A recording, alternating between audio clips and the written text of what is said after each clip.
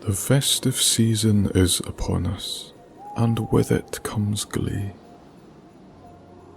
From good food, joyous laughter, and decorating the tree.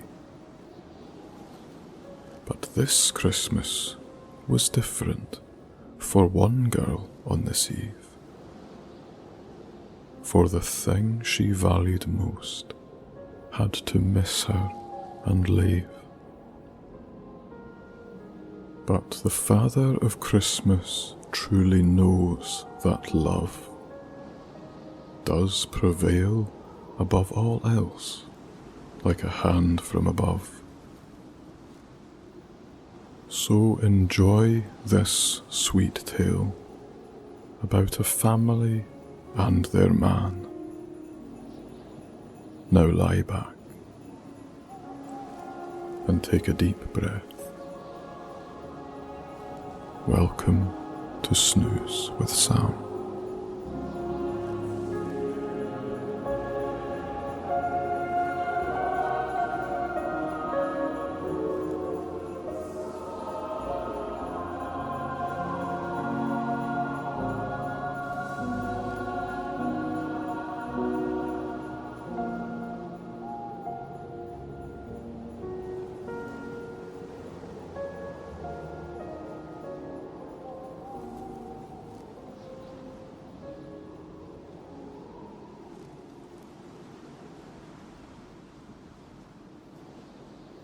There was not a moment to lose, for it had been a long year of preparation, and it was time to make haste. As far as he could tell, everything was in place and packed as efficiently as possible. The reindeer were shackled and rearing to go. The huge sack filled with gifts was secured and stable, and the sleigh was a sight to behold. He stood there, hands on his plump waist, admiring everything before him. He was as proud and joyous as anyone could possibly have been, and with a glint in his eye, he felt an immense rush of excitement and anticipation at the long night ahead. Far, far into the North Pole, on a chilly Christmas Eve, a light blizzard blew across the soft and glistening snow underfoot. The night sky shone with 1,000 twinkling stars, and a sliver of a moon could be seen through wispy clouds. Thinking carefully, whilst stroking his big white beard, from out of an open door of a warm wooden chalet, shuffling through the snow towards him, was Mrs. Claus, wrapped up all cosy to keep out the cold. Is everything all right, Santa? Do you need anything else before you go? Oh no, my darling. You've done more than enough as it is. Honestly, I don't know what I'd do without you. Santa Claus spun on the spot and rushed over to Mrs. Claus, sweeping her clean off her feet in a spinning frenzy of giggles. She embraced him and snuggled into his huge red coat. She smiled up at him, eyes glinting under the starlight. Now, are you sure? You see, last year you nearly forgot your specs, and that would have been no use at all, because you wouldn't have been able to see where you were going. Right enough, dear, but I think we've got everything we need, and we're ready to go, all thanks to you. Got your hat? Aye, it's on my head. Remember to lift the flask of tea. Wouldn't forget that. Absolute travel essentials. Keys and wallet? Aye, there in the glove box. Did you pack the sandwiches I made you? Aye, I did indeed. Emergency cheese sandwiches to be had only in the event of a global mince pie shortage. Santa Claus patted his belly with certitude, to which Mrs. Claus nodded gently with approval. Are the reindeers all well? How's Dasher's foot? He stubbed his hoof on the gate the other day. Both Mr. and Mrs. Claus spun around to admire the deer. The Eclectic Eight, that's what they called them. With such a range of characters, requirements, and causes of tantrum, there really was nothing else to call them as a group. The 2 rows of 4 were lined out perfectly, reins and holsters keeping them arranged. They all looked both majestic and resolute. At the back, there were Clumsy Dasher and Dancer, then Prancer and Vixen, followed by Cupid and Donner, and finally Blitzen and Rudolph, with his shiny red nose leading the entourage. They bucked a little, straining at the reins, fully fed, watered, and keen to take to the air. That much was obvious. They grunted and groaned, evidently giving Santa Claus the hurry up. They'll be fine, my dear. I'll look after them and they'll look after me. They have done for many years, and there'll be no change there if I've got anything to do with it. Okay then, what about your lists? Are they safe? Santa reached into his back pocket and withdrew a couple of neatly folded letters.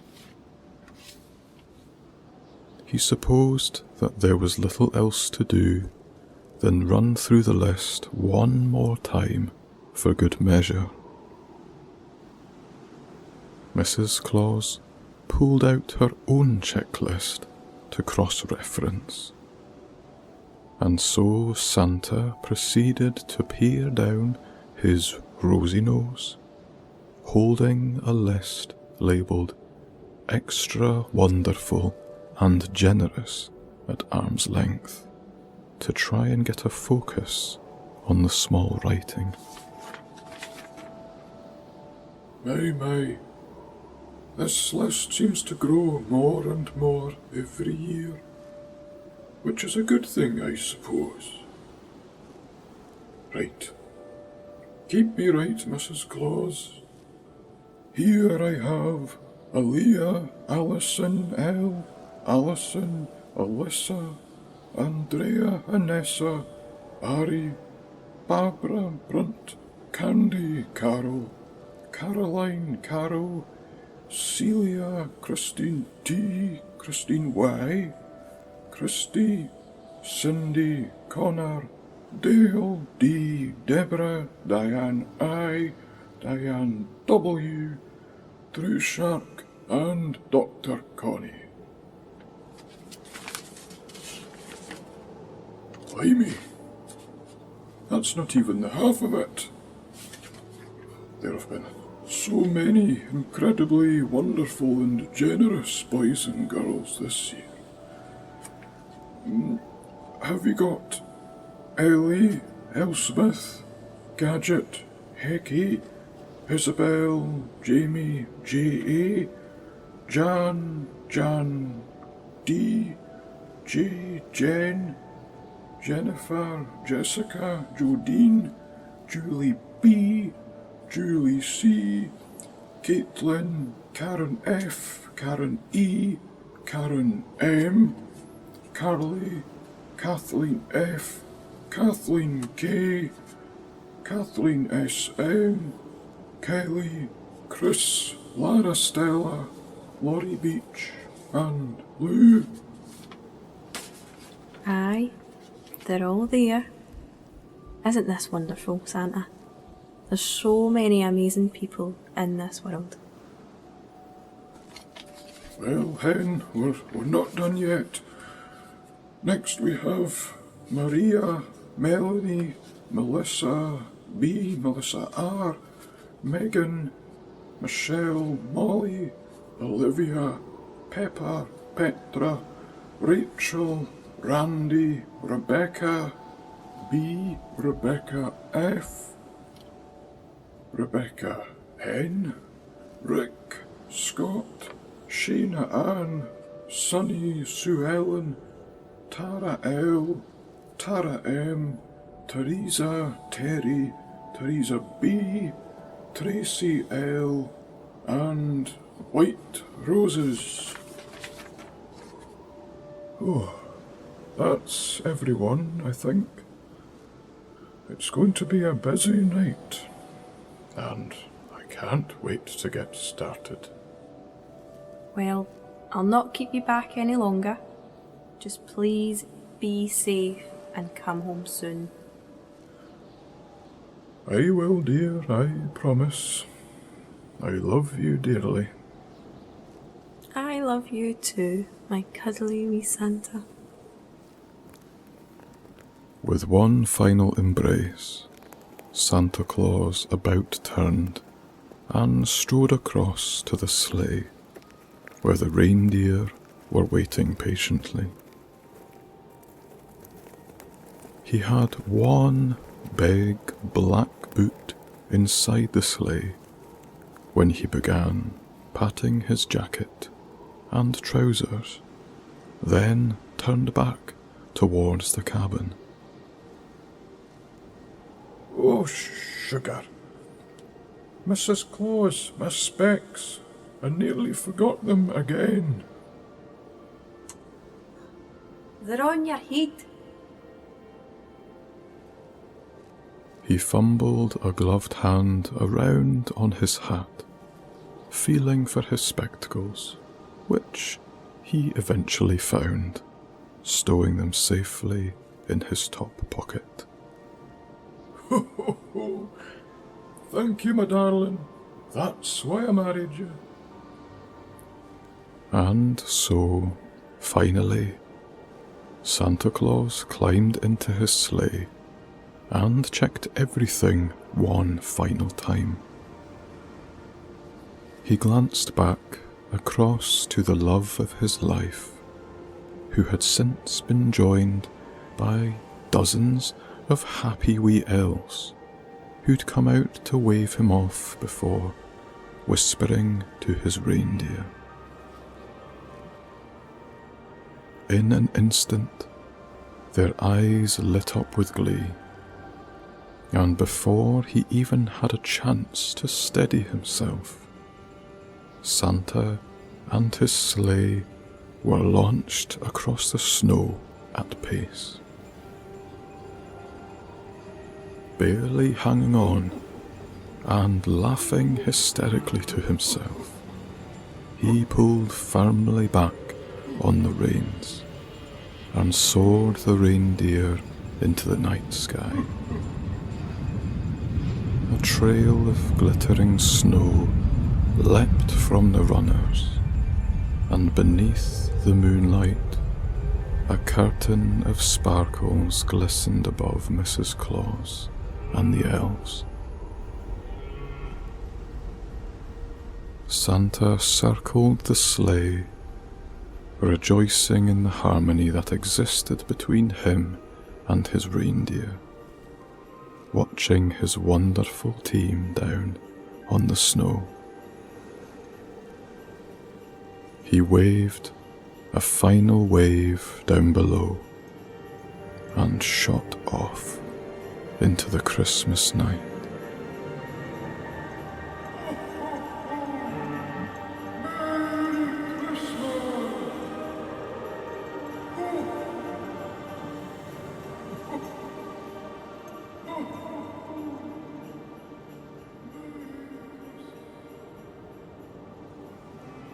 At Christmas, those we love don't go away. They walk beside us every day, unseen, unheard, but always near. So loved, so missed, so very dear.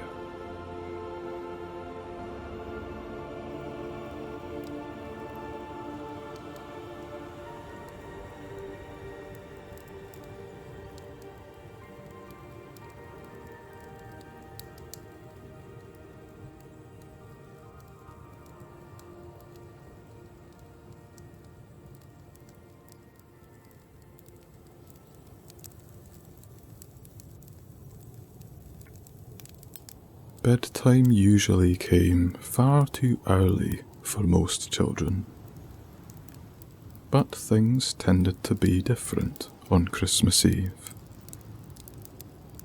At least, that is exactly what Rose usually felt, as her mum gently ushered her into her bed, helping her settle down for the night on a stormy, blizzarding Black Hill farm in snowy, rural Scotland. Rose normally couldn't wait to get to sleep, because the sooner she could sleep, the sooner Santa Claus would visit, and the sooner Christmas Day would come. And she adored Christmas Day. She loved waking up early, eyes bright and full of glee, and running across to the fireplace where she'd left out some mince pies, milk, and carrots for the reindeer the night before. Without fail, they'd either be gone, with barely a crumb left, or very obviously nibbled, probably just depending on how much they'd already eaten that night. Next, she would scurry through to her parents' bedroom, snuggle between them, and start to open her wee presents which Santa had left her. If she didn't forget, though, first she would reach up onto the counter and click the kettle on for them, because she knew that both her mum and dad would be very sleepy and need their wakey juice to feel a bit better. Despite it being so early, sometimes as often as 5:30 in the morning, Rose's parents would happily let her embrace everything that was so special about being a child on Christmas. They enjoyed watching her enjoy herself as much as anything else. But this year, Rose wasn't so excited to go to bed, and her mother knew it, seeing the look in her daughter's eyes. The wee girl was only 5 years old, and hardly spoke a word at the best of times. Very shy, but extraordinarily conscientious, she observed and watched most of the time. She'd started school earlier in the year and tended to keep herself to herself. She had a couple of friends who she found similar qualities in and was quite close with. But still she said little, opting to communicate more readily with gestures or acts of kindness. Her parents had always been a little concerned and aware of her nature, but over time they'd become content that this was just her preferred way of living in her wee world. But on this night, Rose had hardly said anything at all, as there was something very important missing. Her mother helped tuck her in, placing a wee cup of water on her bedside table. A warm and soft glowing lamp shone little star shapes all around the room and ceiling. It was Rose's favourite thing, and she liked to pretend that she was a space explorer on an incredible adventure. Stroking her hair, Rose's mother smiled at her with an expression full of understanding. "It's okay, my wee darling. I know you miss him, but he'll be home very soon. In fact, he said he'd call before bedtime to say goodnight." Just as her mother finished these words, Rose heard a gentle ring from the next room. In that moment, her mother skipped through and retrieved her phone, answering it on the way back in. Rose heard her father's voice and sat up a little in her bed with hopeful eyes. Her mum chatted to him briefly before settling the screen on Rose's bed so she could see her father's face. "Hi, Rose. Merry Christmas Eve," her father said, dressed in smart attire from a luminous, grand office. This must have been the publisher's headquarters. "How's my wee girl doing? I heard you went out to play in the snow earlier. Did you make lots of snow angels? Did you chase the sheep? Aye, they're pretty fast, aren't they? Don't worry, You and me will catch one day soon. We just need the dream team, that's all. Are you excited for Christmas? And for Santa Claus visiting?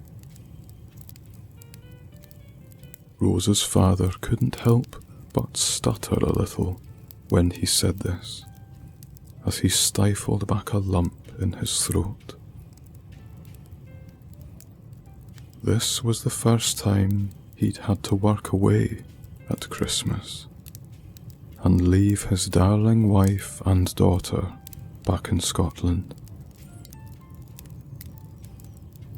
Sometimes circumstances seemed to dictate things, and this was one of those times. But it hardly made it any easier to be apart, knowing that he wouldn't be there to share the experience they so loved. "How's New York, dear?" Rose's mother asked. "Oh, you know, it's not too bad. Huge. Very different to our Scotland. But it's a spectacle, that's for sure. Here, Rose, look at this. I've just sent something. It's a photo of the view from the hotel they've got me staying in. It's called the Pierre, and it looks over Gapstow Bridge in Central Park.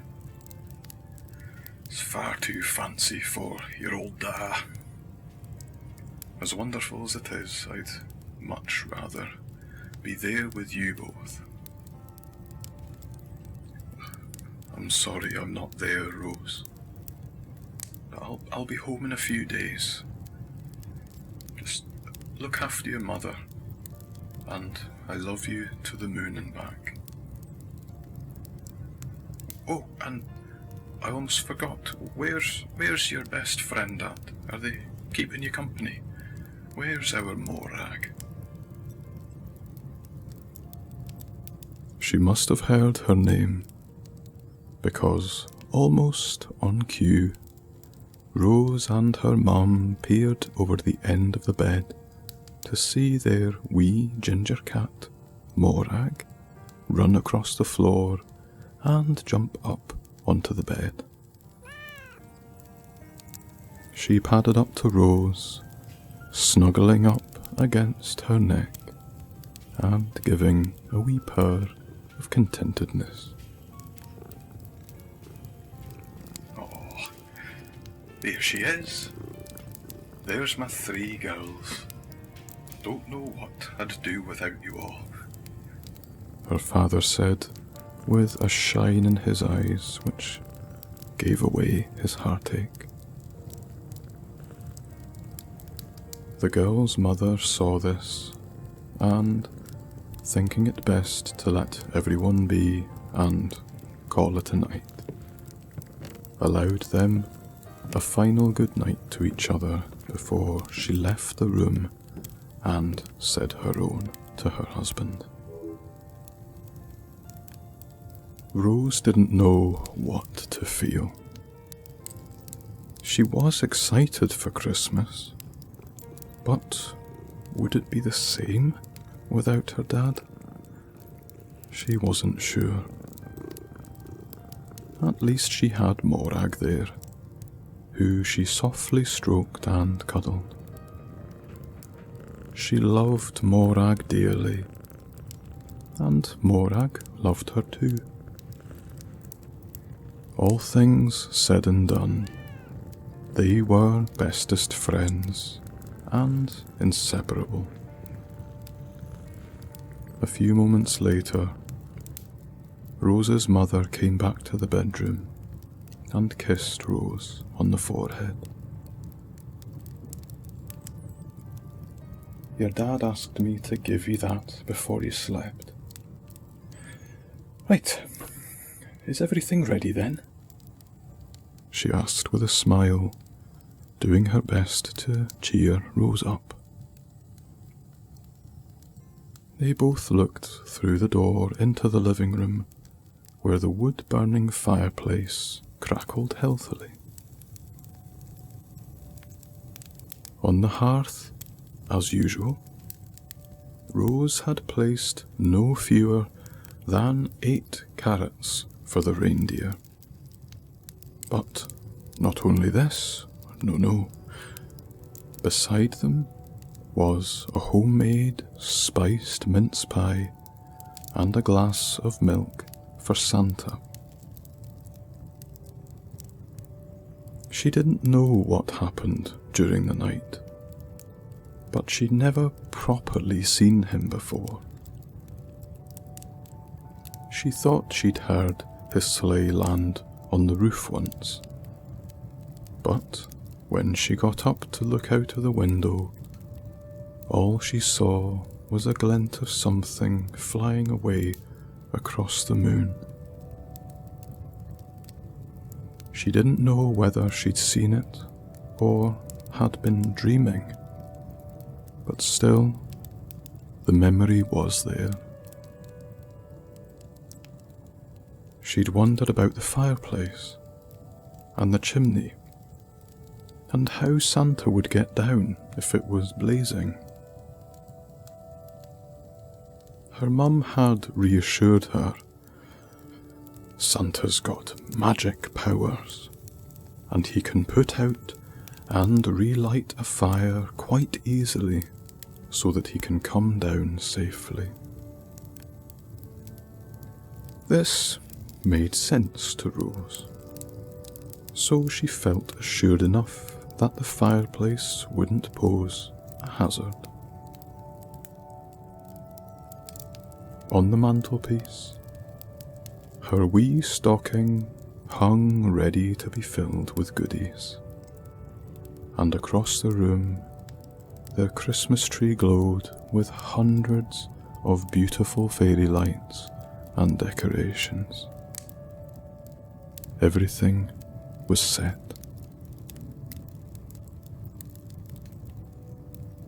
With a final tuck of blankets and another kiss, Rose's mother wished her good night, turned off the starry lamp, leaving the door cracked to allow some light from the fireplace in.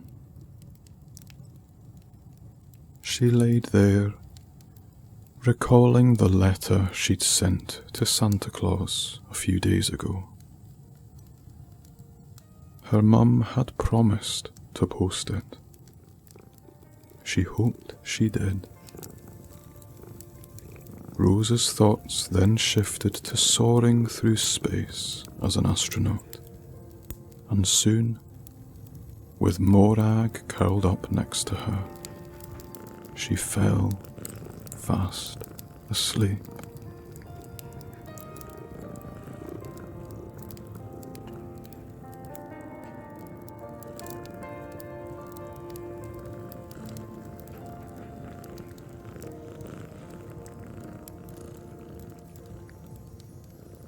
Racing through the stars, at light speed she zoomed.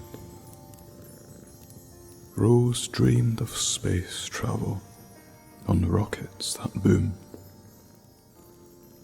Huge planets and moons and comets she saw. So many colours and shapes that left her in awe. But she wasn't alone. There was no doubt of that. For pulling her rocket was Morag the cat. Then space turned to New York, flying right up Broadway, as Morag led her through the sky, just like Santa's sleigh.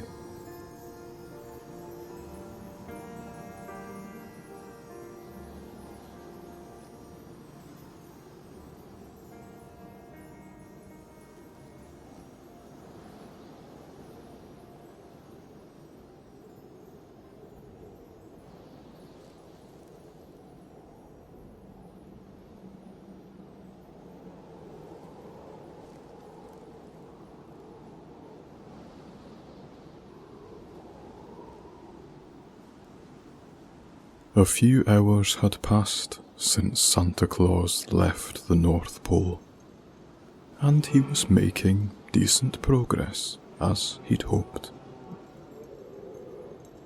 High up in the sky, he rubbed his hands together, blowing hot air between his gloves to generate a little more heat in the bitter cold.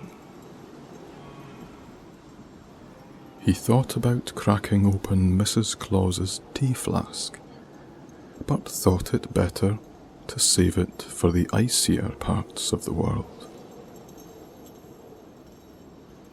Glancing down into the footwell of his sleigh, he extended an arm to feel for hot air blowing at his feet, then proceeded to optimistically twiddle the knobs on the dashboard in a vain effort to produce more warmth. I've got to get a bigger heater matrix in this thing. I swear these winters are getting colder, Rudolph. Rudolph and the rest of the troop glanced back with mild scorn, for they themselves were feeling the chill more than him, no doubt. Realizing his misplaced remark, Santa sighed, resigning himself to a cold night ahead, but found comfort in the idea of his next refueling stop. Picking up his map from the seat next to him, he refreshed his memory of where they'd been and where was still to visit. Their last stop was Naples in Italy, and before then he'd crossed off Sydney, Singapore, Saigon, Mumbai, Kabul, Jerusalem, Budapest, Vienna and Brussels, among hundreds and thousands more places in the Eastern Hemisphere. Spotting the next stop on the map, he smiled as he called up to his reindeer and gently tugged on the left rein to pull them into a steady dive from the clear night sky to down below the clouds. The air rushed around them, and the chill factor seemed to increase for a large moment, but they soon burst through the cloud layer below, and before them stood the spectacle of the city of love, Paris. Eiffel Tower standing proudly, covered in a thin layer of snow crystals. Santa had always had a fondness of Paris. He took Mrs. Claus there on honeymoon, and he revelled in the next short while, checking his list, stopping off at every house, and leaving all the lovely children with gifts and joyous tidings. House after house, snow-covered roof after snow-covered roof, Santa and his reindeer companions soared silently through the night, landing gracefully and without so much as a sound. Santa would grab his enormous sack of gifts and plunge himself down the chimneys with ease, not forgetting his trusty fire blanket to reduce the charring on his suit.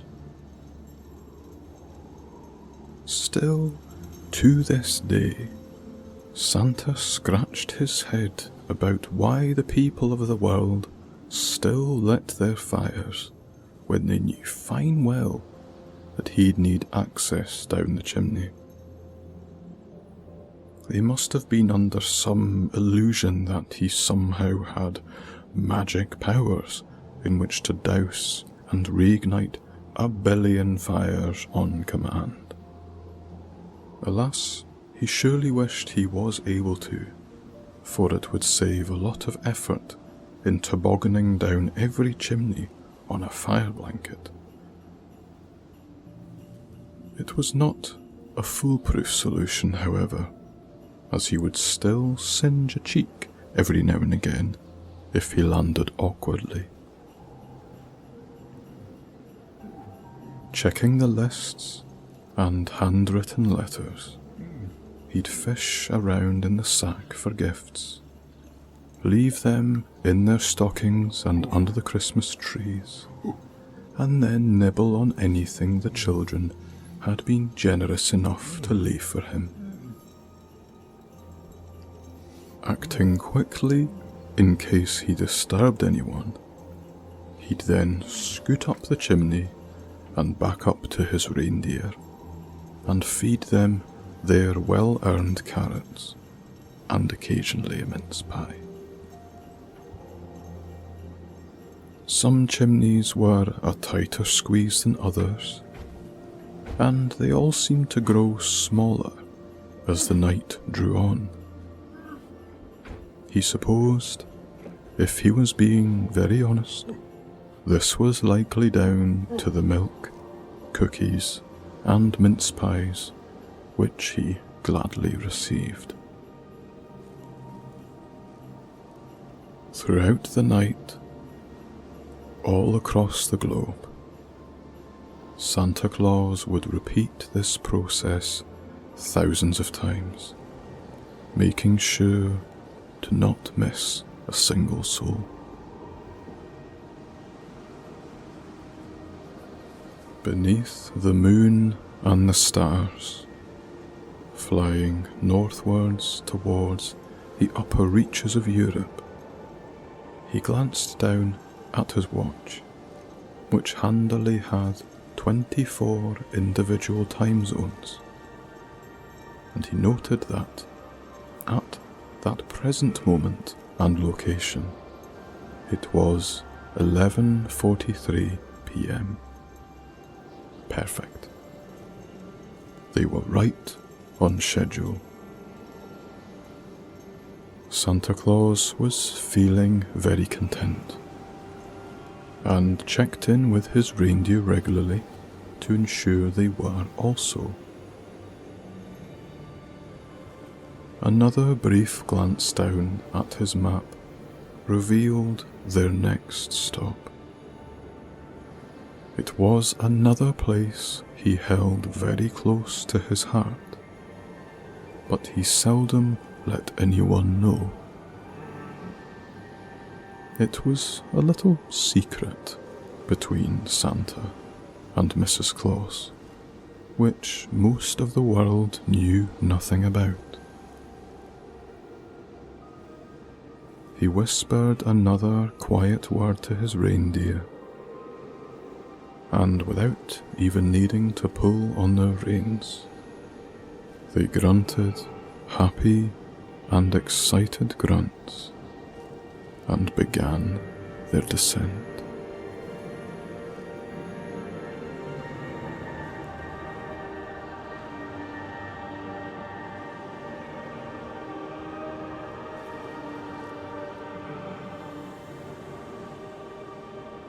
In the middle of the night, a bump stirred her from her dream. Rose peered from her bed towards the light gleam.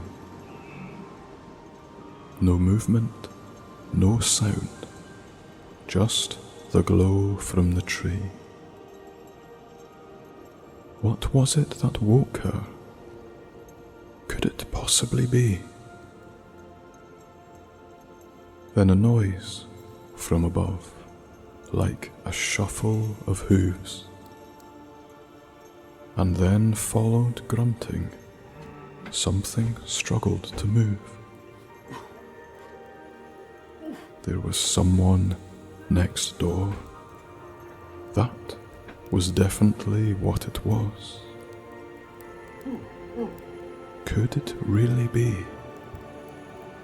the old man, Santa Claus?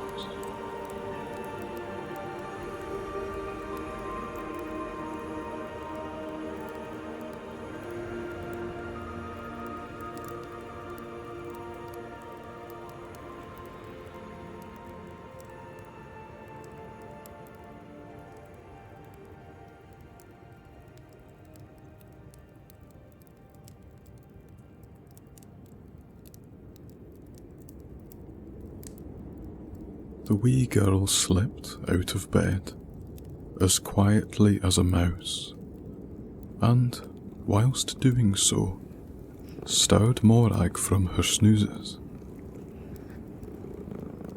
She followed Rose instantly, hopping down from the bed, and stretched her back whilst on the floor. Still, there were very quiet rustles and sounds of shuffling across the floor. Then came the sounds of quiet munching and satisfied noises of gratification.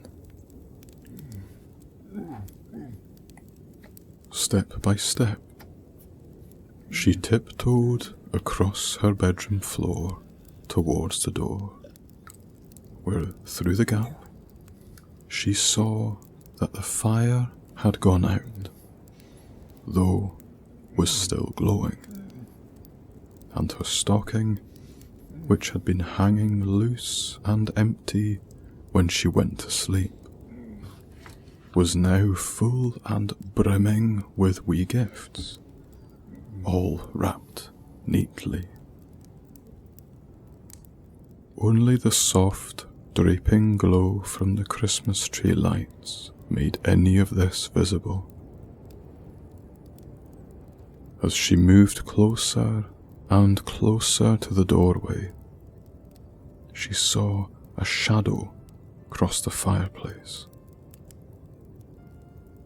It looked big and tall, with something pointy on its head.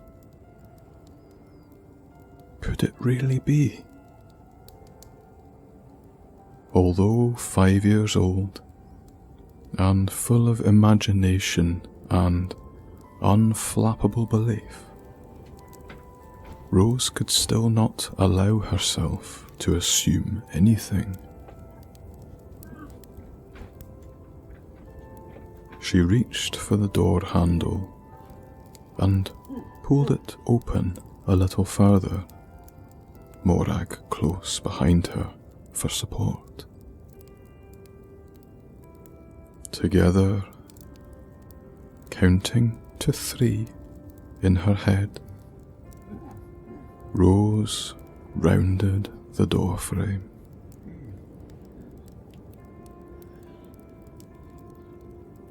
They both stood there, Rose and Morag, motionless, unable to believe what they were seeing. Perhaps it was the presence of an unknown stranger, or something truly magical in the air.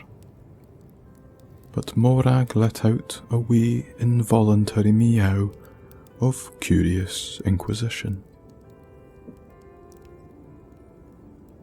This sound made the tall stranger, dressed head to toe in a white fur-lined red suit, turn on the spot. Their shiny black boots squeaked lightly on the hardwood floor as the white bearded man slowly rotated 180 degrees to see what the noise was. He looked as confused and perplexed as Morag did to see the pair of them stood there by the fire. For in one hand was held half a mince pie, the other half evidently mid-consumption, his plump cheeks and crumbs in his beard gave that away, and in his other hand was held the glass of milk, half empty.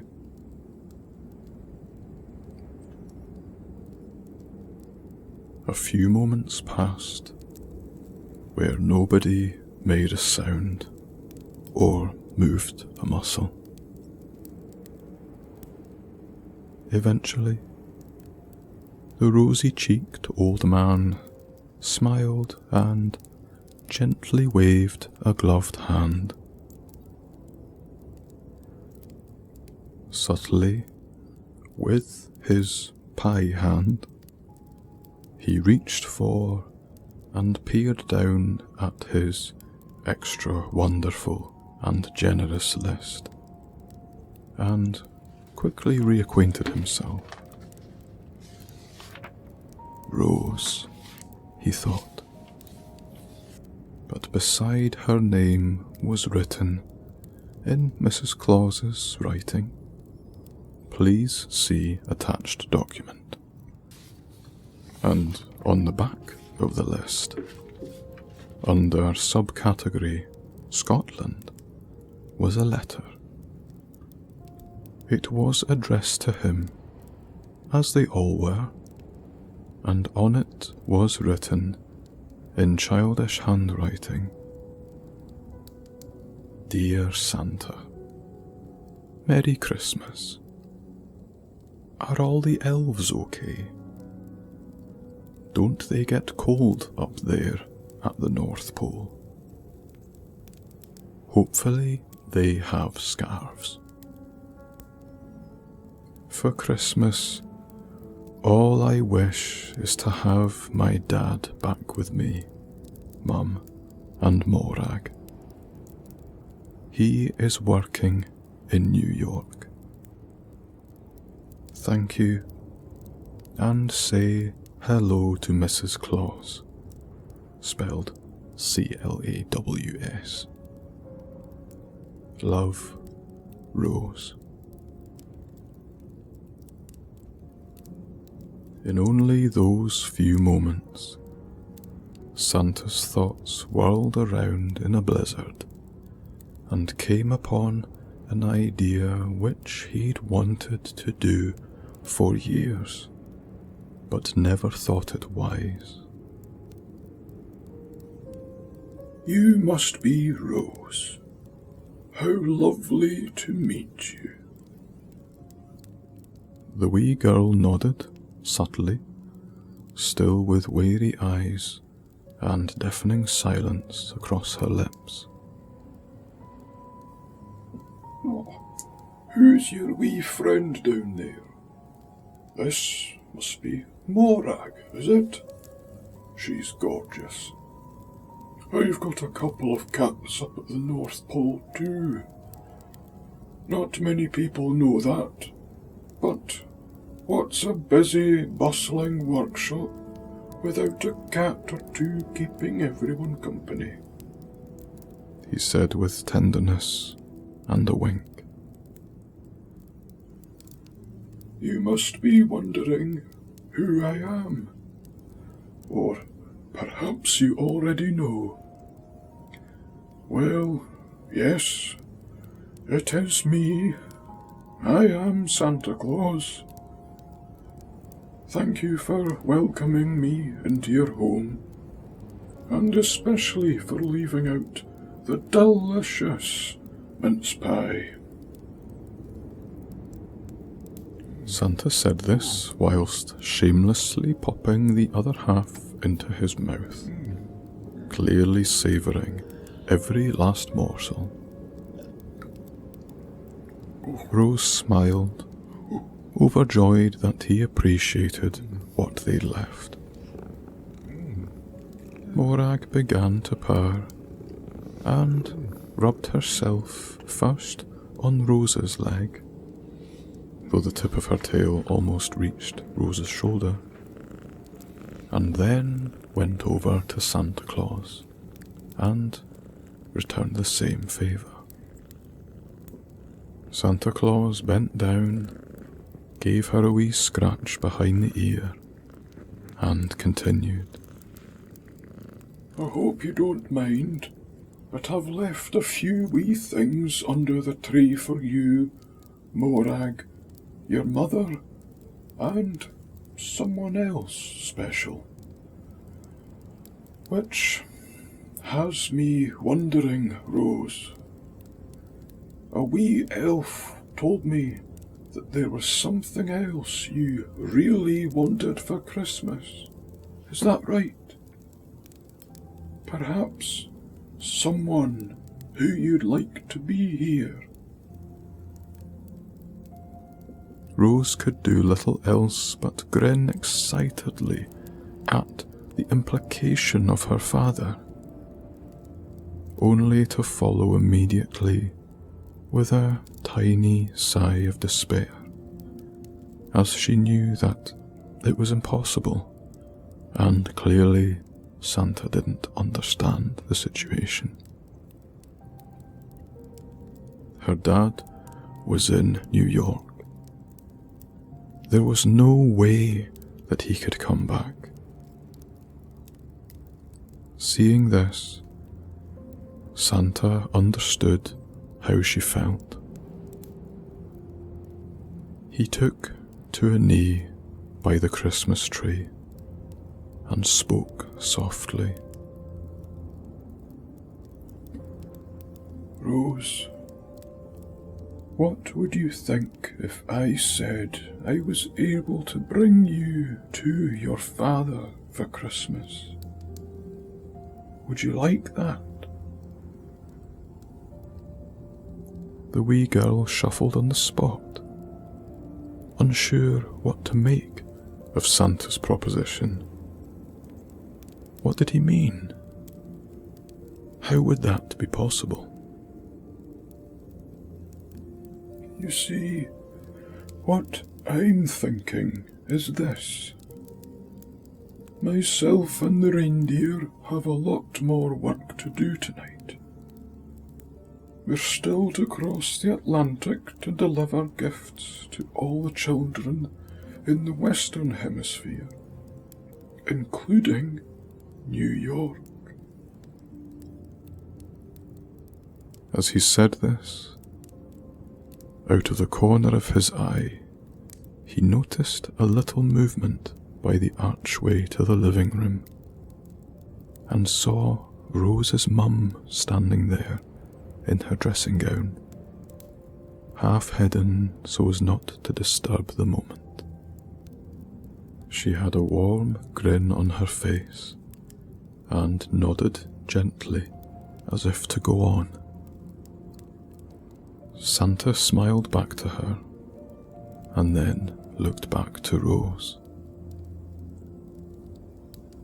You see, what I am suggesting, dear Rose, is because I can't bring your father to you. Perhaps I could take you to see your dad in New York. With your mother's permission, of course.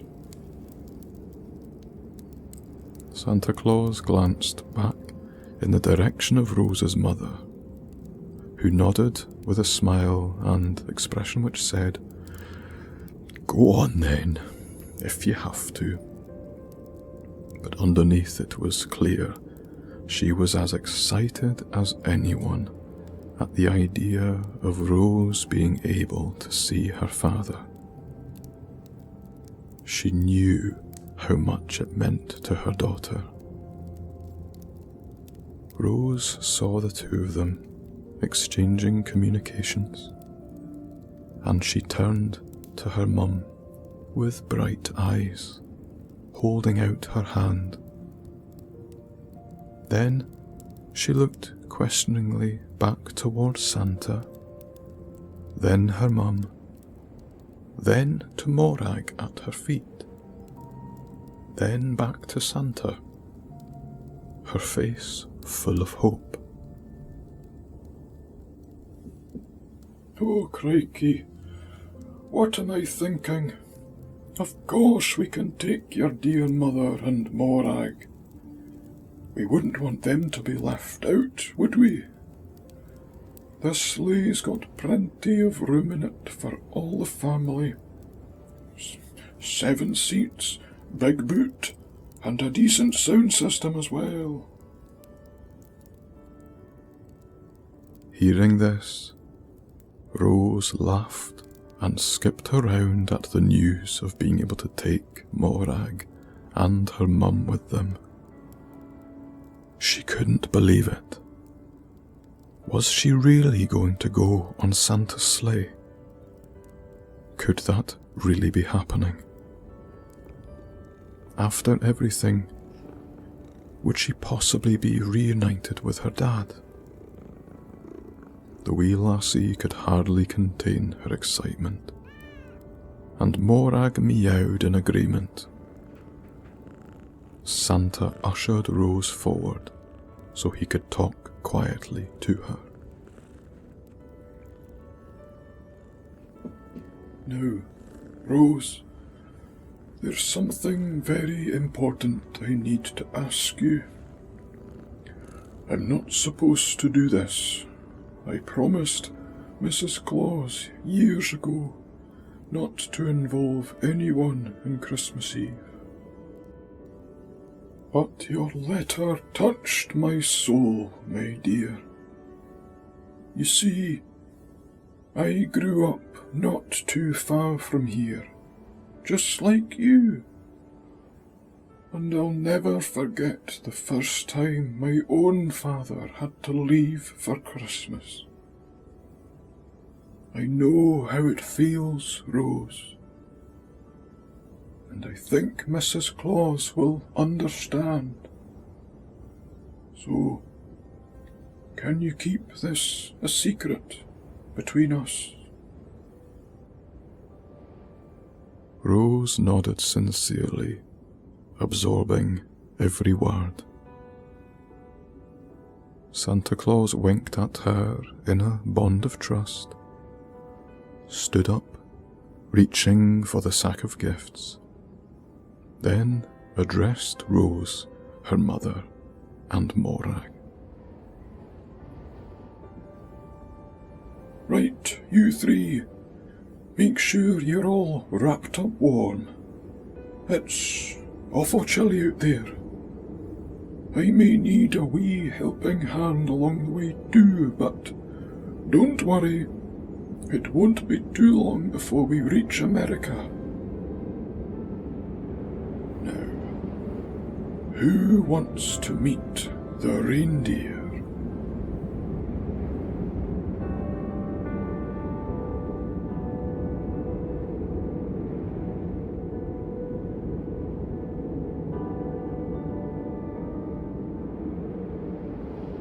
Holding hands snugly and wrapped up all warm, Santa led them up the chimney and out into the storm.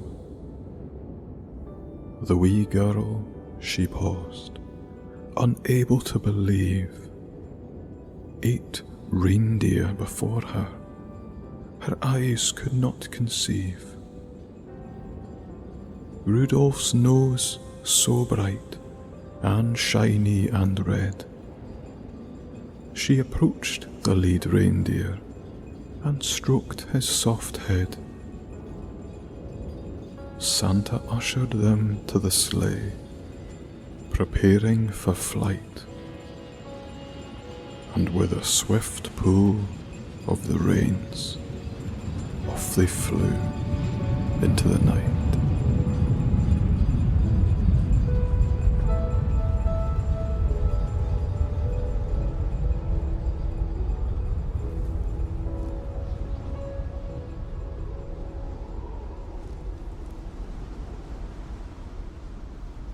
After only moments, the reindeer and the sleigh burst through the uppermost cloud layer and out into the inky night sky. Rose, her mother, and Morag were cuddled up together on the back seat, all toasty, thanks to a thick woolen blanket. None of them could believe that they were soaring above the clouds, with a star-scattered night sky above their heads, with none other than Santa Claus at the helm of the reins. He turned to smile at them, just to make sure that they were all okay. They peered down over the edge of the sleigh, revelling in the stunning views of luminous, moonlit clouds. It didn't feel real to any of them. Everything they saw seemed more like a painting than reality. Rose wondered what Morag was making of all this.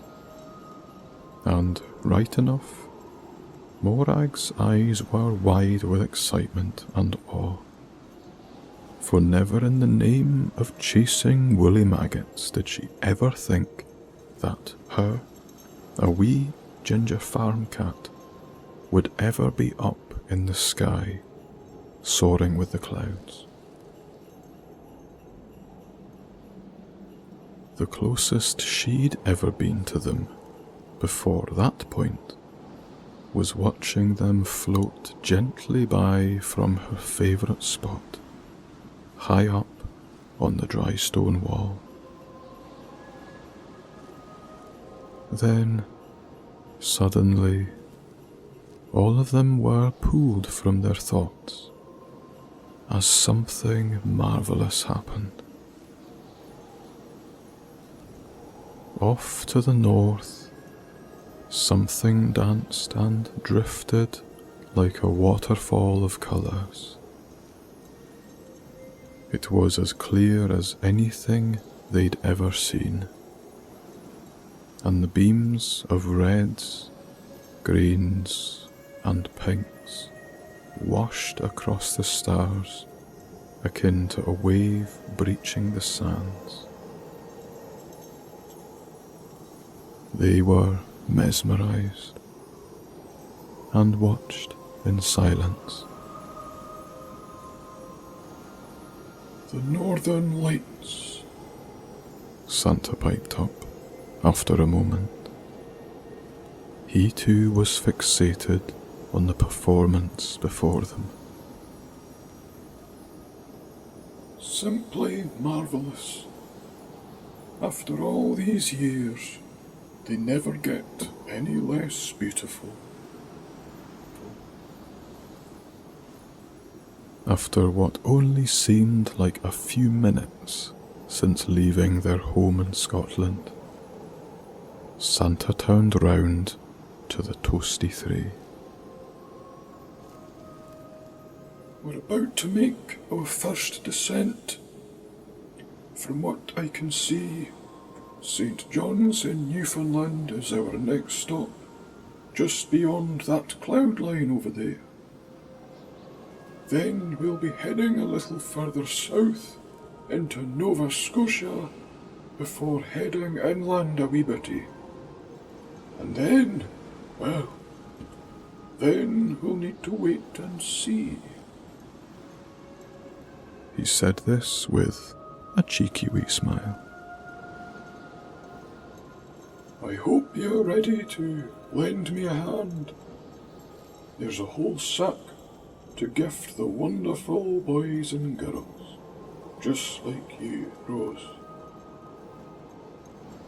And so, just as they had done 1,000 times earlier that night, Santa directed his reindeer back down through the clouds and aimed for the first specks of light sticking out on a protruding headland. Swiftly, he brought the sleigh down onto the first roof with a scarcely believable grace. It was like a feather landing on the water. Neither Rose, her mother, or Morag felt a thing. Santa then ushered everyone out, helping them down the chimney, and handed them gifts and helpful instructions to ensure all of the children were catered for. Helping Santa with the heavy work, Rose made sure to place the wee parcels gently underneath the tree, taking great care not to crumple up the gorgeous wrapping paper and ribbons. Morag then helped Rose, carrying the smaller parcels in her mouth, one at a time, whilst Rose's mum carefully packed their stockings, which hung over the fireplace. They were the perfect team, and Santa couldn't help but wish Mrs. Claus was there to share this moment. After 1,000,000 houses or so, Santa caught a glimpse of Rose scribbling on a wee piece of paper and popping it into a stocking from a stash in her jacket. Smiling sweetly, she then hurried off, and Santa helped everyone back up the chimney.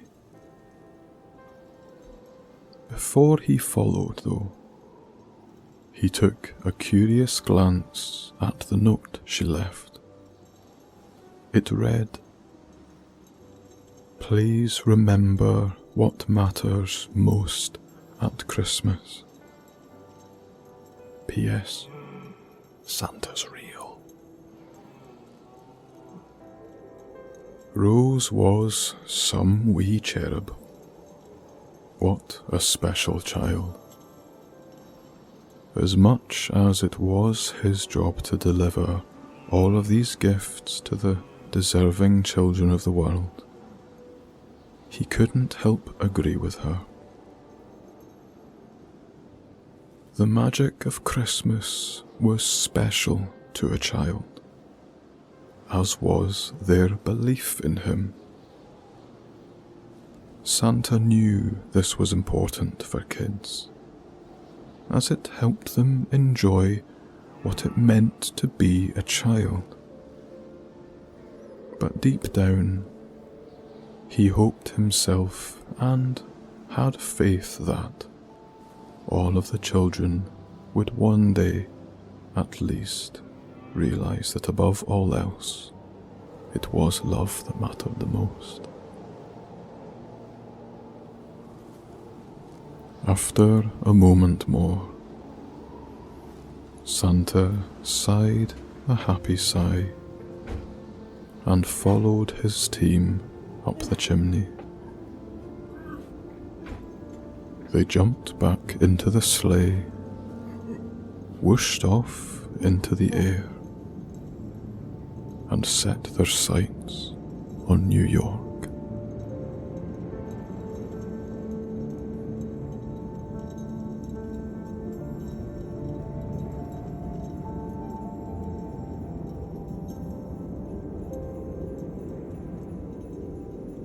Christmas night rushed by in but a moment of time.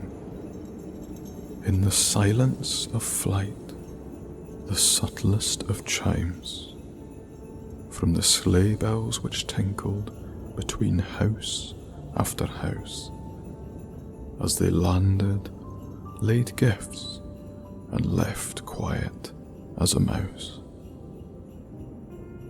And then it was time to lay eyes on her dream, for there on the horizon was somewhere that seemed so enormous, so huge. Rose was no longer sad, for they were actually here to see her own dad.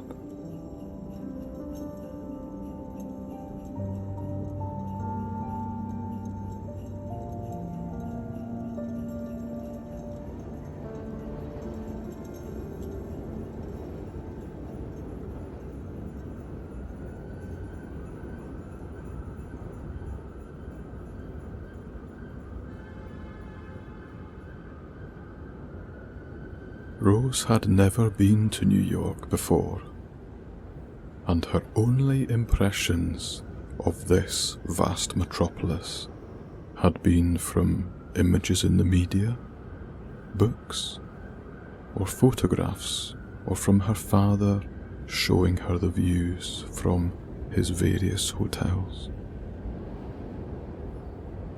So, nothing prepared her for the spectacle that was Manhattan's skyline.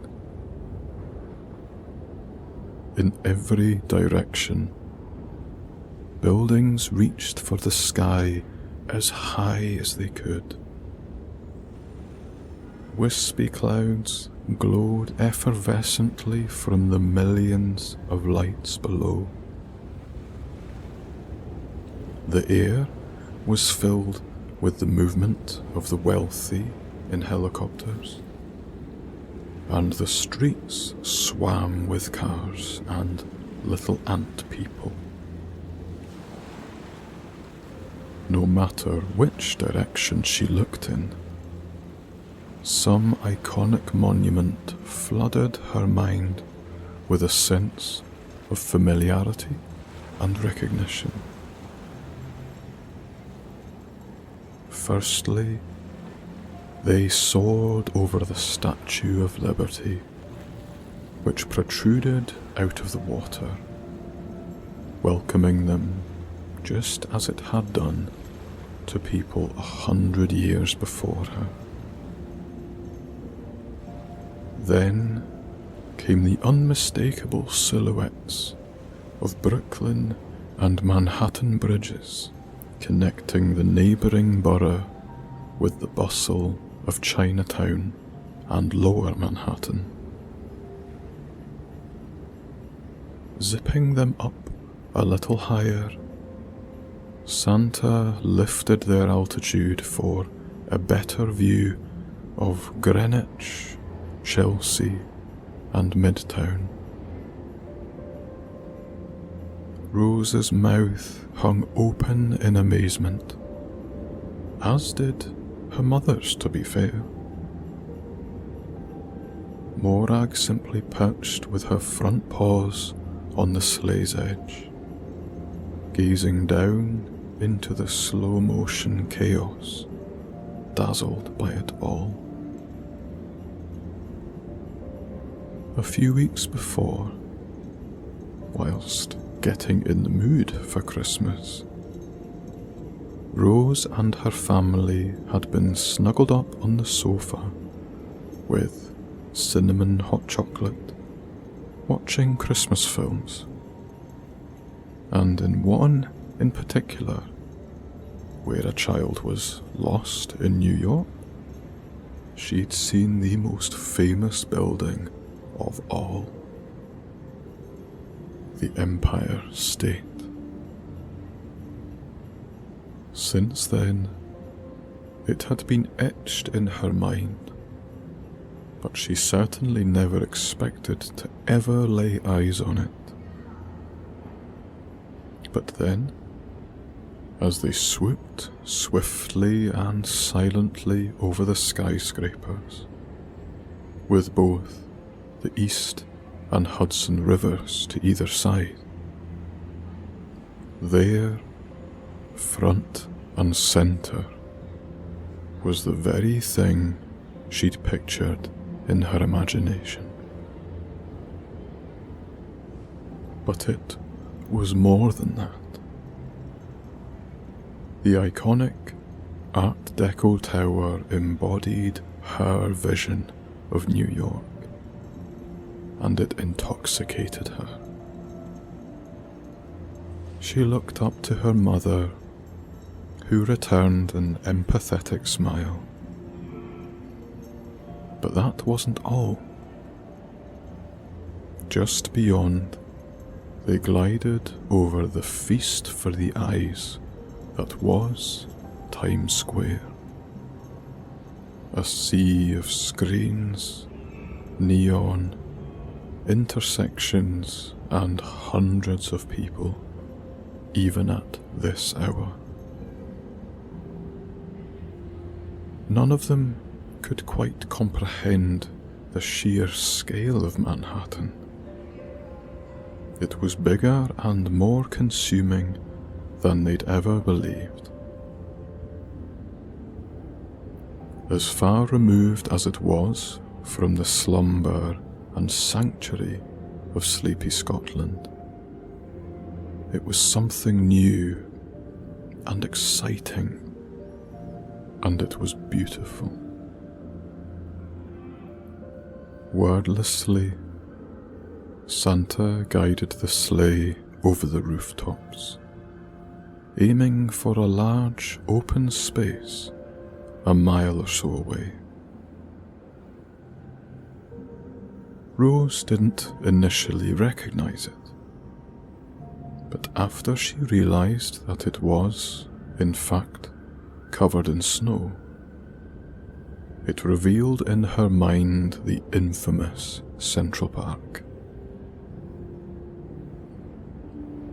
Much like everything else they'd seen so far, it too was much, much bigger than she'd imagined it to be. It stretched off into the night as far as her eyes could see. And then she realized something. Before, when her father had called her in bed, he showed her the view from his hotel room, looking out onto the same very place. Suddenly, Rose was filled with joy and apprehension. They were here. And her father, where would he be? He couldn't be far. There it was. The wee bridge that he'd shown her. What was it called? Gapstow or something. As if Santa was reading her mind, he turned as if to ask her where they would like to aim for. But seeing Rose's frantic pointing towards a beautiful hotel looking out over the park, he nodded understandingly and began to bring the sleigh down.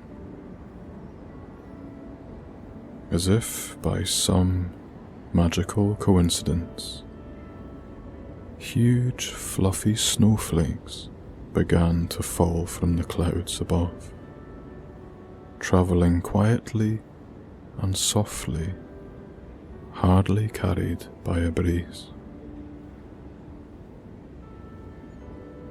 This was it. The wee girl could hardly contain herself. Both Morag and her mother clung to Rose's arms, comforting her. Now, all they had to do was find him.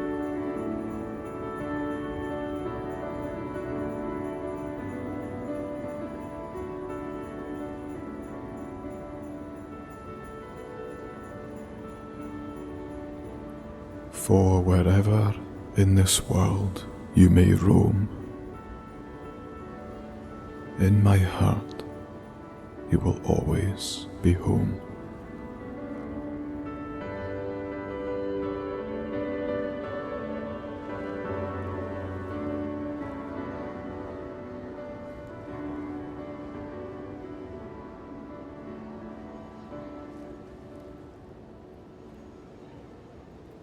The local time was 11:57 p.m. on Christmas Eve, not too long before midnight. The park was quiet, and little disturbed the peace. Should one happen to not look up at the tall buildings towards the perimeters of this vast space, one might never even know of the bustle which lay beyond. And for Rose's exhausted and weary father, it was a welcome tranquillity. But the silence only reminded him of the fact he was alone. He walked through a white Central Park, snowflakes landing gently on the shoulders of his thick jacket, and contemplated everything. It had been a long Christmas Eve at their office, but he had finally closed on a deal to have his work published. It was a massive step forward, and it would mean great things for the future. He couldn't wait to tell his family. They'd all be very happy, but still, the nag which didn't leave him was the fact that he'd wished he didn't have to go at all. He'd felt coerced into the timing of it all, and he feared that the opportunity might slip away, and the livelihood of his family would have suffered should he have refused to cooperate, not fulfilling his part to play and all that. Was it worth it? Well, it was this he wasn't sure about. He'd seen the look in his daughter's eyes when he called. There was something missing, like a trust in him which had been lost. In that exact moment, he stopped in the middle of a snow-covered bridge spanning the pond and pulled out a photograph of his wonderful family that he kept in his wallet. Brushing the odd snowflake off, he gazed at them all individually. Morag, of course, was front and centre. She'd been more of a friend to Rose than anyone, and was such a special cat. She was more than a cat, and goodness knows she got up to some number of adventures, most of which nobody had any clue about. Above Morag was his darling wife, who he loved and missed terribly. Over the years, their bond had strengthened and strengthened, embracing and overcoming all manner of challenges. Like any two people, they had their rough patches, but she'd supported him in his goals and ambitions as a writer, and so had he supported with hers.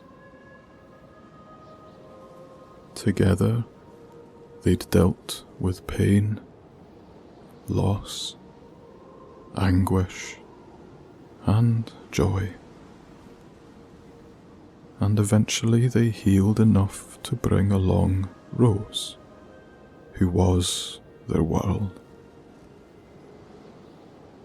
They still hadn't let Rose know that she was to become a big sister But in time they would tell her when they were ready.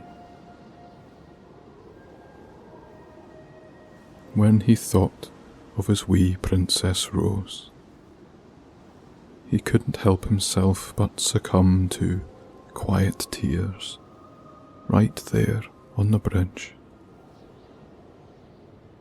He knew what Christmas together meant for his family, and he quietly promised that he'd not leave them ever again. Beneath the spangling lights of New York, Rose's father wished for nothing else than to be at home with his family.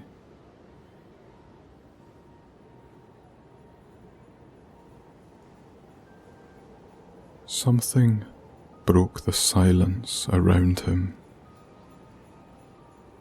but it wasn't the sounds of the city, or of car horns, music, or aircraft.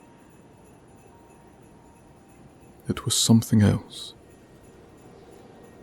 and it was coming from overhead, somewhere in the gloom. Through the falling snowflakes, Rose's father strained to see something, anything.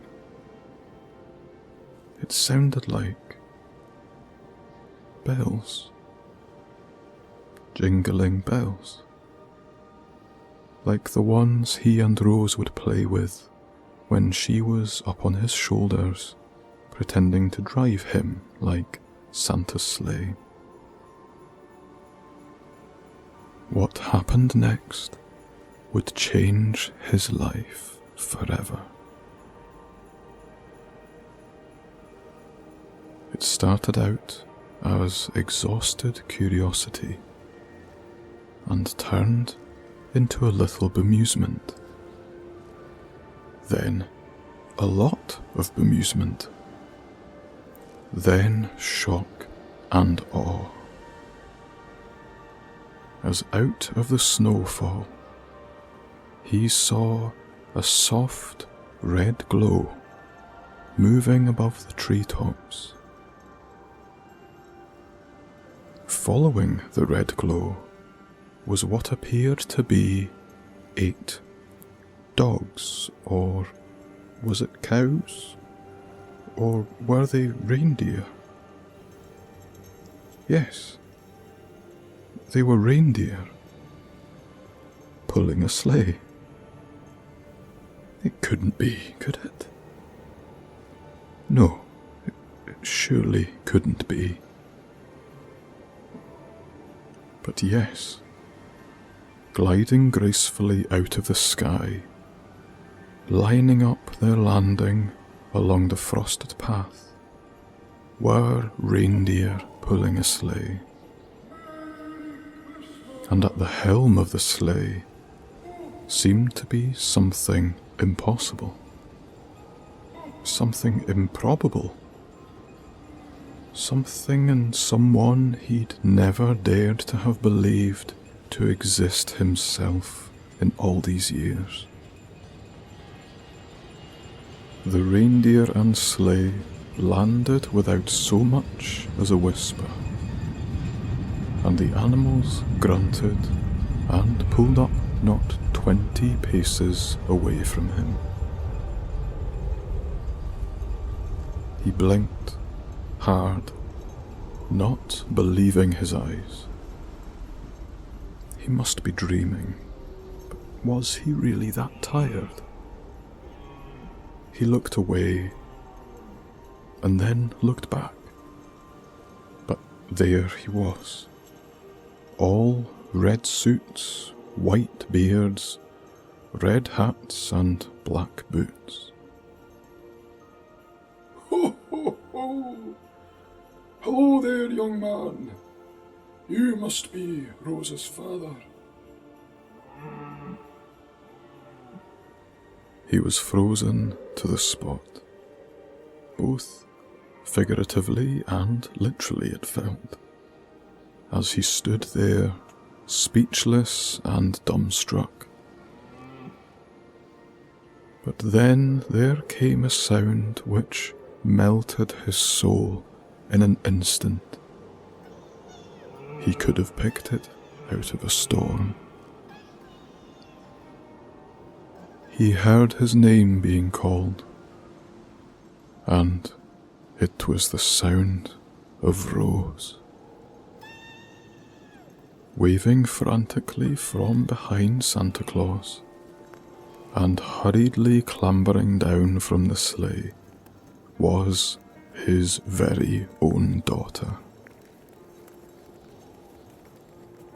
Her father dropped to his knees, sobbing with joy, his arms held open as his baby girl ran with all her might into them. He embraced her and hugged her so hard he wasn't sure his heart could take any more. But he dared look for a mere moment, only to see his beautiful wife close behind her, cradling none other than Morag. Seeing his rock, his support, mother of Rose, mother of their child-to-be, and his darling wife coming to him, crumbled him into an emotional wreck. And together, as a whole family, they huddled in a great embrace in the middle of Gapstone Bridge. Santa Claus looked on from his sleigh, cheeks rosy, a wee tear rolling down one of them as he savoured the scene before him. Christmas really was about only one thing, after all, and this proved that fact more than anything. He let them be, hardly wanting to disturb them from their embrace. After a wee while, they all looked up from each other, a sea of puffy eyes and sniffling smiles. Rose's father held his wife tightly around the waist, looking into her eyes with all his love, whilst Rose stooped to pick up Morag from the snow. Her paws must have been feeling the cold a wee bit. They all turned to Santa, expressions full of cheer. Right, you lot. Let's get you all home safe. That's enough for one night. You've got your old Santa Claus bubbling away himself over here. Where's Mrs. Claus when you need her? But before we get you home, we've got a wee bit more work to do. So, all hands on deck. We've still got half the world to visit, you know. And some very special people in Kentucky, Seattle, Portland, Los Angeles and Temecula. What do you say, everyone? Are you all ready?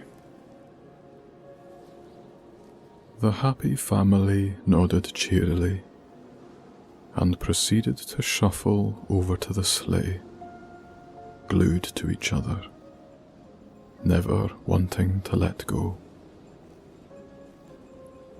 With one final wiggle of the reins, the reindeer pulled Santa Claus, Rose, her parents, the bun in the oven, and of course Morag the cat, zooming across the snow of Central Park and back up into the starry night sky of New York City. To every one of them, it was a Christmas miracle, and the best Christmas they'd ever had.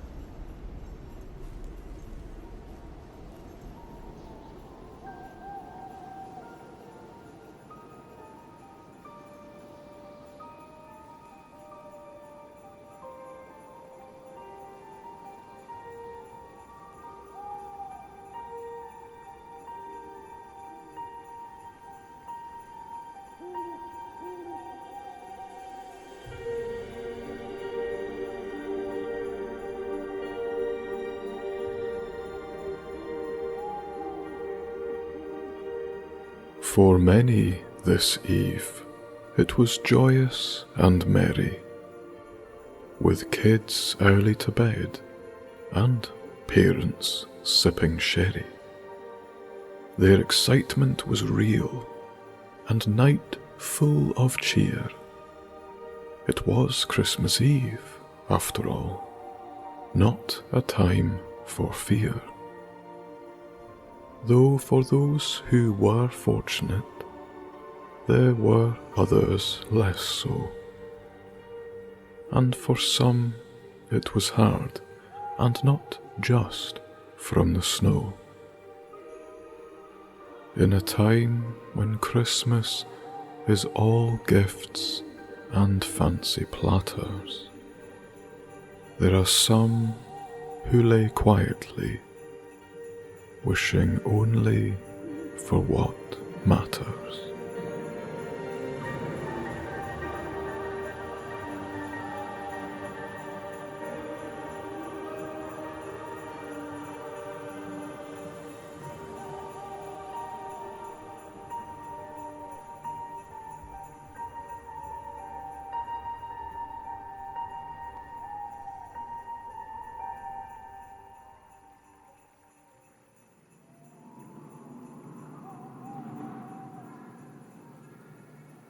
It was such a perfect night. Everything had gone to plan, thankfully, with no hiccups, no real drama, and certainly no lost gifts.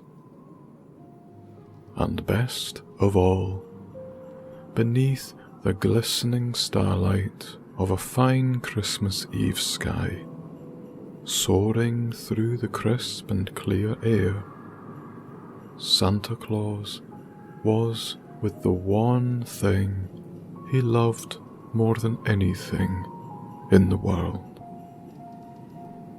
How are you getting on over there, my wee darling? Warm enough, I hope? Want me to turn the heating up a smidge? Och no, I'm okay.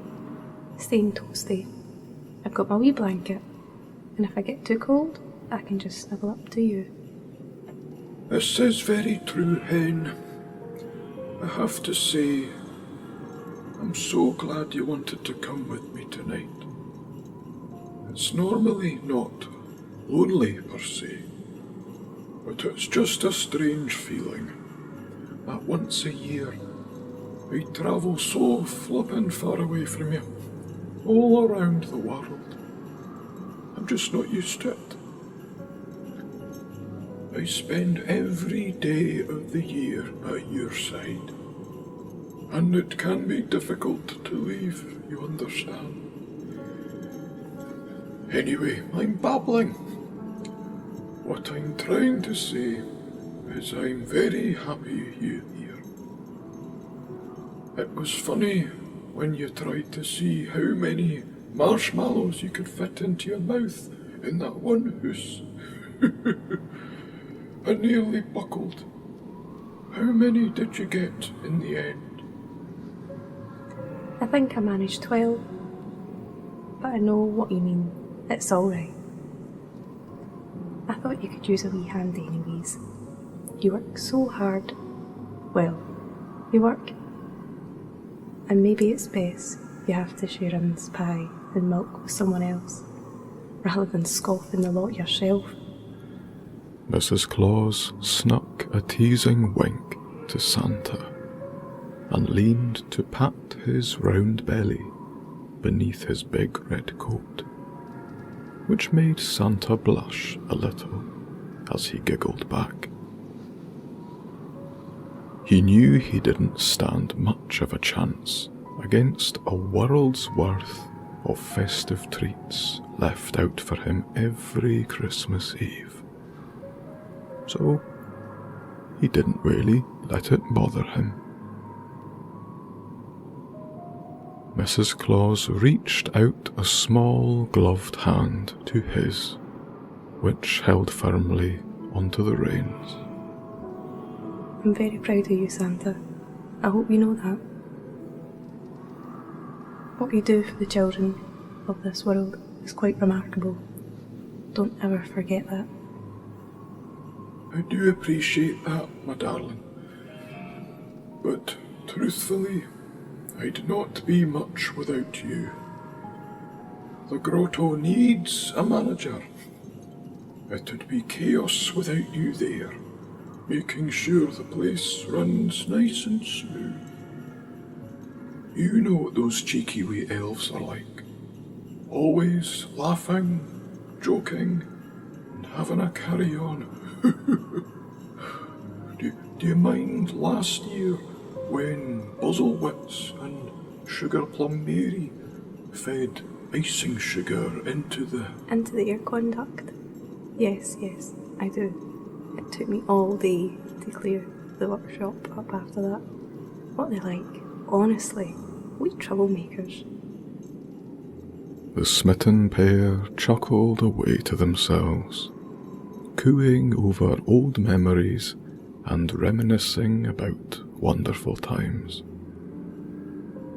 They even found themselves yearning after another winter break to Alicante in Spain for some winter sun. But just thinking about it made them shiver against the chill. And besides, Santa Claus burned easily. Even the Factor 50 struggled against his North Pole acclimatized skin. Mrs. Claus reached for the heater knob in the sleigh and cranked it up a couple of notches, rubbing her shoulders with her mittens. She then peered out over the sleigh's dashboard into the blizzarding gloom, where she saw all 9 of their reindeer relentlessly towing them along at rapid speed through the night. How are you all getting on out there? Santa called out across the breeze. the reindeer returned with a mix of passive or tired grunts, besides Rudolph up front, who bleated merrily. The usual then, he thought to himself. Some of them were a little more resilient than others. Aye, not so bad. Could be worse. Mrs. Claus looked over the edge of the sleigh, seeing the tiny speckles of light down far, far below.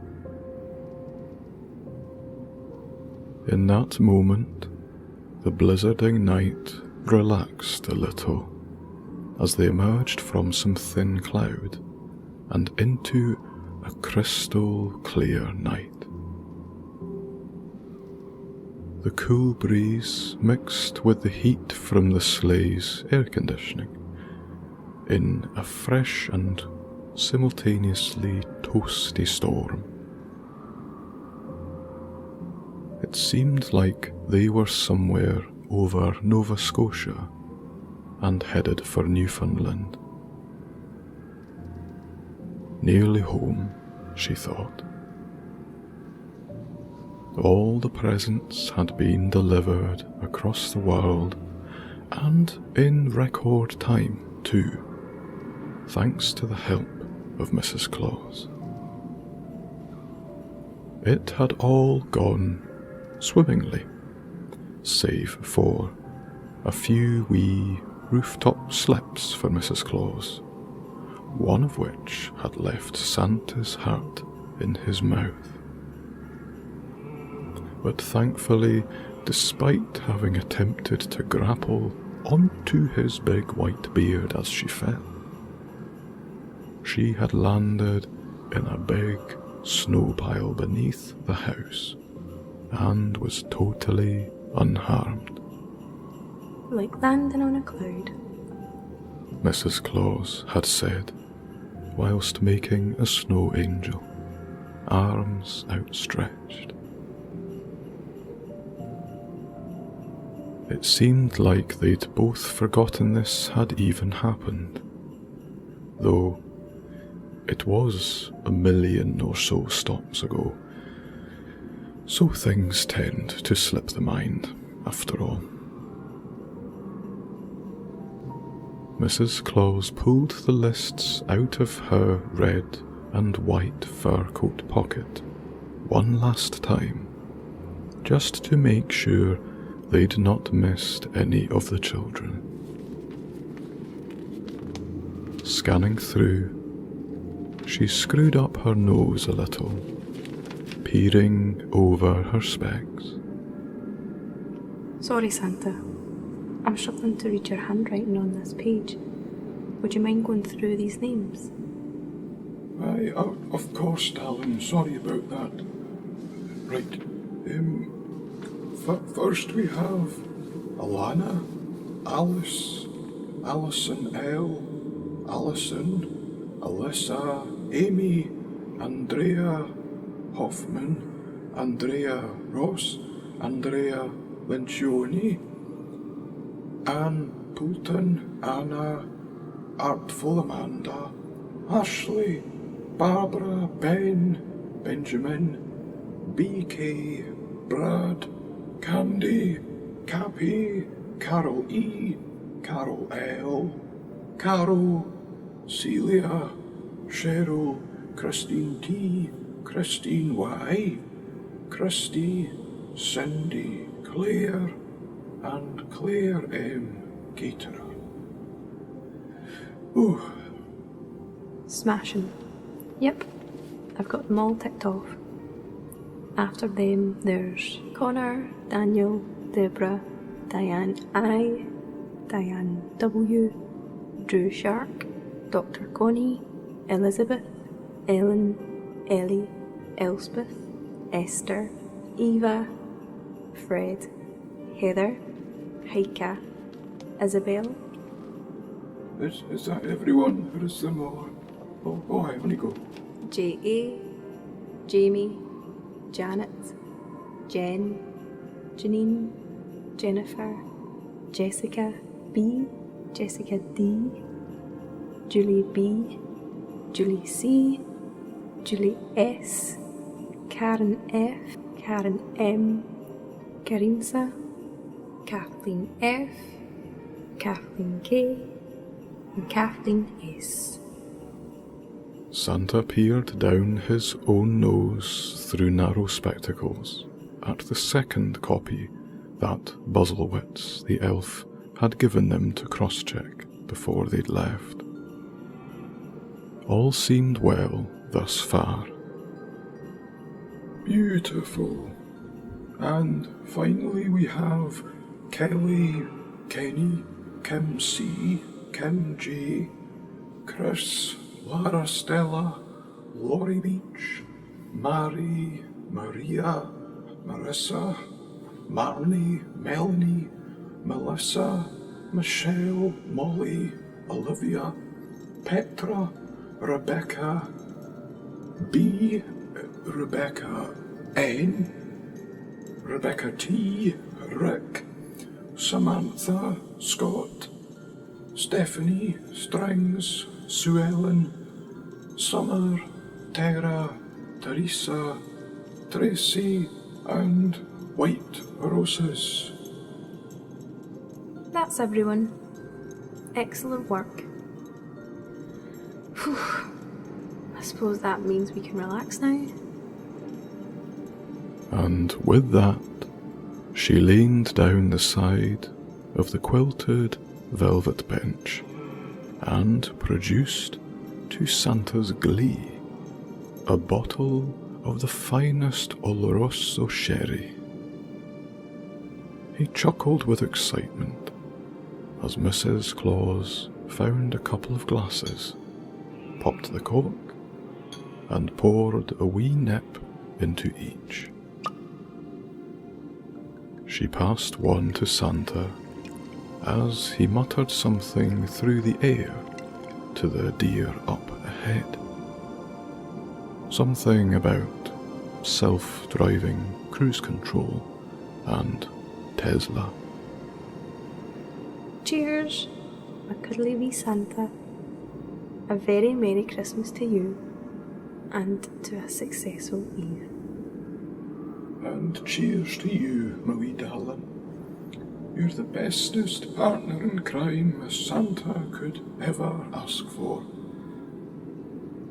They raised a clinked glass and sipped the gloriously sweet and rich nectar, savouring every hard-earned drop, and scooched a little closer to each other, trying to keep the wind out of their fluffy clothes. Then Santa whispered down to Mrs. Claus. Oof. Don't suppose you've got any mince pies or gingerbread tucked away down there, do you? Santa peered down with a cheeky smile, knowing he was pushing his luck. Father Christmas Santa Claus, you've had more than enough for one night. But maybe when we get home, I'll fetch you one last one. Just because it's you. The pair of them giggled together, sherries in hand, reindeer soaring them through the night sky, with their joyous laughs carrying for miles over the air. The eve of Christmas was well underway, and the day to follow would bring joy to millions of children all over the world.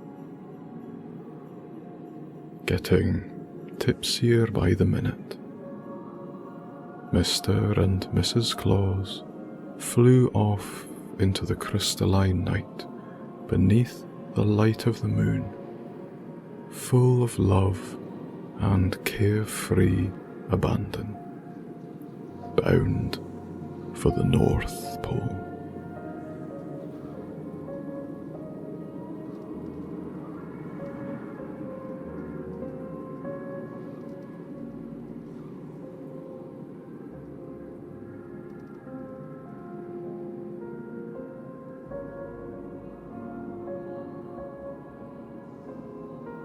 The village was busy setting up for the night, all fine foods and rich drinks, all manner of delights, with baubles, snowflakes, angels and fairy lights, such a feast for the eyes, it was truly a sight.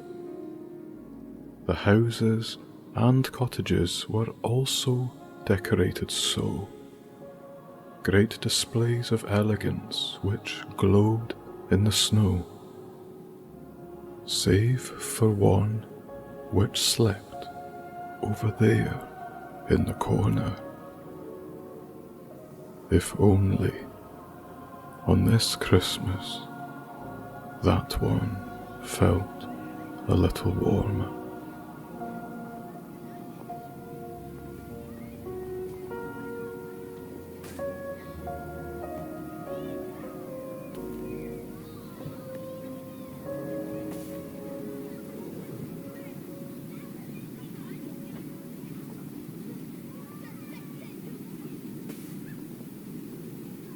The first Snowball missed his head only by a few inches, whooshing past his old and woolen Santa hat.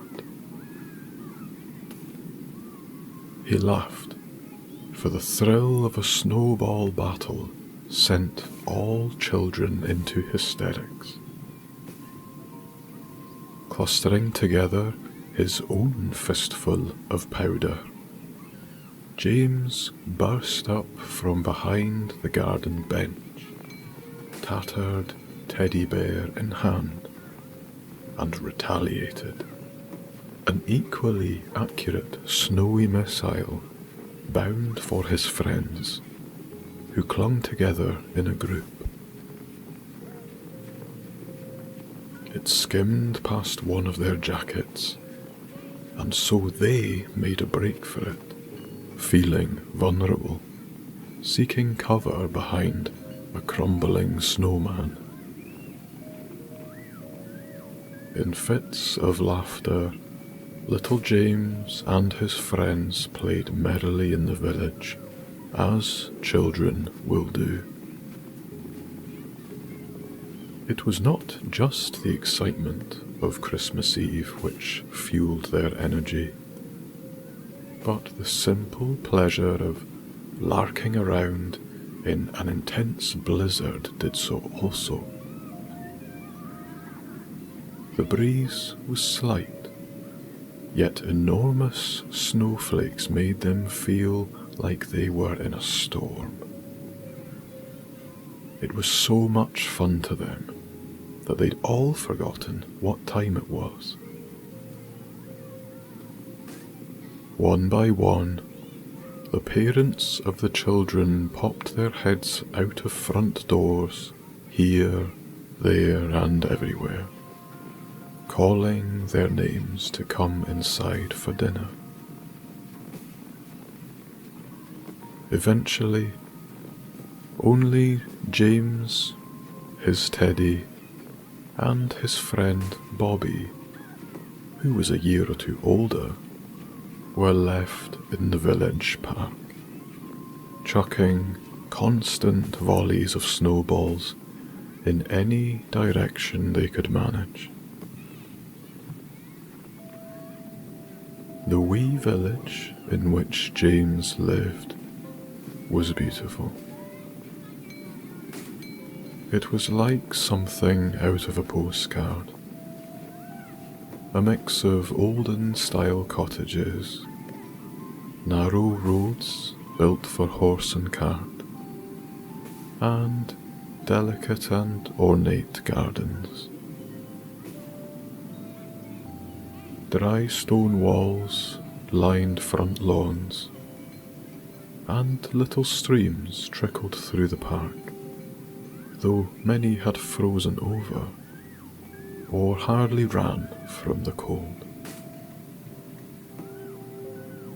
Icicles hung and glittered from rooftops, lit only by the dim street lamps, which could have been as old as the houses themselves. Every cottage in the village was covered in a deep carpet of powder as the snow fell and fell and fell. Any tree that was possible to adorn with fairy lights had been, and the village glowed beneath them all, like a million stars at earth level. Centre stage, beside the park and in the square, an enormous Christmas tree lunged skywards, itself a conglomeration of colour and glamour. Some people had colourful displays of inflatable reindeer and Santas in their gardens, or living rooms even, whilst others took the more subtle approach, with a few lights of their own or a simply decorated tree.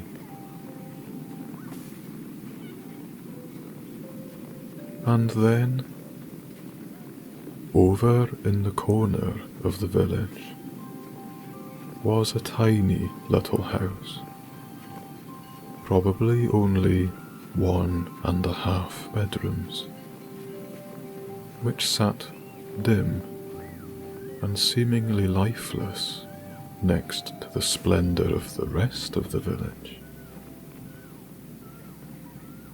This house had no inflatable Santas, reindeer or grottos.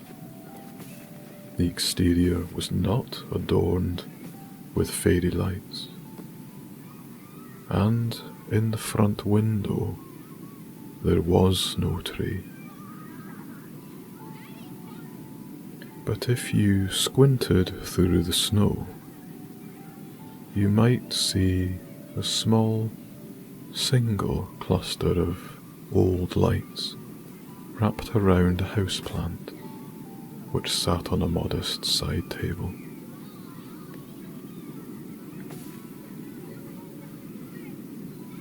Despite his best effort to duck below it, another snowball from Bobby hit the shoulder of James, causing him to topple over in an overly dramatic fashion, falling flat on his back in the snow, his teddy bear landing on the chest of his slightly too big hand-me-down green jacket, all covered in snow. James giggled away, lost in the fantasy of finally being slain in a titanic battle, one which people will talk about for centuries to come. His name will go down in history alongside David and Goliath, though he will be the tragic loss, and all the more heroic for it. Bobby came running over, still reeling from his strike. Ah, gotcha. You did well, to be fair. You did well. Oh, by the way, what are you getting for Christmas? Do you know? James righted himself from the snow with a helping hand from Bobby. He looked down awkwardly at the snow, kicking a little loose powder about in front of him.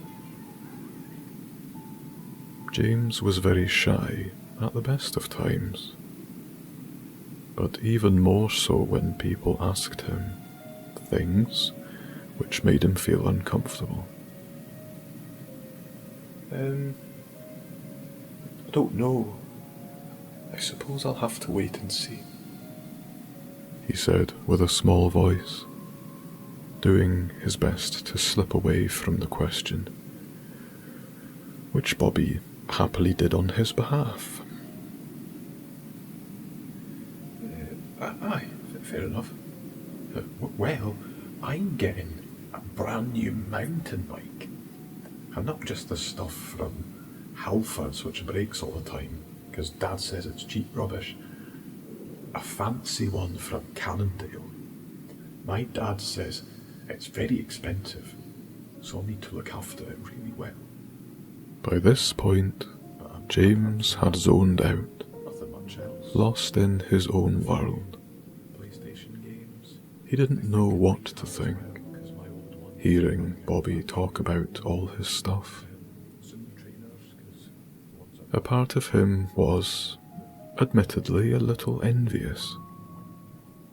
Of course, he would love a new mountain bike, or even just any bike at all.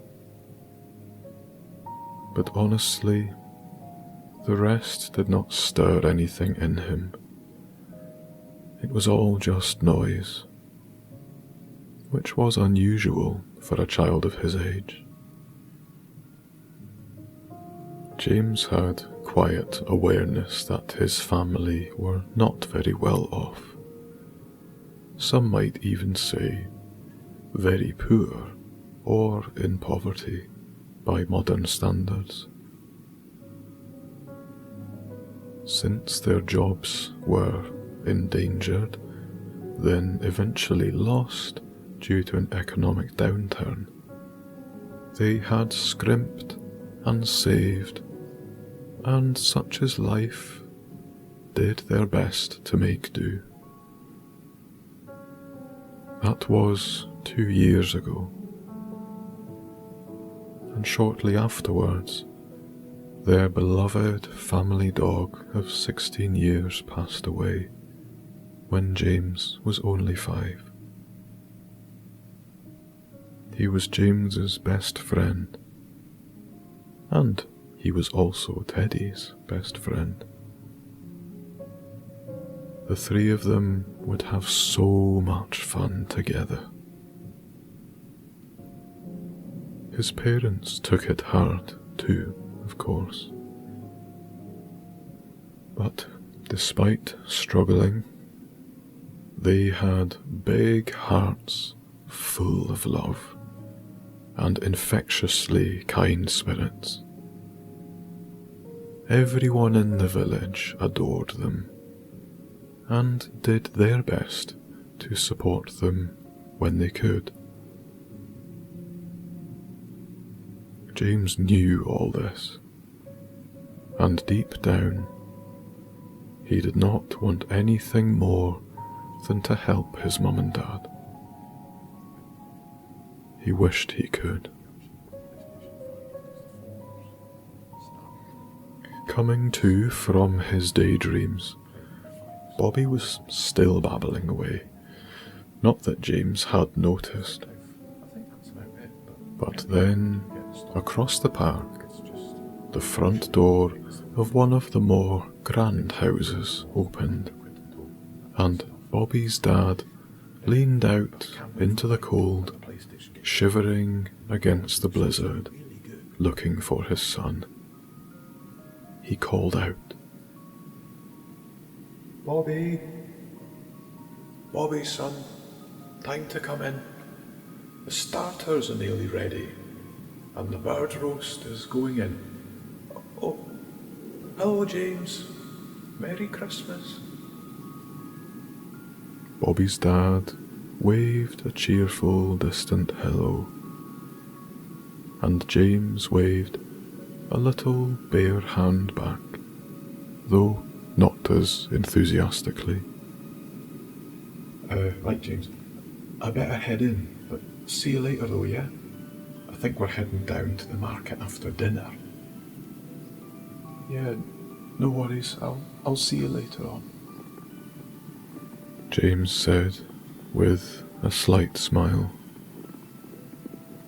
He watched as his friend then ran off into the blizzard, headed for the soft and diffused glow of his great, big and warm house, all dripping in festive fandangles and decorative doodads. When the front door shut, James stood all alone in the quietly falling snow.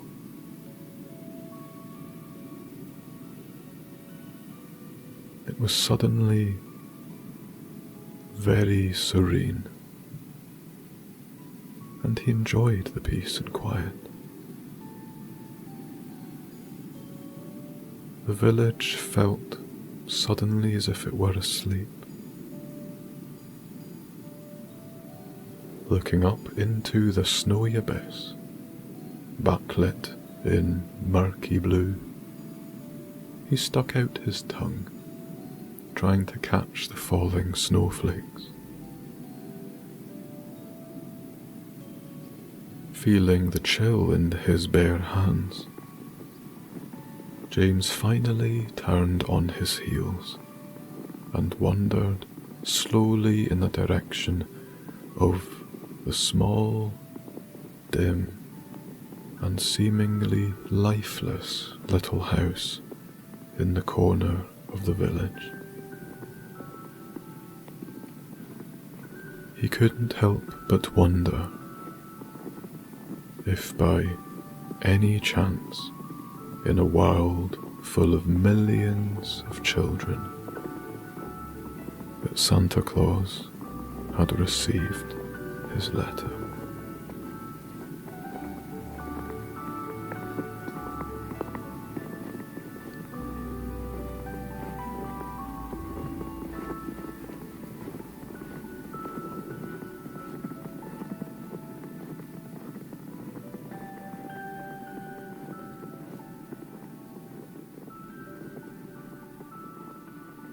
He sped through the night, a wee bit tipsy with glee, and didn't know it was possible to be this content and happy. Mrs. Claus by his side, his companion and rock, and a night of success despite forgetting his lucky socks. All was very well in the land of Santa Claus. Not a blemish nor a blight, no problems or flaws. It was right time for a rest, to reflect on their eve. Or was it, all in fact, too good to believe?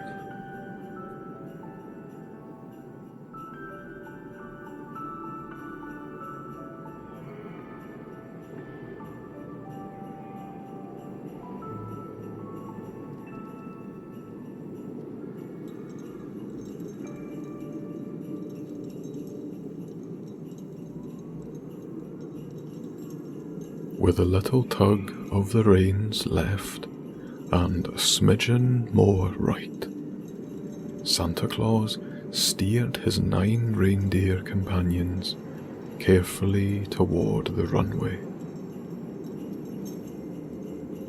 It was invisible initially, totally obscured by the cloud layer below, but with Rudolph's red nose lighting the way, guiding them through little gaps, progress became easier. Then, out of the gloom, the soft glow of the North Pole phased into view up ahead and a few 100 feet below. The ground was icy, as you'd imagine the North Pole would be. But thankfully, once below the few clouds there was little wind, and only a few sparkling snowflakes hung on the air. They all held their breath as the sleigh swooped over the ice, hanging in the air for a moment, before touching down with surprising grace. Soon after, the reindeer pulled the sleigh up in front of the grotto, and both Mrs. Claus and Santa heaved a great sigh and smile. Phew! Good to be home, Hen. It is indeed. Right, shall we get inside? It's chilly out here. I quite fancy a wee cuppa. It was only a moment or so after they had started to gather their few things together from inside the sleigh, not least Santa's now practically weightless black sack, that the front door of the grotto swung open on its hinges, pouring streams of warm light all across the snow. Mr. and Mrs. Claus looked up to see an elf scuttling across the ice, waving something above her head. Oh, it was Sugar Plum Mary. But she looked rather panicked and upset. The wee elf made for them at pace, wee green booties slipping all over the ice, and red-pointed hat swinging this way and that, tiny bell tinkling with the motion. She was calling something out, but it was hard to hear what. My goodness, Sugarplum, what on earth is the fuss? And a Merry Christmas to you. Mrs. Claus, the letters. Oh, it's terrible. It's so awful. I found 2 letters from the children. They must have got lost somewhere. I'm so sorry. Truly I am. I feel absolutely terrible. The wee elf was huffing and puffing as she handed over 2 pale envelopes to Santa Claus. Her cheeks were rosy from the sprint, which matched her hat.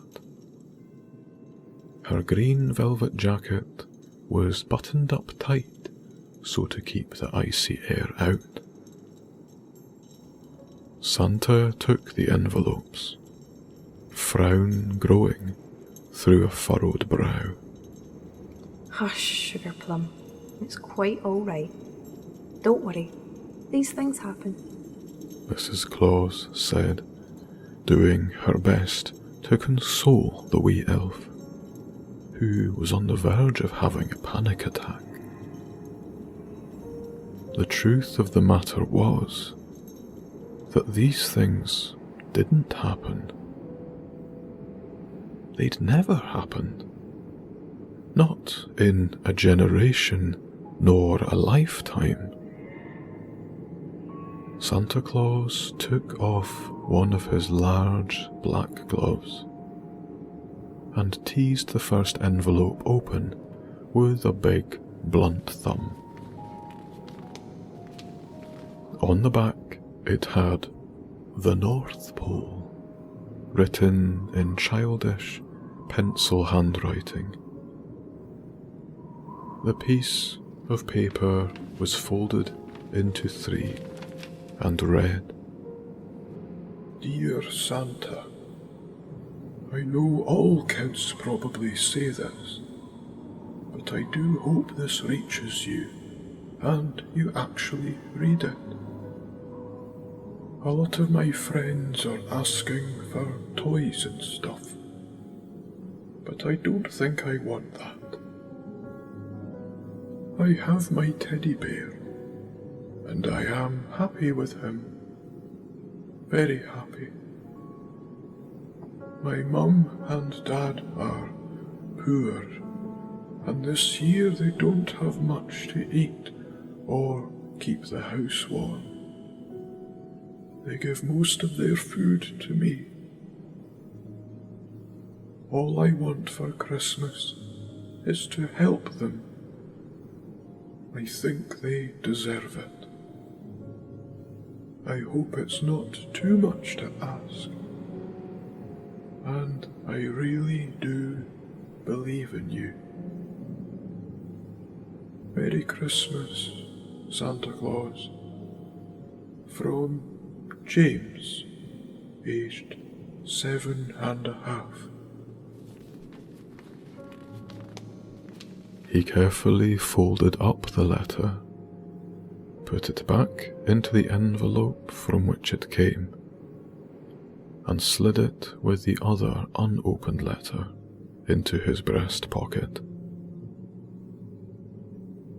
Both Mrs. Claus and Sugar Plum Mary looked at Santa through glistening eyes as he took a big sigh, smiling sincerely. They could see in his eyes that not only had this letter touched his soul in a very real way, but he meant to do something about it. Do what you need to do, Santa Claus. We'll be here. I'll stay and look after the elves.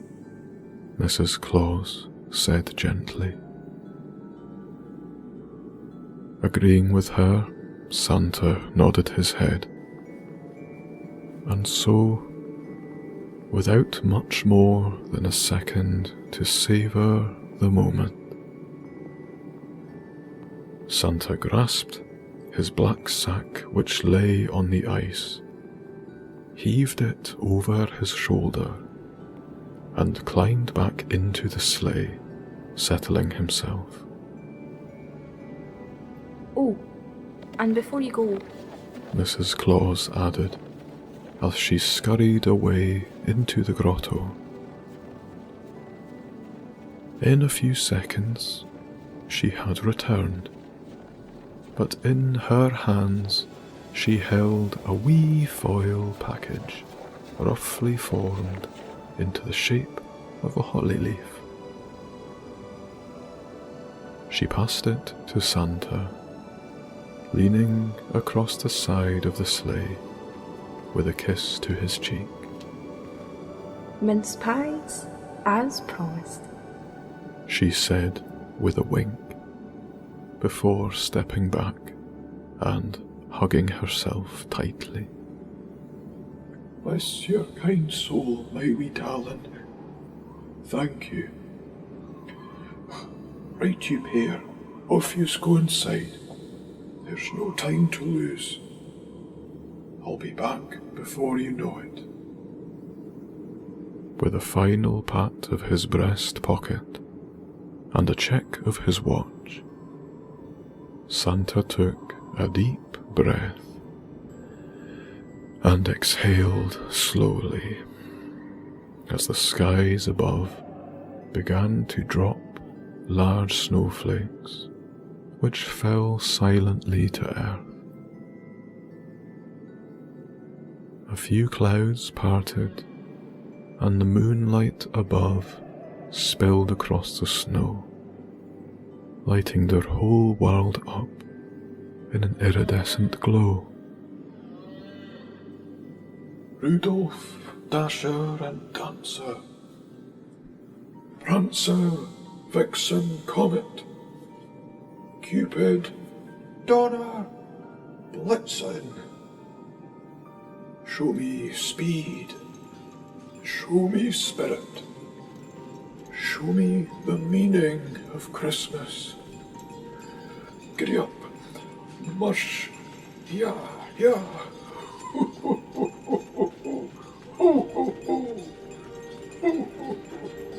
And just like that, as if a bullet from a gun, the 9 reindeer shot Santa and his sleigh across the snow, gathering speed at an incredible rate. The muffled clatter of hooves got faster and faster, until the sound trailed off, and the sleigh was pulled into the sky in a great swoosh. They were airborne once more, and circled back around so as to wave down to Mrs. Claus. It was quite the sight to behold, both from the air, as the great snowy mountains glowed bright beneath the snow and stars. But it was also from the ground for Mrs. Claus and the elf, as Santa ho-ho-hoed through the air, with his beloved reindeer silhouetted against the moon. They set their sights south, headed for a wee corner of Scotland, and they disappeared into the night.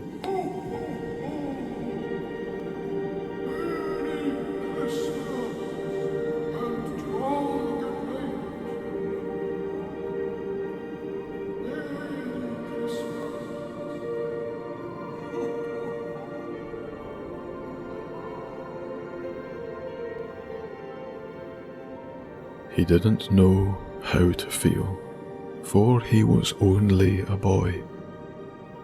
Every one of his friends were boasting about toys, though deep down he knew that these had no need. He was happy enough with his teddy, or a good book to read. His mother and his father, they were everything to him. They were generous and loving, with hearts full to the brim. The boy sighed, feeling low, wishing things might get better. He only wanted to help them, like he said in his letter.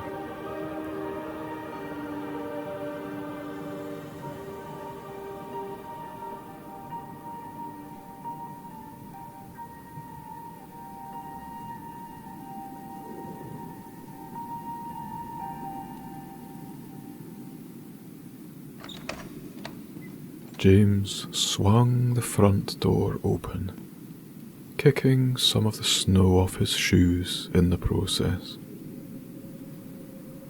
Instead of a wall of Christmas heat one might expect from entering a home in the depths of winter, the boy was met with a rather underwhelming, tepid temperature. The air wasn't damp as such, but neither did it invite his jacket to be removed. He shut the door and shuffled along the dark corridor into the living room, where he saw his mother stoking life into a small log fire, which smouldered lethargically. She turned to him, her smile full of warmth and kindness. Oh, honey, you're in. I'm just keeping the fire alive. Don't want to use up all the logs too early. We can save some for later, I suppose. Did you have fun outside? Are you chilly now? James nodded subtly, more in response to the fun question. But he couldn't deny that he was quite cold too. He went to his mother's side, getting closer to the embers to feel what heat they radiated. She hugged him tight and rubbed his shoulders. Here you go, son. Bit better? How's the appetite? You must be hungry, are you? We can get dinner on soon. But first, shall we wait for your dad to come home from the village hall? Hopefully he's able to get a few things, actually. Fingers crossed. James looked over his shoulder toward the kitchen to see nothing much more than a loaf of basic bread and some tinned goods, probably baked beans or some soups. Inside, he did his best to not let his heart sink a little, but it did nevertheless. Maybe it was because his friend had just been talking about everything him and his family were doing at Christmas. Around the living room, there were a few bits of straggly tinsel hung around the ceiling, a single set of fairy lights around the houseplant, and a few odd baubles and other festive paraphernalia perched here and there. If one looked closely, they might suppose it was not Christmas at all. The front door opened a moment later, sending with it a rush of cold air across the floor. James shivered involuntarily. Hello? Hello? James's father strode into the living room with a carrier bag in each gloved hand. His navy jacket and combed hair were, too, covered in large snowflakes, which hardly thought to melt upon entering. His spectacles did steam up a little, though, which James always found quite funny. Oh, hello, love. You're back. How did you get on down at the food bank? Were there lots of people there? James's mother asked. Oh, it was brilliant. There were loads of families we managed to give things to. A record over the previous year, no doubt. No doubt about that at all. It's a miracle that we managed to put on that bank. Goodness knows how much it helps folks. Especially around Christmas, honestly. I reckon over 100 people from nearby went away with at least something. Oh, you know Mr. MacLeod from over at Bray Hill Farm? That man deserves a medal. You'll never guess what. He turned up in his tractor with a trailer full of split birch logs. Can you believe that? Emptied the whole lot on the ground and just asked folk to help themselves. What an absolute saint, eh? I did refuse initially, but he twisted my arm and made me take some home too, since it was Christmas Eve. James's dad, held up the 2 carrier bags triumphantly, with a huge grin between rosy cheeks. Go on, get some of these on that fire. We'll be warm tonight. Well done, dear. That's wonderful. We're very proud of you for volunteering down there. Oh, it's nothing, really. The least we can do for people in need. Now, I know I didn't bring any more food back for us. However, I've been saving up this week. What say we head down to the market tonight and get us a hot chocolate? It is Christmas Eve, after all. What do you reckon, James? Shall we? James nodded enthusiastically, smiling and excited. That sounded absolutely terrific. He'd always loved the Christmas market the village put on, even if it was just to soak up the atmosphere.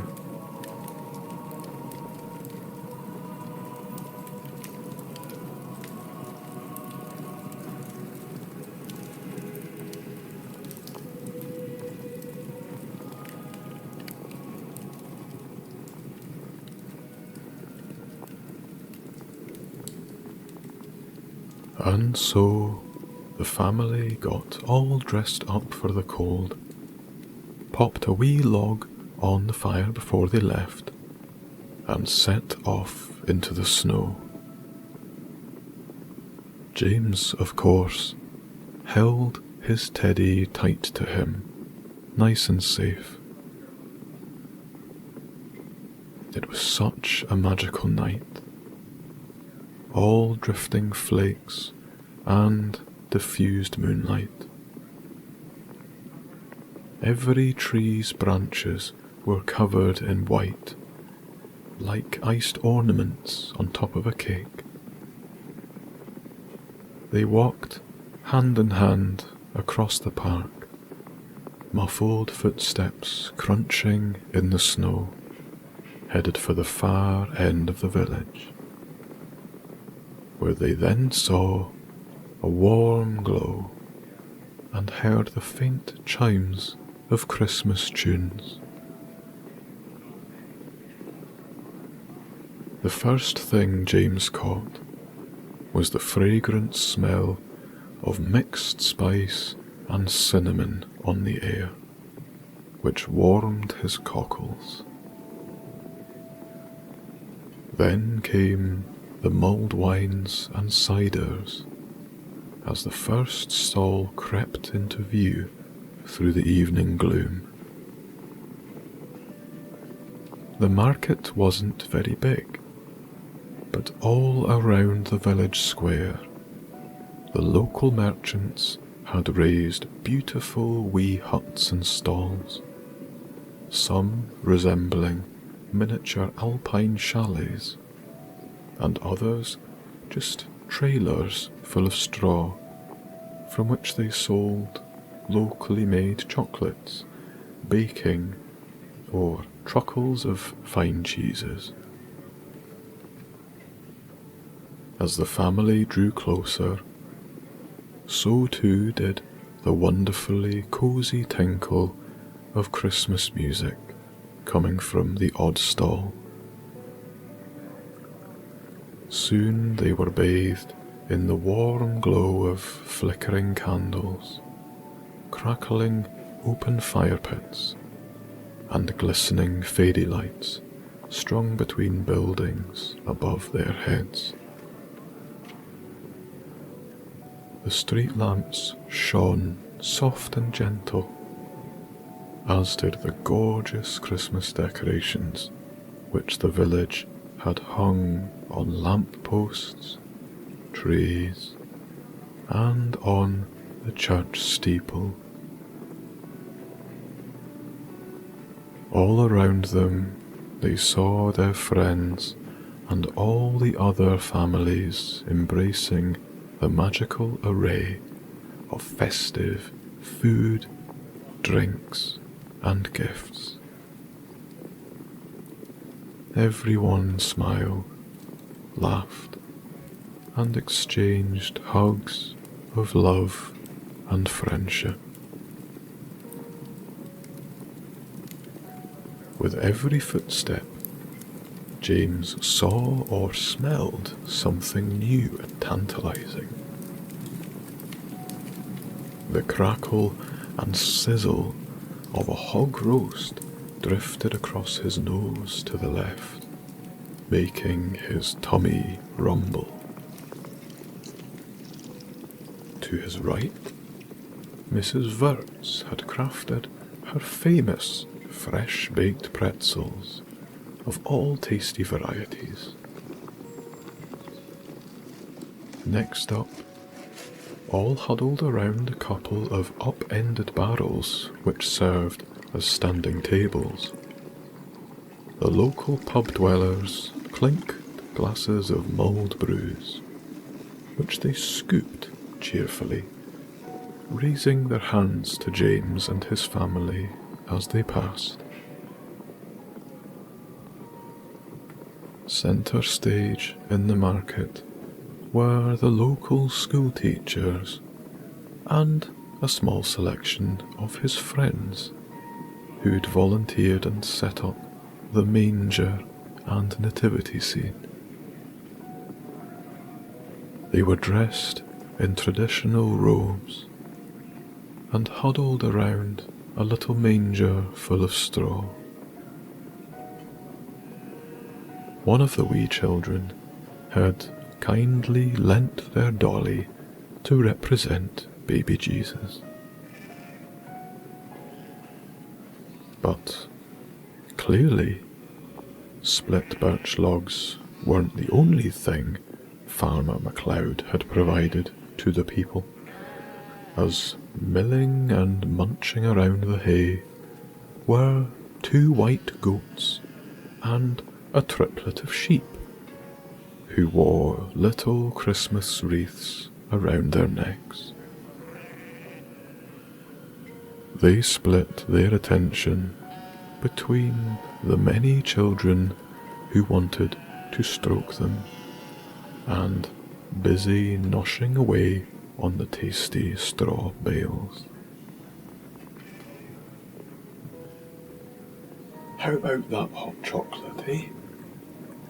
Asked James's father, who pointed over toward a tiny wooden stall with a beautiful pink coffee machine propped on a wooden frame behind the merchant.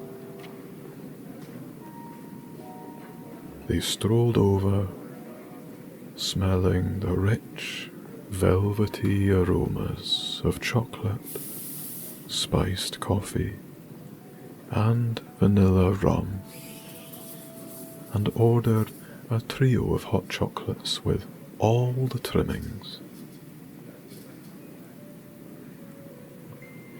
After a few minutes of tantalizing wait, Mrs. Lawson passed a huge mug of steaming sweet hot chocolate down to James, which was topped with marshmallows and cream.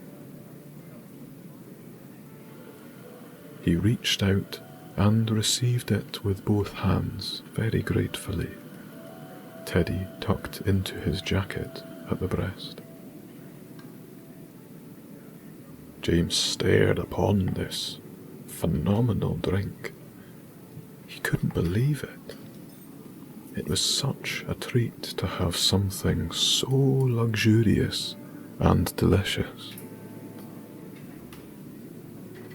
Quietly, out of earshot of his family, James's father reached into his jacket pocket, pulling out an assortment of change, which he poked around with a finger, doing sums which danced across his lips. Thank you very much, Mrs. Lawson. How much do we owe you? he asked with bright eyes and a smile. Oh, don't worry, please. Nothing at all. It's my treat. Merry Christmas to you all. It's the least you deserve. Please, go and enjoy your night. He didn't know what to say. He could see in her eyes she really meant it, truly and sincerely. It was no mere favour. His mouth moved as if to protest, but nothing came out. He sighed and simply nodded, smiling thankfully.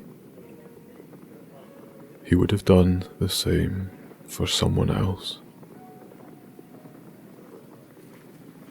They all moved off, fancy hot chocolates in hand, and sat on a wee bench in the middle of the square, sipping their delicious warm drinks, which heated their hands also. Then, as if called to by the angels, the local church choir emerged from the snow, all huddled together in fluffy jackets, headed by the choir master. Without waiting for an invitation, they began to sing. Gorgeous, delicate, haunting carols, which rang out across the night air, filling everyone with cheer. For the next while, James and his family simply watched and listened, just enjoying every little bit of this wonderfully festive Christmas Eve atmosphere. James finished his hot chocolate, popping down his cup, and without realizing, reached a hand down to ground level, as if to pat or stroke something. But his hand fell upon thin air. He paused and checked himself, and then realizing what had happened, he recoiled slightly, grabbing and hugging his teddy tightly, tighter than before. A little wave of sadness washed over him as his heart ached for his friend. His mum saw this, and hers too throbbed in empathy. She tried to help as quickly as she could. Oh, right, James. You must be getting hungry now. Shall we head home, get some dinner on, eh? Get cosy by the fire with a wee board game. That would be fun, wouldn't it?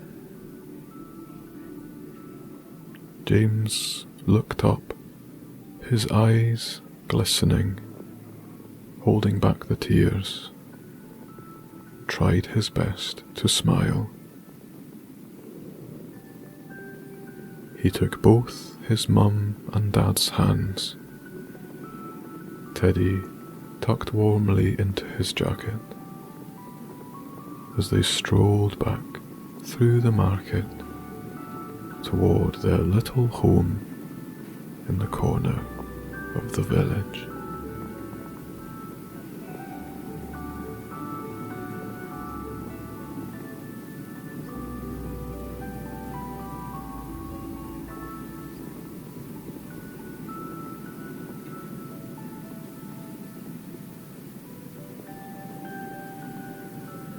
was the night before Christmas, in the wee small hours.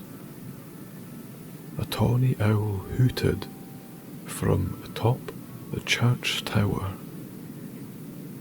The village lay silent, sleeping soundly in the snow. But then from somewhere, far above, the snow started to glow. It wasn't the moon, nor the lamps, for they were yellow or white. This was altogether something else, like a blazing sunset night.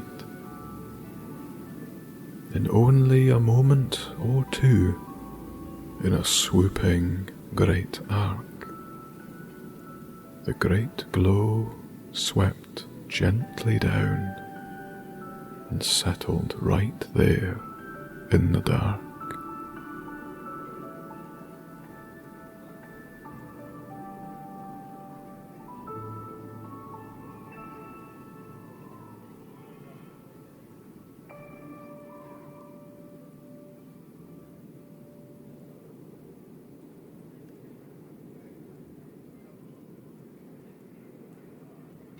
In the early hours of Christmas Day, long, long after James and his parents had gone to bed, the little boy stirred from his sleep.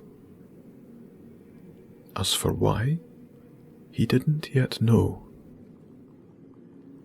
Glancing at the small dinosaur clock in a small shelf beside his bed, the time read 5:15 in the morning. It had taken a little while to settle after feeling sad in the market, but once they'd all come in, had some soup and toast, and got cosy by the fireplace with a game of Scrabble, James soon relaxed and started to feel a little more festive. There was no stocking on the hearth, and no Christmas tree in the living room, but that hadn't stopped them enjoying themselves a little family time together, despite not having a lot else to show for their Christmas Eve. They'd hugged and gone to bed quietly, feeling as content as they could have been. But something had woken James, as he then heard it again. A small bump or a bang, coming from somewhere in the front of the house. He was sure his parents had gone to bed long before. Perhaps they were still enjoying the heat from the fireplace, or had they woken early for some reason? James slid out from beneath his duvet, rubbing the sleep from his eyes, taking his teddy with him.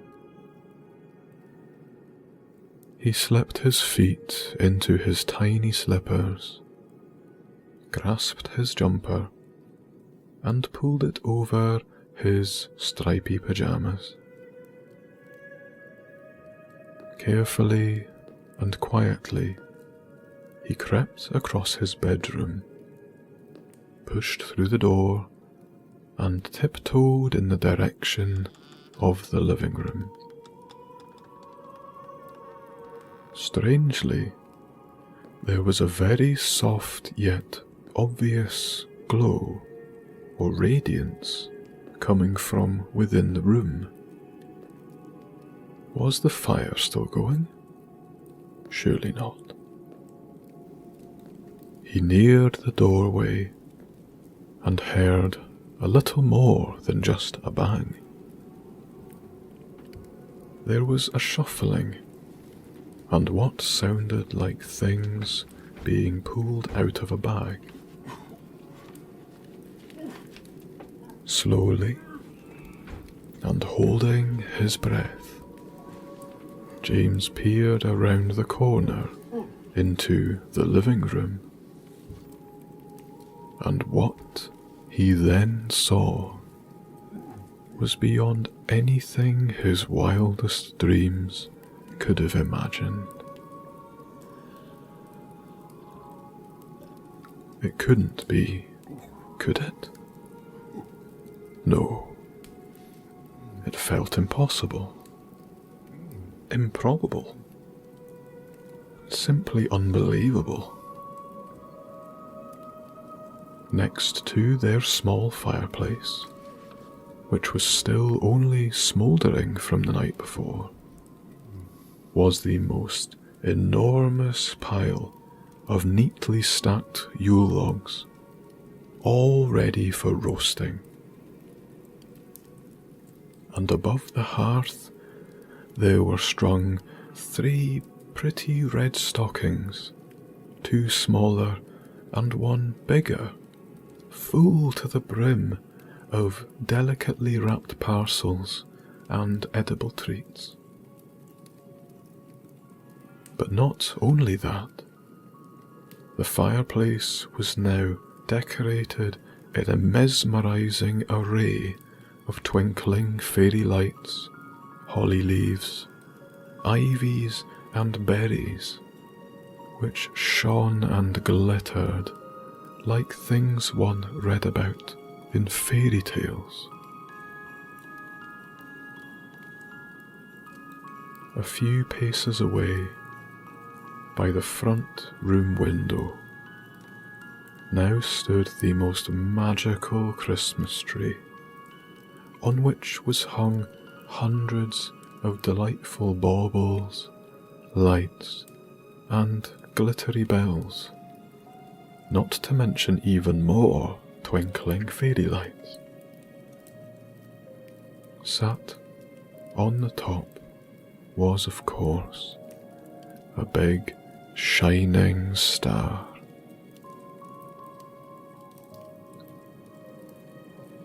Yet, besides all of this, which James could hardly pull his wide and childish gaze from, one thing, or should it be said, person, stood out beyond all else. Stooped down beneath the Christmas tree, all white beards, red hats, and delicate spectacles, black sack in hand, dressed head to toe in red and white fur, with black gloves and boots, was someone James could scarcely believe was in his own home. The little boy stepped forwards into the room, his hand held tightly around Teddy's paw.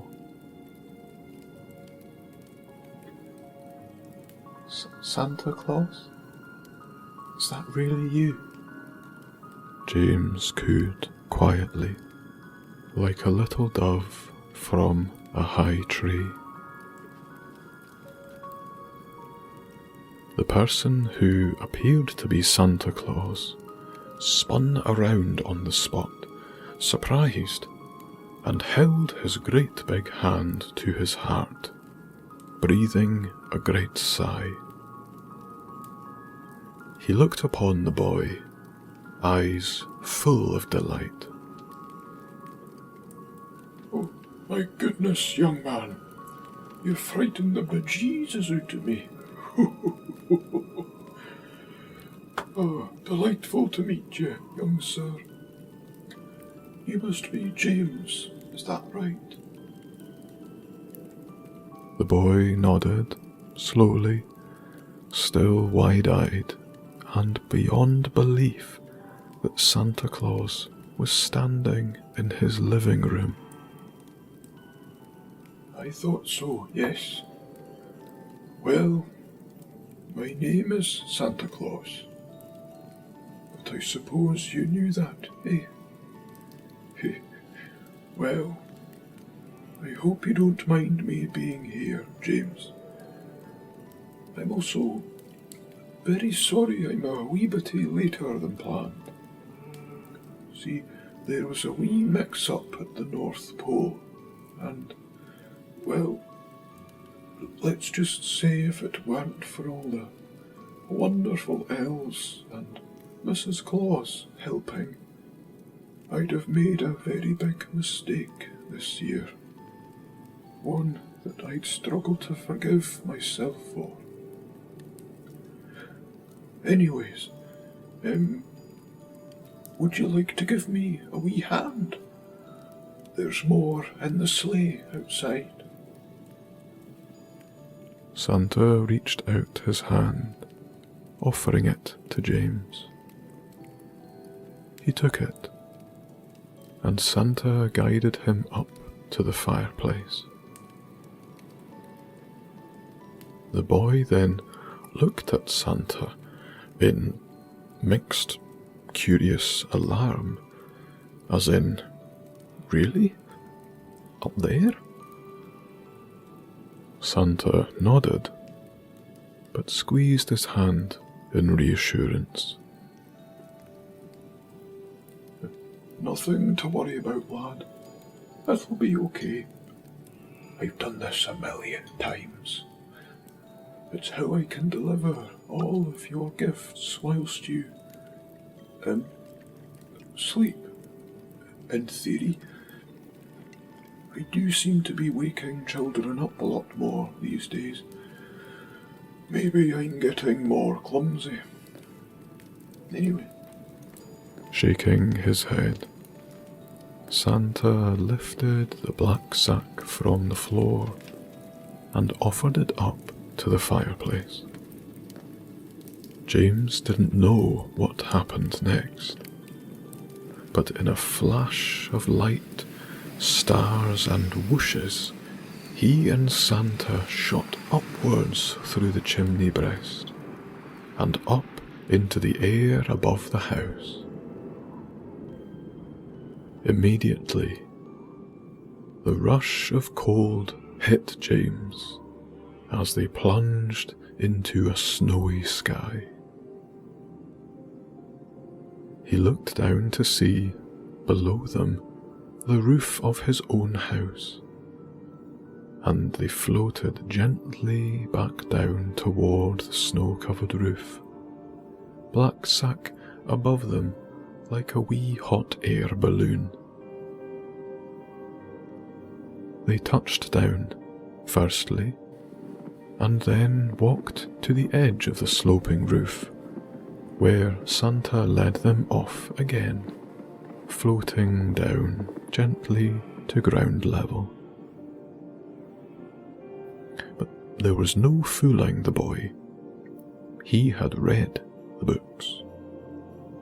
As he looked up at Santa with questions burning inside, and Santa saw this.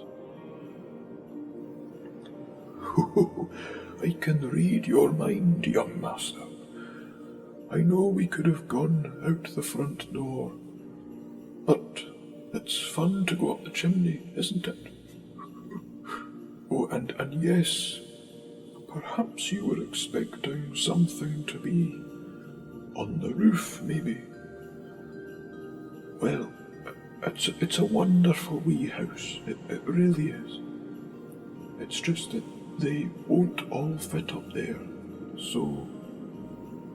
And following Santa's gaze, James looked through the falling snowflakes over toward the village park, and softly lit beneath the Christmas lights and candle-like street lamps were none other than Santa's 9 incredible reindeer. They were strung out in a line, with a huge ornate sleigh parked up behind them. They strolled on over, the little boy becoming more and more flabbergasted with every minute. James walked along the line of reindeer, hand outstretched, as he stroked every passing deer with great care and attention, looking at their little golden name tags. Blitzen, Comet, Dancer, and when reaching the front, Rudolph, with his little glowing red nose. James smiled uncontrollably and then laughed, overcome with excitement. It was like he had finally woken up, finally realizing what was happening. He'd finally started to truly believe. Looking across at the rest of the village, which had been sleeping peacefully in inky blue night, James began to see faint lights turn on in some of the houses. He gazed across to the east, where, above the woodland silhouette, the sky was turning to a paler twilight amongst heavy, snow-laden clouds. He turned back to Santa Claus, who was busy piling great paper bags full of the most incredible array of Christmas food onto a wooden sled. He saw a huge turkey, Christmas fruitcake, potatoes, parsnips, sprouts and carrots.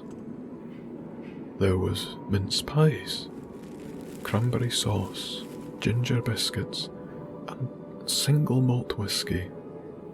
Oh, and some luxurious hot chocolate, of course. It was a feast for the eyes. James glanced up for a second, and he saw that him and Santa were no longer alone. Dozens of people from the village had shuffled their way out of their homes, many of whom were still in jammies or gowns, and they pointed and gasped in awe at what they were seeing.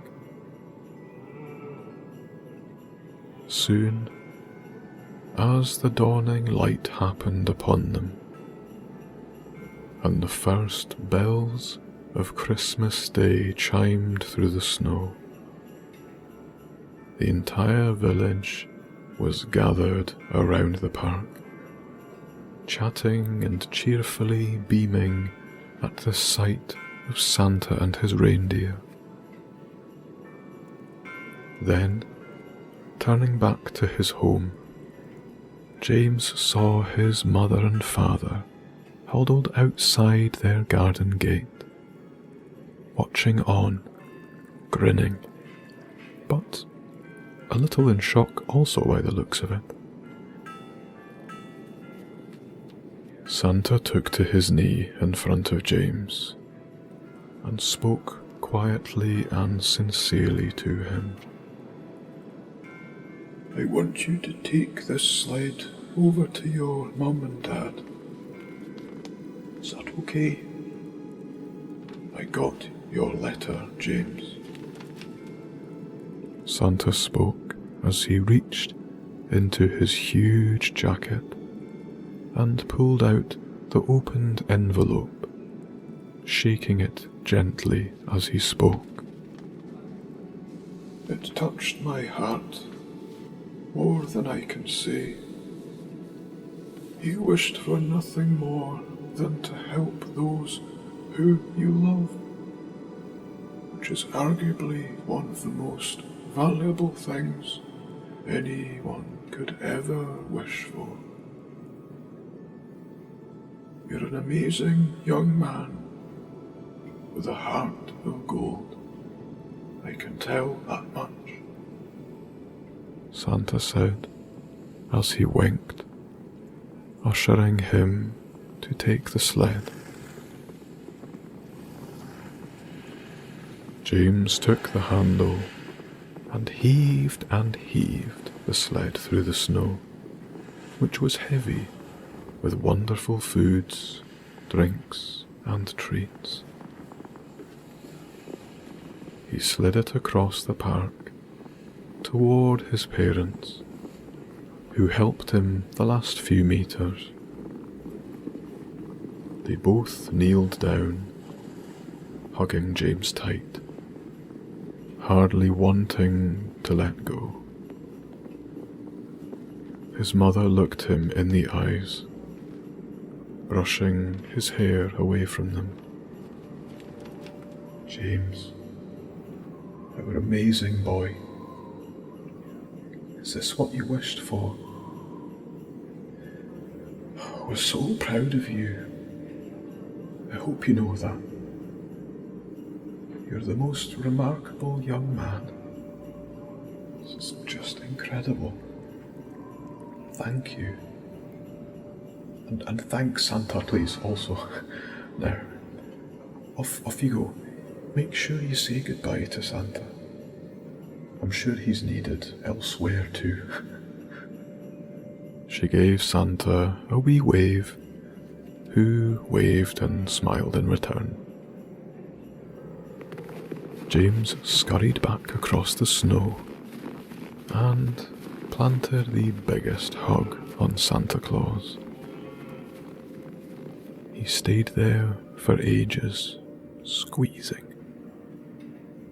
It melted his heart to feel the gratitude and love from this boy and his family. Once more, the great bearded and suited man kneeled down before James. Thank you, Santa Claus. You made my wish come true. James said softly, looking down at his shoes so very shyly. Oh, James, the pleasure is all mine. It's the least I can do. Either way, I shall be booting myself up the bum for next year. You'll be the first to visit on my list, not the last. He blushed apologetically. Oh, that reminds me. There's just one more thing. Santa then stood and reached across into his sleigh, busying himself for a few moments, being very careful and considerate to whatever it was he was doing. And then he turned back around. From nowhere at all, and snoozing cosily in his arms, all wrapped up in a snuggly blanket, was a puppy. It was a tiny, all-black cocker spaniel, and its wee floppy ears largely hid its eyes, which began to blink sleepily. James was on the brink, eyes damp, as Santa passed him the puppy, which he took so carefully. The wee pooch roused itself, looking up into James's eyes through little hazel ones of its own. It began to lick James's nose. There was no doubt that these two were to become best of friends from that moment onwards. James once more couldn't hold back his heart from speaking the truth. But Santa, I didn't wish for a dog. How could you have known? See, some things come to good people, James, even if they themselves do not ask directly for it to become. A hand then slipped into his jacket pocket again, and Santa pulled out a second letter, which had now been opened. He retrieved it from within the envelope and began to read, gazing down his nose through his wee specs. Dear Father Christmas, how are you? We hope you've had a good year. How is Mrs. Claus? How are the elves? Thank you again for what you did last year. My dad is staying home and we're going to have an amazing Christmas together. This year, I wish for someone else's family to be together. And if anyone does not have their best friend with them, I wish for that too. I hope that is okay. Merry Christmas, Santa Claus. Love, Rose and Morag the cat. He then slipped the letter back into his pocket and patted it safe. You see, James, all good things come full circle in time. And sometimes it's just meant to be. All the boy could muster was a little nod through happy tears as he swapped gazes between the wee doggo, who he cradled in his arms, and Santa Claus, who climbed back into his sleigh. He knew in that moment that it would take days, weeks, months even for him to finally absorb this had all happened. But as he stood there, his parents now joining him at his side, Santa Claus gave them one last wave before wiggling the reins and sending his reindeer into motion. With all the people in the village watching on, cheering, the sleigh zoomed off into the sky, leaping through the falling snowflakes with a trail of sparkling ice dust in its wake. Up over the church, amongst a burning morning sky, the sun began to rise, sending their world into a golden Christmas Day glow. For many, that Christmas had been like any other, full of toys, gifts, and cheer. But for one young boy in particular, this Christmas was to be one he would never forget. As he watched Santa Claus circle around, heading north across the rising sunshine, Teddy in one hand, puppy in the other. James, the gentle, thoughtful, and selfless boy, couldn't believe how lucky he had been, that his Christmas wish really had come true.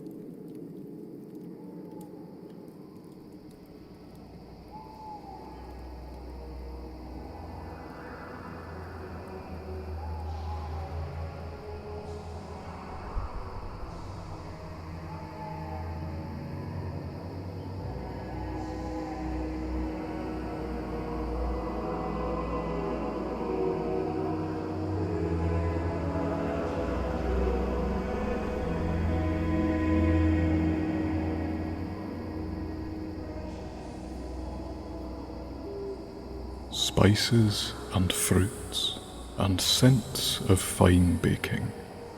'Twas the dawn of the season, all ripe for the taking. Millions of children and grown-ups as well, feeling cosy and festive with the tinkle of sleigh bells. Though for some, Christmas time means more or means less, for the lives we grow into can feel quite the mess, with pain and with fears, simply praying for relief, with our hearts full of burden, more difficult to believe.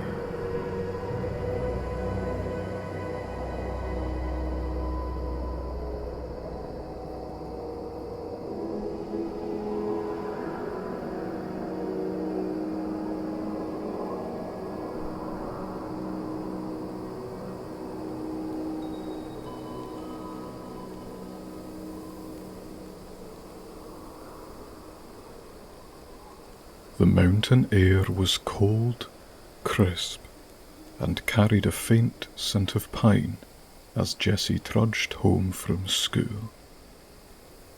Her backpack, a slightly too small hand-me-down from her older cousin, weighed heavily on her shoulders, filled with assorted stationery and jotters from a long term. At 13, she had already outgrown it, but she liked the worn feel of the fabric and the way it hugged her back. It was a small rebellion against the newness that seemed to be creeping into every corner of her life. As she reached the outskirts of the village, the first flakes of snow began to drift lazily from the gunmetal sky. The distant chime of a bell announced the start of the holiday season, and with it, the excitement of Christmas. The villagers had been preparing for weeks, their homes now adorned with lights that twinkled in the early evening gloom. The year had been tough. The whispers and giggles in the hallways had turned into outright teasing, and she had become the target of the older kids' jibes. Her clothes were too childish, her laugh too loud and unrefined, her curiosity too unbridled or immature.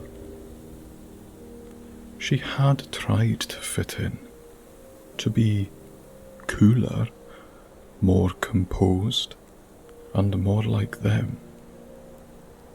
But it was like trying to stuff a square peg into a round hole. No matter how hard she pushed, she just didn't fit anymore. Her best friend Emily had started spending more time with the popular kids, leaving Jessie to navigate the treacherous waters of adolescence mostly alone.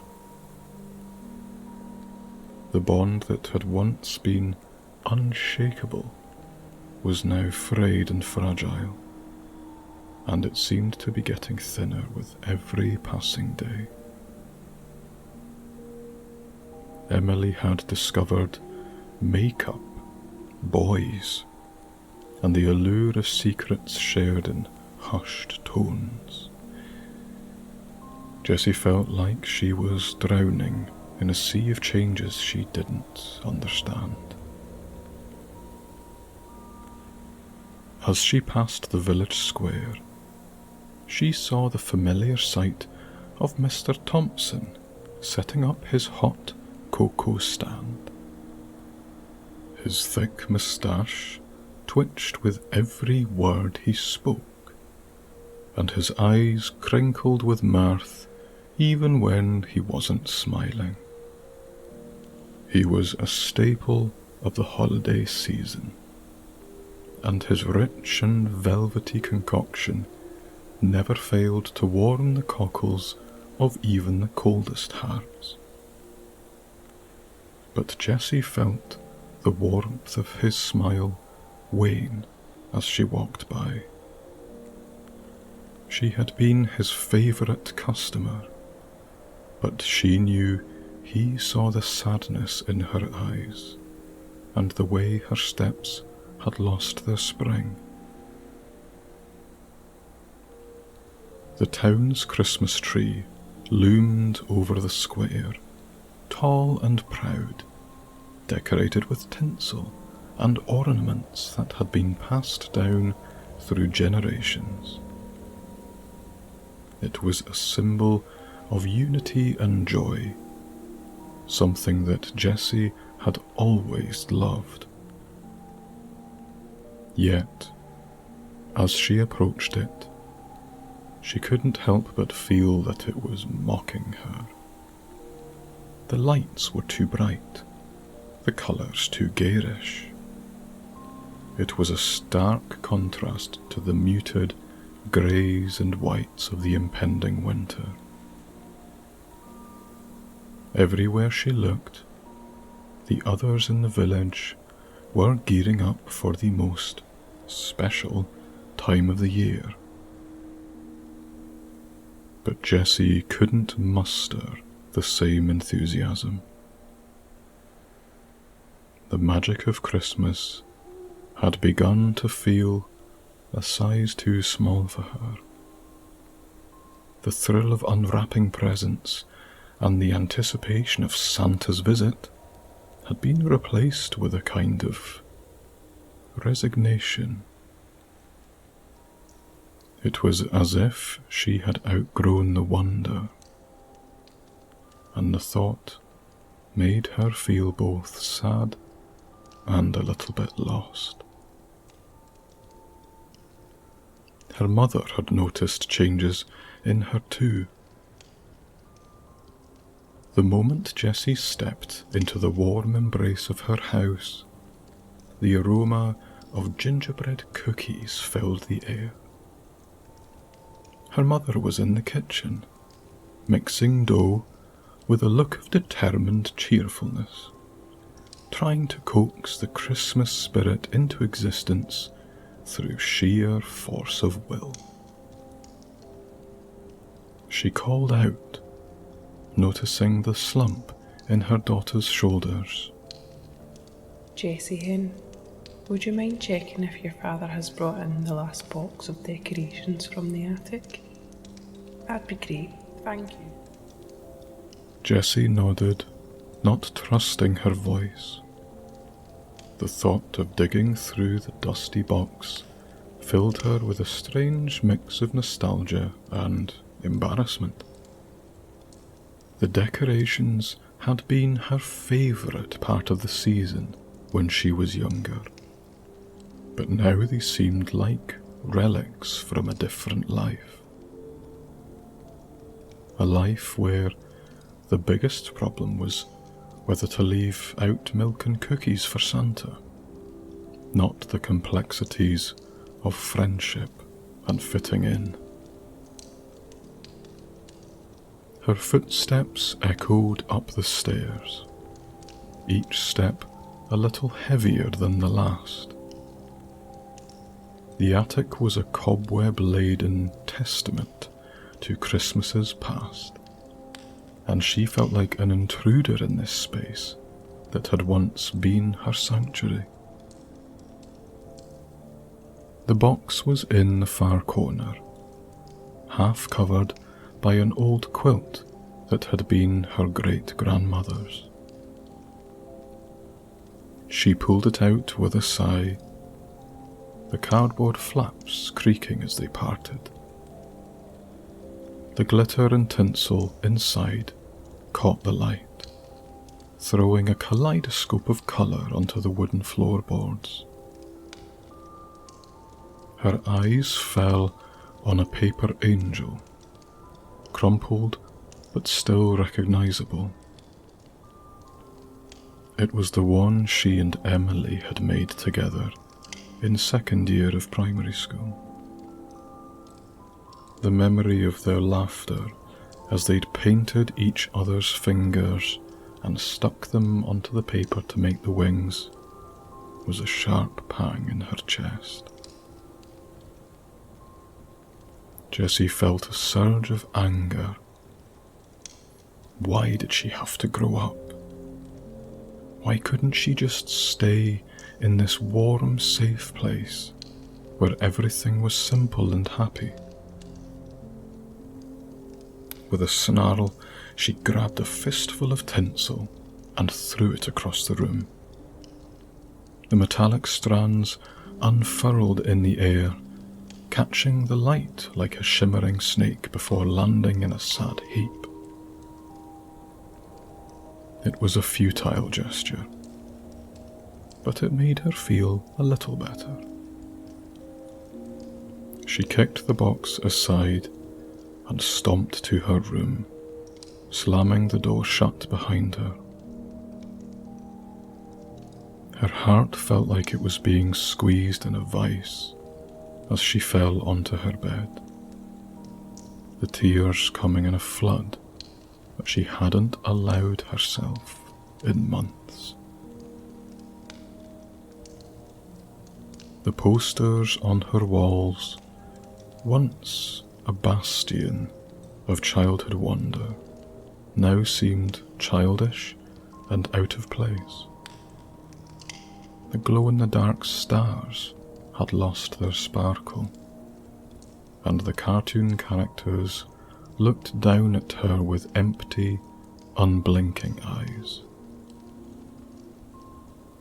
The room that had once been her sanctuary now felt like a prison cell, trapping her in the life that she had outgrown. Her little brother, Hamish, then burst into the room, his cheeks flushed with excitement. He was 8, still wrapped up in the magic of Christmas. He was singing Jingle Bells at the top of his lungs, his voice a mix of pure joy and slightly off-key notes. Jessie, you have to come and see. he exclaimed, hopping from one foot to the other. Santa's almost here. Jessie sat up, wiping her eyes with the back of her hand. She had always been the one to protect Hamish's belief in the magic of Christmas. But this year, she wasn't sure she had it in her. Hamish, you know that Santa's just a story, right? Hamish's smile faltered. He asked, his voice quivering. But what about the presents? What about all the cookies we leave out? Jessie took a deep breath, trying to find the right words. She didn't want to crush his spirit, but she also couldn't bear the weight of the lie anymore. She said softly, The presents are for Mum and Dad, and the cookies are for us. Hamish's eyes widened in shock, and for a moment, Jessie felt like she had shattered his world. But then his smile returned, and then he began to laugh like the kid he was, giggling uncontrollably. He then blew a big raspberry at her before skipping away, blissfully full of dreams of Santa Claus and his reindeer. Jessie felt a flush of anger and resentment fill her face. Why did she say that? Why did she try and bring her brother down too? But she did resent him a little.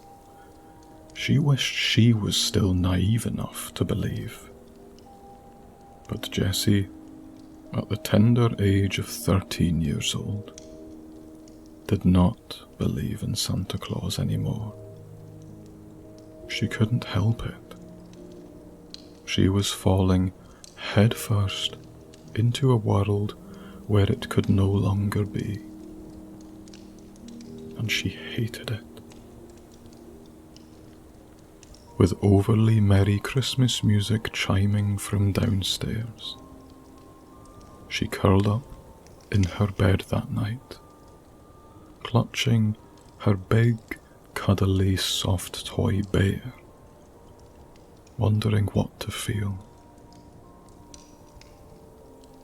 But that night, the answer never did come.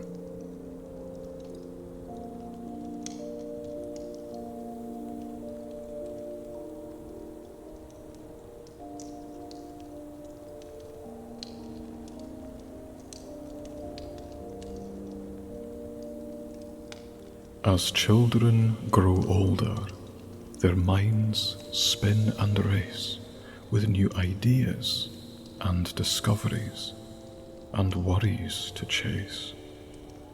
Though the spirit of Christmas never actually goes away, it's merely obscured, miraged, simply out for the day. But a little further away, at a place called North Pole, there is no such lack of Christmas spirit. Well, aside from some coal. No, here of all places is where Christmas began. The sanctuary of belief and the home of the main man.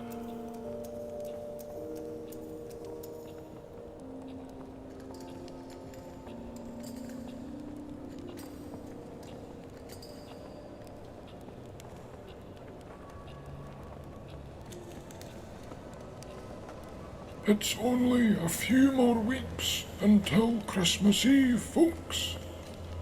I hope you're all as giddy as me. I can hardly stand still.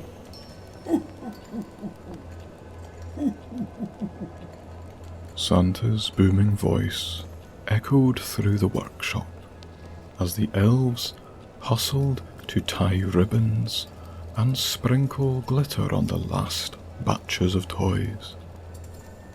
His laughter was infectious, bouncing off the high ceilings and blending with the whirring of machines and the rustle of wrapping paper. The air had a sweet aroma of gingerbread and the faint scent of pine needles from the evergreen garlands draped along the shelves. Far away, in the North Pole, where the snow lay thick and the air was as sharp as a frozen needle, Santa Claus bustled about his workshop. It was early December, and preparations for the most magical night of the year were in full swing. The elves, with their tiny hammers and nimble fingers, worked tirelessly, doing what they loved most, crafting toys and treats that would soon bring joy to millions of children. Elf number 7 looked up from her work, her tiny spectacles perched precariously on the tip of her nose. She had a sprinkle of icing sugar on her cheek, a silent testament to the hours of meticulous baking she had put in. The kitchen area was a flurry of activity, with ovens hissing and pans clattering as the gingerbread men took their final shape before being packed away for their journey to children's bellies. Meanwhile, in the corner, the head engineer, Elf McTinker, was putting the finishing touches on a state-of-the-art sleigh that had been commissioned by Santa Claus earlier that very year. It wasn't as if the old sleigh was no use or out of date as such. It was more that the number of believing children in the world was fluctuating like never before in this modern age. So he needed something speedier and more comfortable, swooping in and out of the narrow streets of the ever-expanding world. The sleigh gleamed with freshly polished chrome, its red paint gleaming like freshly picked berries under the warm lights of the workshop. The runners had been sharpened to a fine edge, and the dashboard was adorned with shiny new buttons and levers that promised a smooth and swift ride for Santa and his team of reindeer. The elves had worked tirelessly through the nights, fueled by nothing but hot chocolate and sheer determination. Now, as the clock chimed the top of the hour, Santa strode over to inspect McTinker's handiwork. His eyes twinkled with excitement as he ran a gloved hand over the gleaming dashboard. My. Oh, looks like she's ready for takeoff, McTinker. Come here. Don't tell Mrs. Claus, but did you make sure to hide a wee secret mince pie compartment inside the glove box, like we talked about? McTinker, a proud smile etched on his face, nodded vigorously. Aye, yes, sir. She's got all the latest gadgets. GPS for the ever-changing rooftops, a silent mode for those pesky drones, and even a cup holder for your cocoa. The other elves gathered around, whispering and pointing at the sleigh's fancy new features. Santa clapped his hands together, his eyes lighting up. Stupendous work, McTinker. Simply marvellous. Never seen a more gleaming set of runners in all my days. What do you reckon to a wee test drive, eh? Let's get this load on the road. He climbed into the sleigh, the plush velvet cushion embracing him like a warm hug. The reindeer, sensing the excitement, began to stir in their stalls.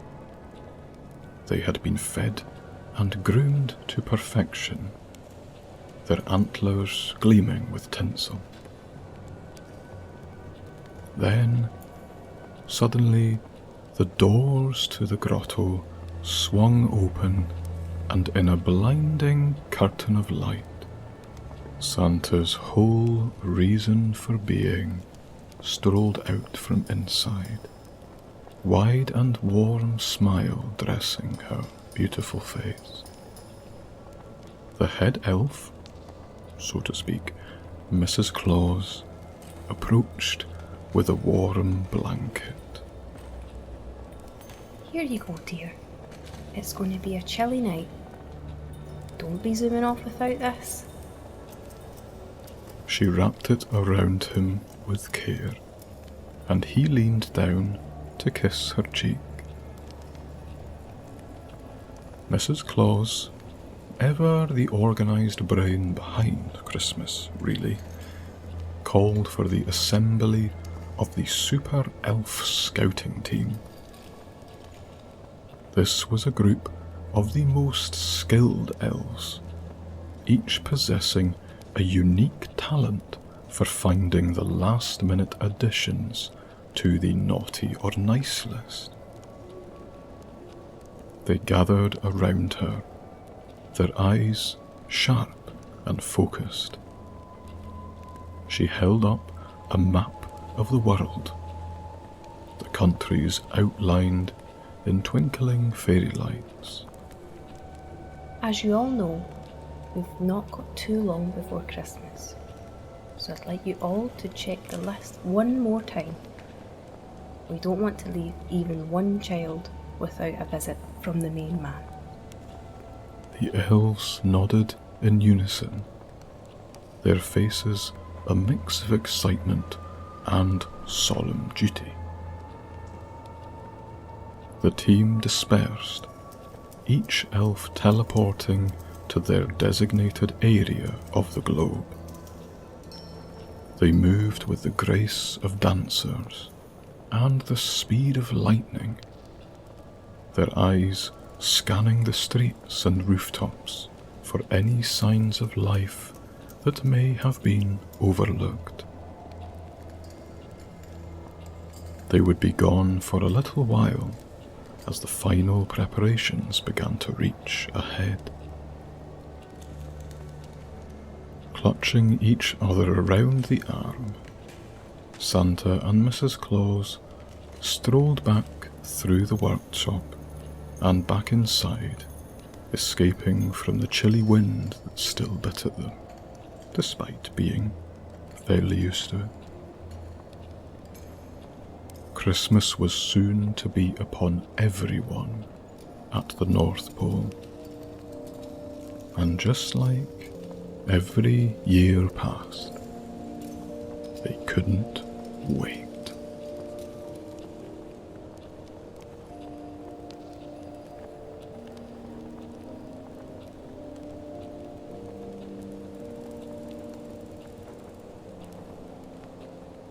With preparations in place and a team well assembled, Christmas was going smoothly with no sign of any trembles. A super sleigh, super wife, Mr. Claus was delighted, and his super duper reindeer so keen to be flighted. But back where we were, just a wee further south, lay a girl lost in thought, chewing hair in her mouth. Despite the lights, the music, and the smell of mince pies, she looked into the night sky with a deep and heavy sigh.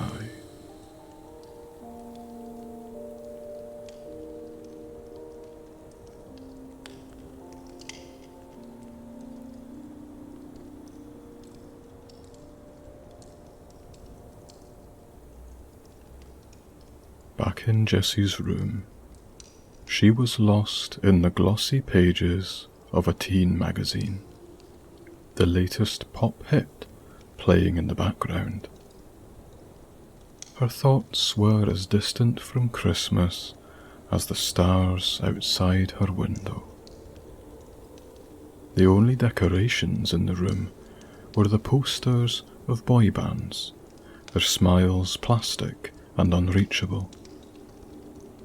Her parents' cheerful calls from downstairs about decorating the tree felt like a distant echo, a reminder of a joy she used to know but had somehow forgotten.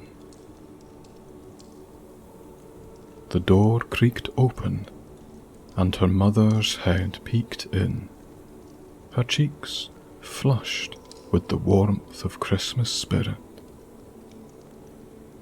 Jessie, love, are you coming to help us decorate the tree? Her voice was hopeful, trying to coax Jessie into joining the family tradition that had been a staple of her childhood. Jessie sighed, setting the magazine aside. She hadn't really felt like celebrating this year. Too much had changed, and the magic of Christmas seemed to have faded along with her childhood. In a bit, Mum. She mumbled, not looking up. She could hear the disappointment in her mother's sigh, the unspoken plea for her to come downstairs and be a part of the festivities. But she just couldn't muster the energy to pretend. Her gaze drifted to the window, where the snowflakes danced in the glow of the street lamp. Each flake like a perfect crystal, unblemished by the cynicism that had crept into her heart. The world outside looked like a winter wonderland, a stark contrast to the empty shell of her room. She felt a pang of something that she hadn't felt in a long time, a yearning for the simple joy that came from believing in the impossible. Jessie leaned against the cold glass, the heat from her breath fogging it up. She watched the flakes fall, each one a tiny reminder of the countless Christmas Eves she had spent eagerly awaiting the sound of sleigh bells and the rustle of stockings being filled. Despite it not being Christmas Eve yet, stubbornly, her eyes searched the night sky, looking for any hint of a sleigh or something to rekindle that spark of hope. But the sky remained equally stubbornly empty, the stars twinkling down indifferently. With a sigh that seemed to carry the weight of the world, she pushed herself off the windowsill and trudged towards the door.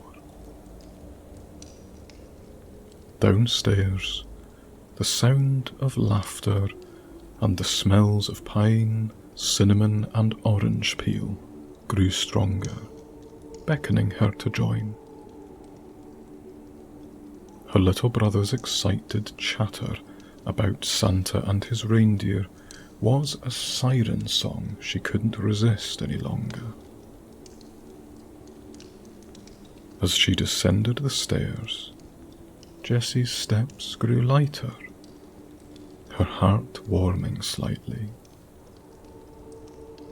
She found her family in the living room, the tree standing tall and proud, a kaleidoscope of colours reflected in the twinkling ornaments.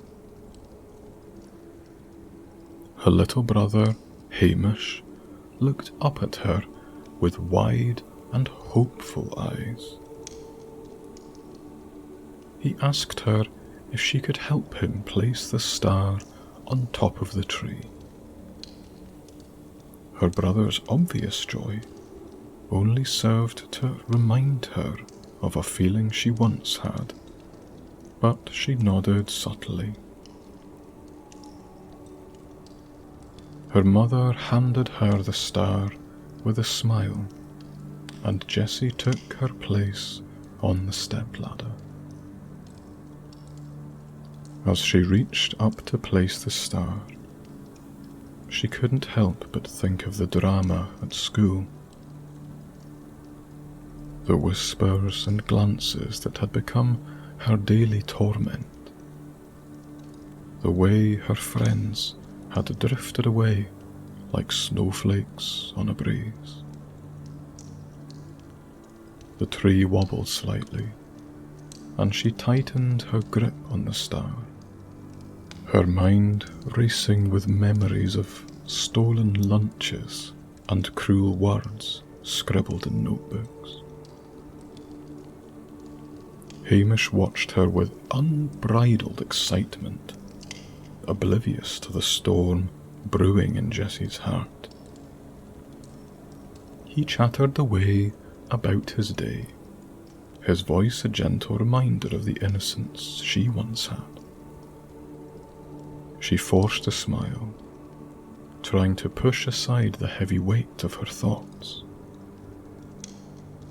But as she stepped down, the room spun for a moment, and she stumbled, the star slipping from her grasp. It shattered on the floor, glass shards glittering like the broken pieces of her youthful belief. Her mother gasped, and her father rushed to her side. He asked if she was okay, his eyes full of concern. But in a fit of emotional outburst, she cast herself out of the room, running back up the stairs and back into her room. Jessie didn't come back out. No one saw her again that night.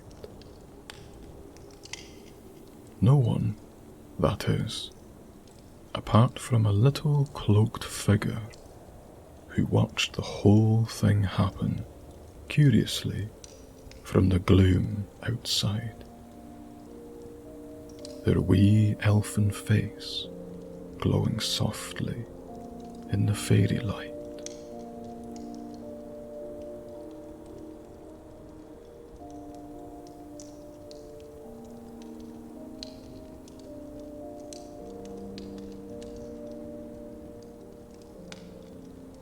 Imagination truly is a wonderful place. It's a thing that's ours only, just our own to chase. To be lost in our own world of things we believe. It cannot be measured nor held. It's our own to weave. So remember, no matter what, be you big kid or small, that you hold the key to this world full of awe. Do not forget or ignore, don't neglect your inner dreams. For when you choose to see, imagination is more than it seems.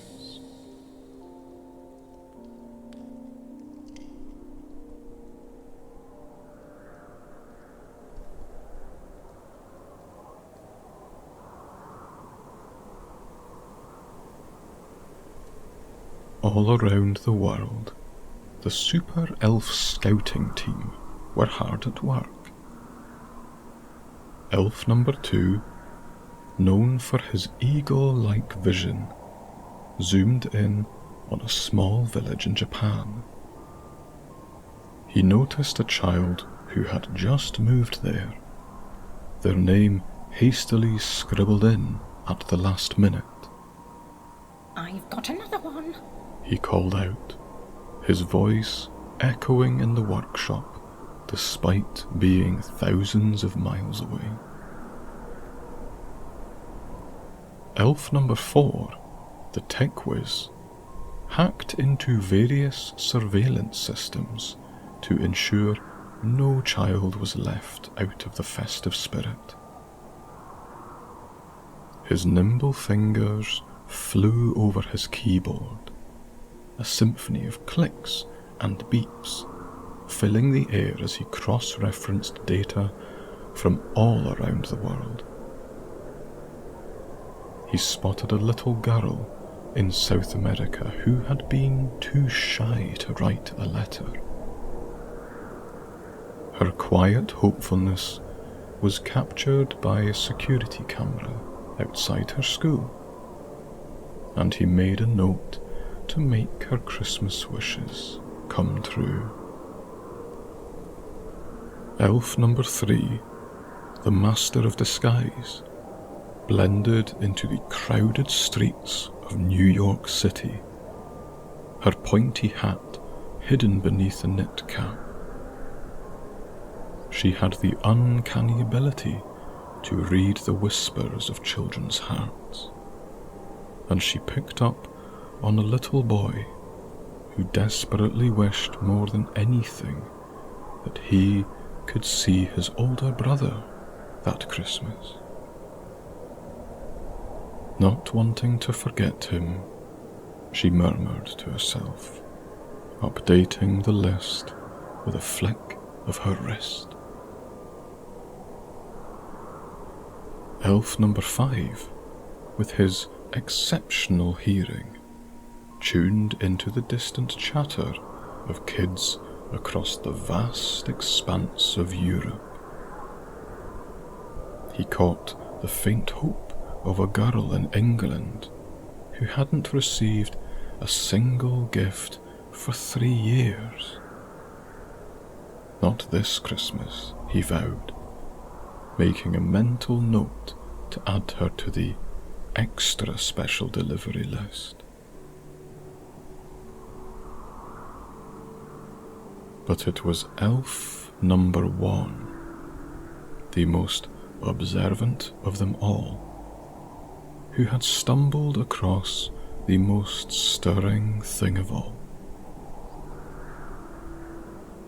In a quiet, snow-covered town in Scotland, there was a 13-year-old girl whose heart was still as open and hopeful as a child's in reality, but felt tainted by the process of growing up. She sat alone in her dimly lit room, her eyes glistening with unshed tears. The glow from the festive lights outside painted a sad portrait on the wall, illuminating the pile of half-hearted crafts she had made, hoping to somehow generate cheer in a year that had been particularly hard for her. The elf hovered by the window, noticing the stark contrast between Jessie's room and the rest of the house. While the rest of the house was adorned with twinkling lights and garlands, her room remained fairly bare. It was as if the joy of the season had been siphoned off by her own pain. The elf's heart ached as he sensed her anger and the gaping hole where her belief in magic and wonder once dwelt. Her eyes darted to the empty stocking hanging limply on her door handle, and she whispered to herself, something about it being all just a story. Always was, always will be. The elf knew that the girl's situation was delicate. He had seen many children lose their belief in his long years of service. But there was something about her that felt different. Something that called out to the very core of what Christmas did represent. He teleported back to the North Pole, his thoughts racing with the gravity of his feelings. The other elves looked up from their screens, noticing the solemn expression that had washed over his face. Santa, I think we have a situation. Santa's jovial demeanour took a moment to shift, his gaze locking on to elf number 1. The gravity of the elf's tone was not lost on him. He leaned in, his expression now one of concern. Of course, of course. What exactly is the matter? Elf number 1 took a deep breath, his voice steady despite the urgency bubbling within. We have a girl in Scotland. She's been through a rough year, and she's lost her belief in us. Her room is as cold as the outside snow. No decorations, no cheer. The workshop grew quieter than a whisper as the elves exchanged concerned glances. Santa's eyes softened, the twinkle fading for a brief moment. He spoke, stroking his beard thoughtfully. Well, needless to say, we can't be having that.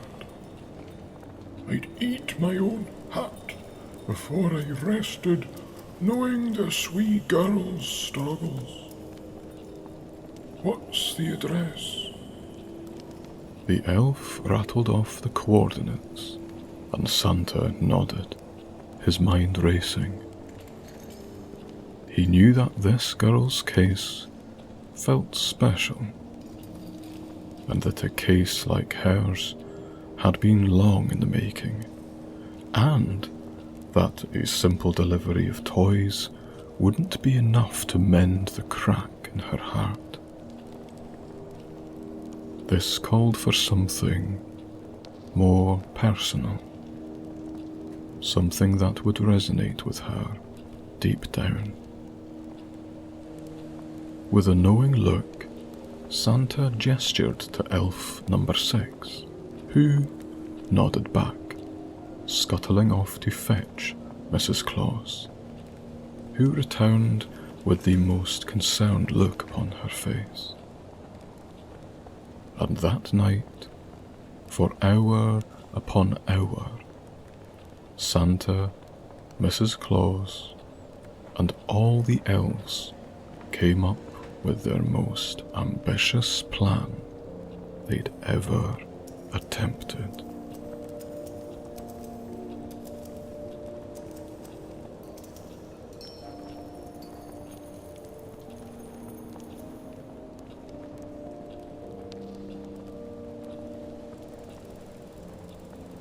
And so began the planning, the mission, the scheme, to help poor wee Jessie reconnect to her dreams. They thought, thunk, and they thinked. They mused and they pondered, until Mrs. Claus had an idea, one that she wondered. Could it be done? Was it possible? Was it wise or too risky? Santa puzzled and hummed. This was a job for the whiskey. So single malt in hand and a mince pie getting scoffed, he began to believe that they could actually pull this off.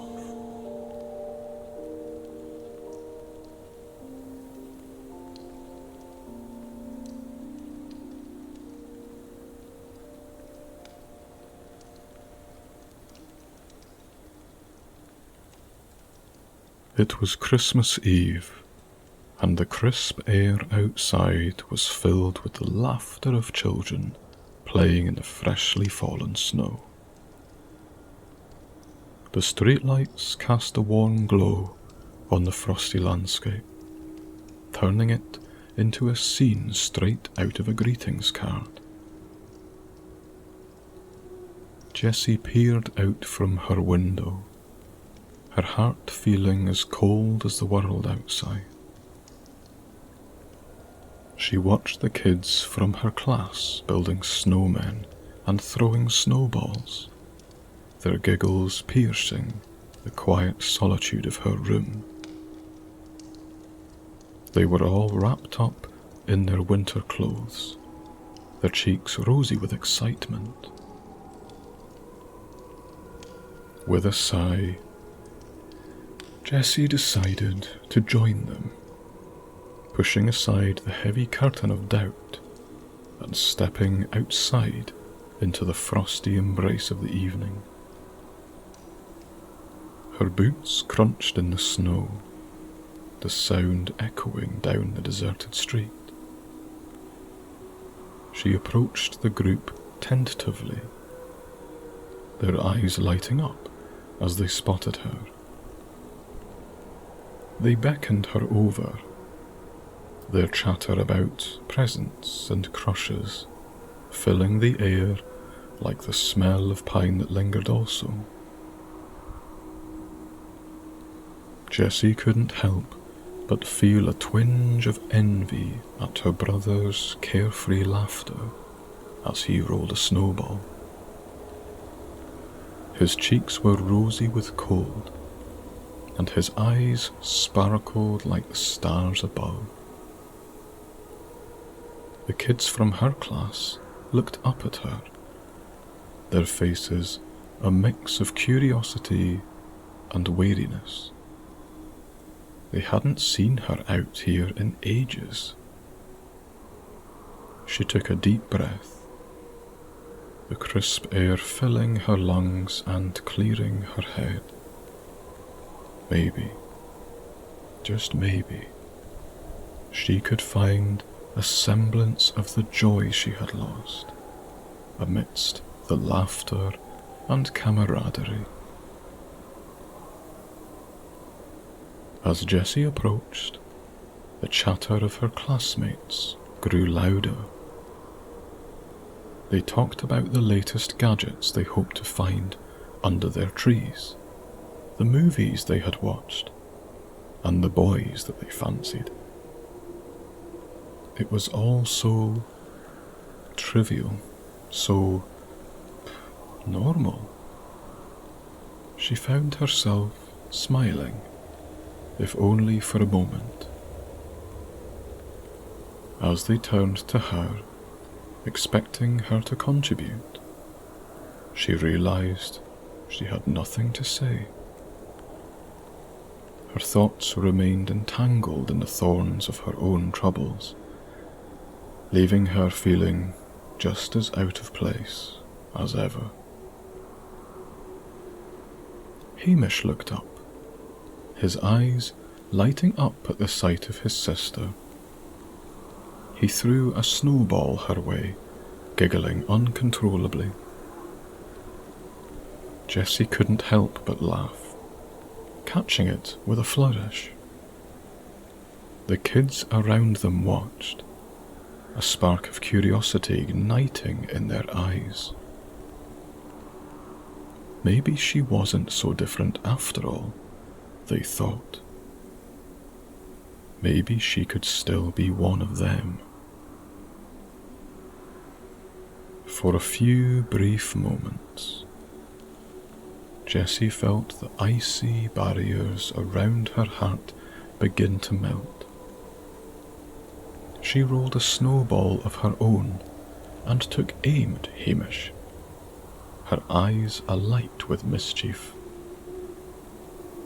The snowball fight grew more intense, the kids' laughter bouncing off the rooftops.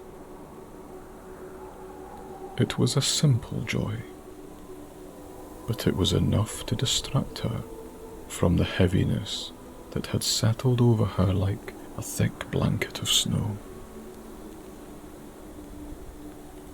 As the fight wound down, Jessie took a step back, wiping a strand of hair from her face.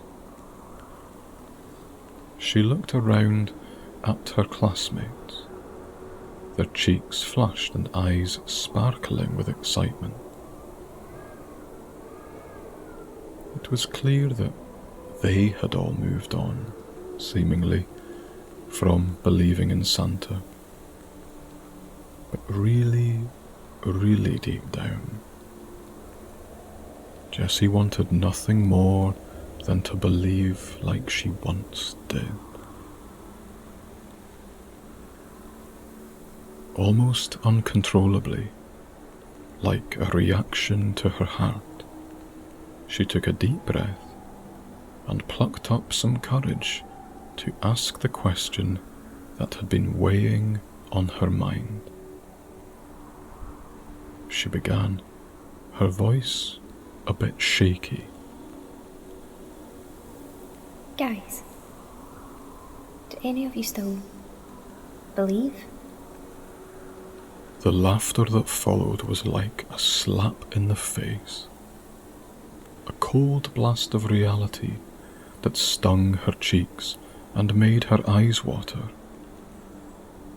Her friends looked at her as if she just suggested that the snowmen they were building might come to life. They giggled and nudged each other, their eyes filled with the kind of amusement reserved for small children or the utterly clueless. One of them scoffed. Santa? We're too old for that, Jessie. Jessie's cheeks burned with embarrassment, the heat spreading down her neck and into her chest. She felt like she had just admitted to believing in the Tooth Fairy or that the moon was made of cheese. The snowball fight had been a brief reprieve from her loneliness, but now the weight of her lost belief crashed down on her like an avalanche.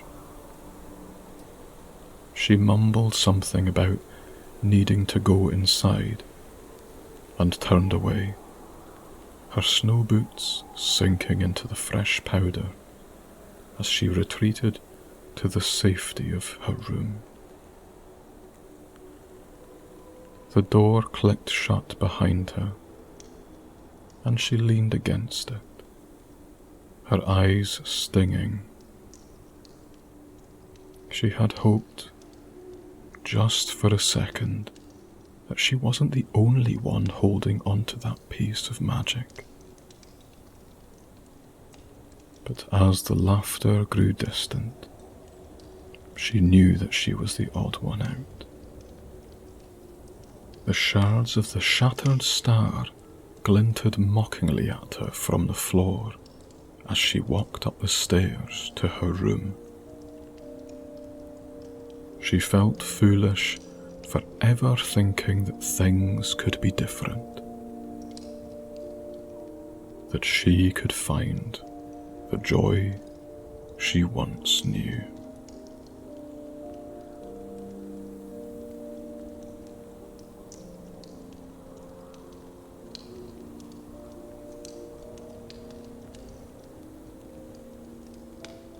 The child in us all still lives strong as ever. It deserves to laugh and play, no matter the weather. Jessie was brave. She listened to her voices inside. She opened up her heart with no place to hide. Fear not, dear child. This pain will not last. One day you will see it was an important time past. The ache in your heart is writhing and hissing, but it will help you save the very thing you were missing.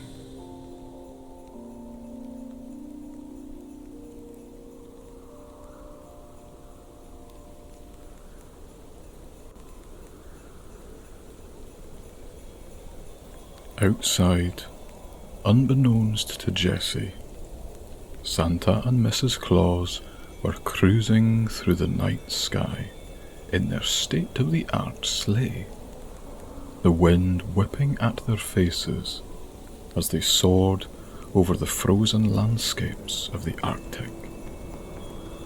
All right, Dancer, Dasher, Prancer, and Vixen, and the rest of you. We've got a few special deliveries to make in Iceland before heading further south.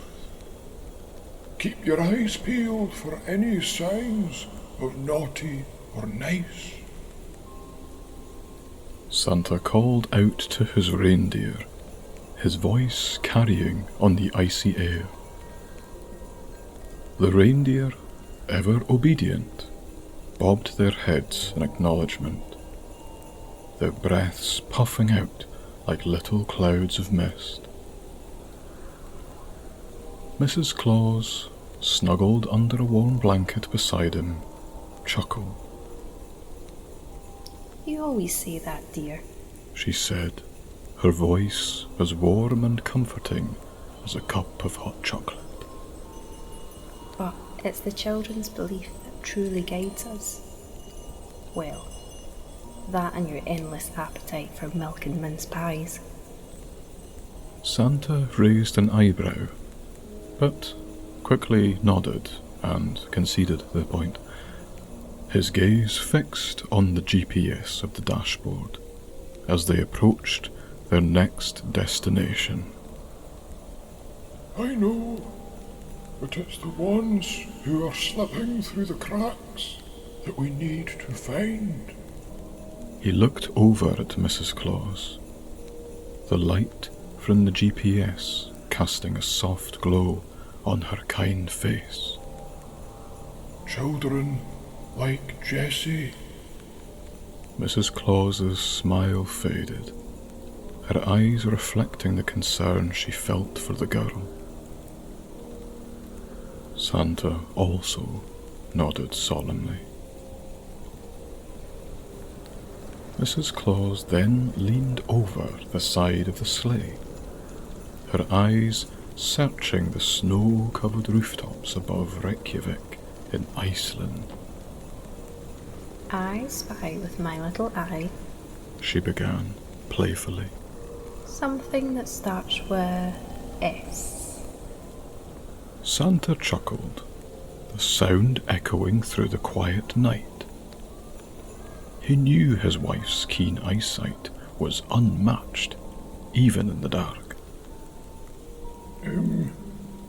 Snowflake, he guessed, squinting to see the intricate patterns she was likely admiring. Mrs. Claus shook her head, her laughter tinkling like a bell. Not quite, dear. It's something much more festive.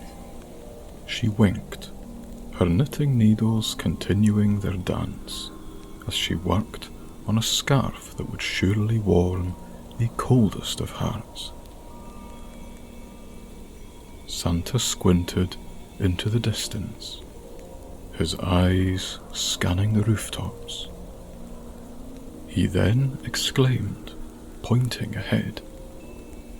Ah, I see it now. A star atop that wee chimney there.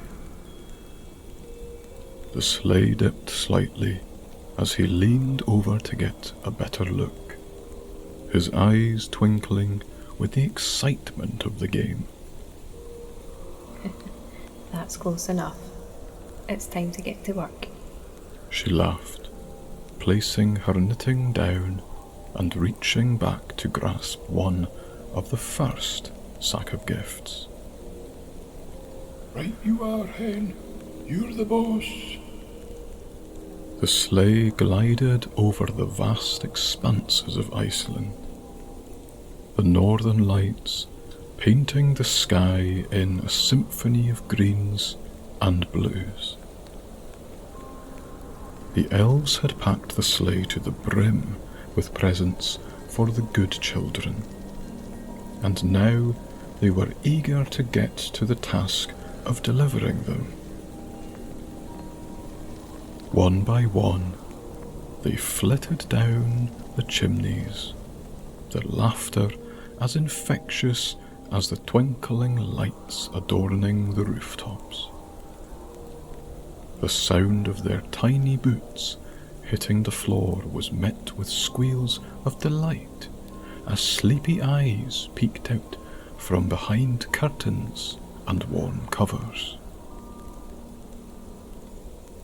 Santa and Mrs. Claus watched from above, their hearts swelling with joy as the kids' eyes grew wide with wonder. Each delivery brought them closer to Jessie's village, and the excitement grew palpable. The plan for Jessie was not about delivering toys and sweets. It was about restoring the magic she had lost. Mrs. Claus then said, her eyes sparkling, Look, dear, the lights in Jessie's house are still on. She's probably up, hoping for a miracle. Santa's expression grew thoughtful as he steered the sleigh ever closer. Yes, I suspect she is.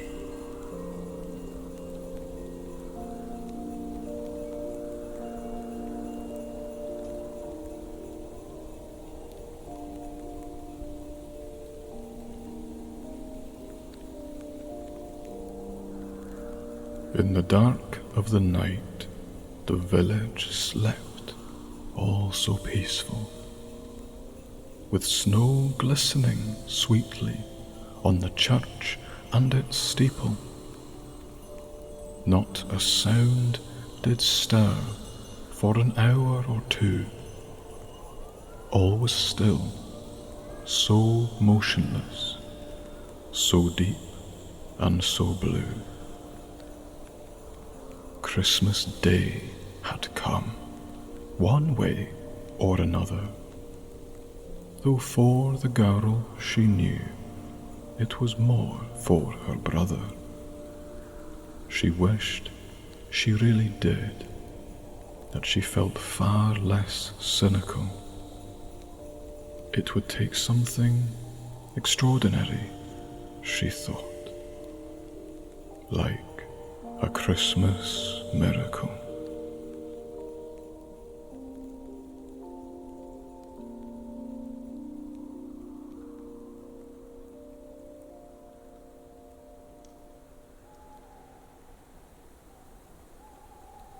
Jessie's eyes remained glued to the ceiling, the digital clock on her nightstand casting a cold glow in the otherwise dark room.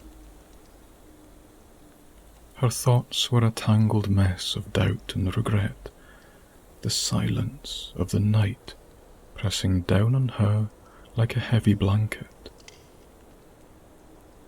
The muffled sound of her parents' snores from the room next door served as a stark reminder of the warmth and the love she felt so far from.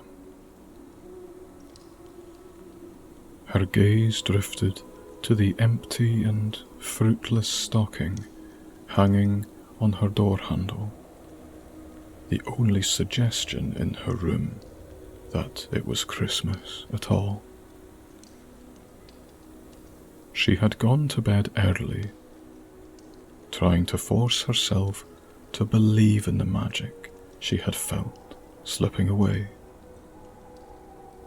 But as the hours ticked by, she found sleep to be as elusive as the belief she had lost. She remembered how she used to struggle to sleep because of how excited she was about Santa visiting. How she'd be awake with thrill at 4:30 in the morning and desperate for her parents to get up too. But obviously they would tell her to go back to bed, please. Those days felt so long ago. The house was still. The only sound, the occasional pop and crackle from the dying embers in the fireplace downstairs. Jessie felt like the last person in the world who was awake, a solitary sentinel in the sea of slumber. She threw the covers off her and tiptoed over to the window, the chill from the glass seeping into her skin. The world outside was a canvas of twinkling lights, a stark contrast still to the bareness of her own room, despite it being Christmas Day. Each house on the street was adorned with colourful decorations, their windows reflecting the warm glow of festive cheer. In one window, she could see a tree laden with gifts, its lights casting shadows that danced playfully across the floor. In another, much to her surprise, a family sat around a table, sharing stories and laughter over steaming mugs of tea and hot chocolate, even in the wee hours. They all looked happy. At least she wasn't truly alone anymore. Jessie felt a pang of something. Longing. The lights and decorations looked so inviting, so full of the magic she had once known. She placed her hand against the cold glass, the warmth from inside the house creating a foggy handprint. Her breath made little puffs of mist as she exhaled, the chilly air reminding her of the countless Christmas Eves she had spent eagerly watching the skies.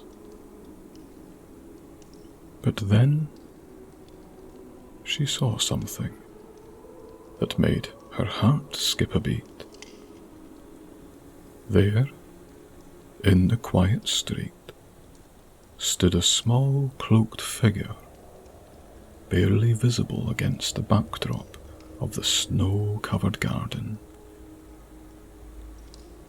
Jessie squinted, her eyes straining to make out the form.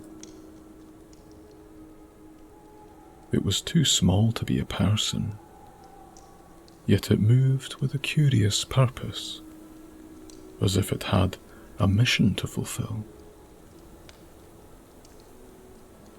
The figure waved up to her, and she blinked hard.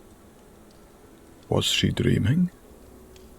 Hallucinating from lack of sleep and a desperate yearning for the past, perhaps? But it waved again, more insistently this time, beckoning her down. Jessie felt a strange pull, as if the universe itself was whispering a secret in her ear. She knew she had to go, had to find out what this was about. Her feet hit the stairs with silent urgency. The cold wood floor of the hallway, a stark contrast to the warmth of her bedroom. She pulled on her thickest winter coat and her favourite boots, the ones with the fur lining that her grandma had knitted for her. The door to the house clicked shut behind her, the sound echoing through the stillness like a gunshot. The cloaked figure waited patiently, its form quivering slightly in the cold. As Jessie approached, it grew clearer.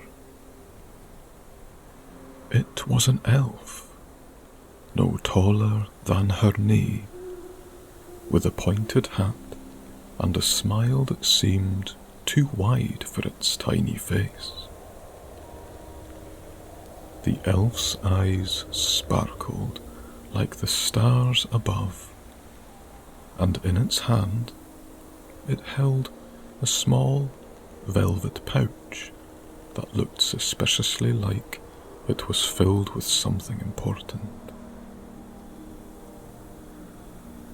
The elf whispered to her, its voice as soft as snowfall.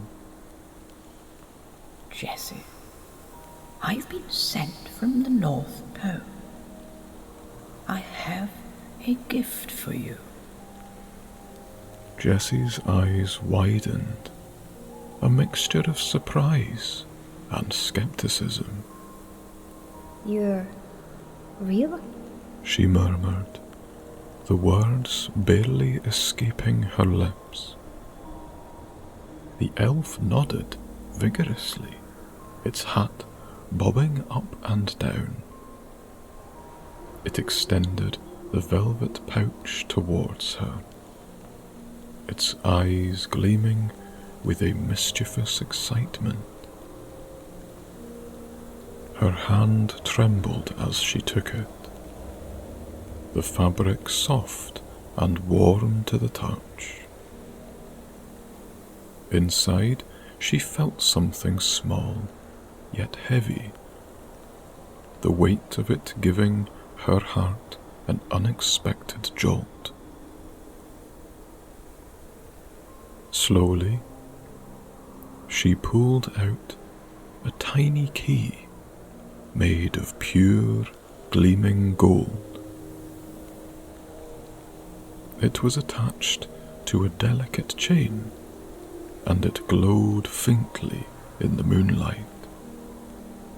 So, what is it? She asked, her voice hushed with wonder.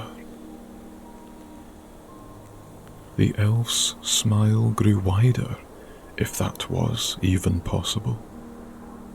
This is the key to the heart of Christmas.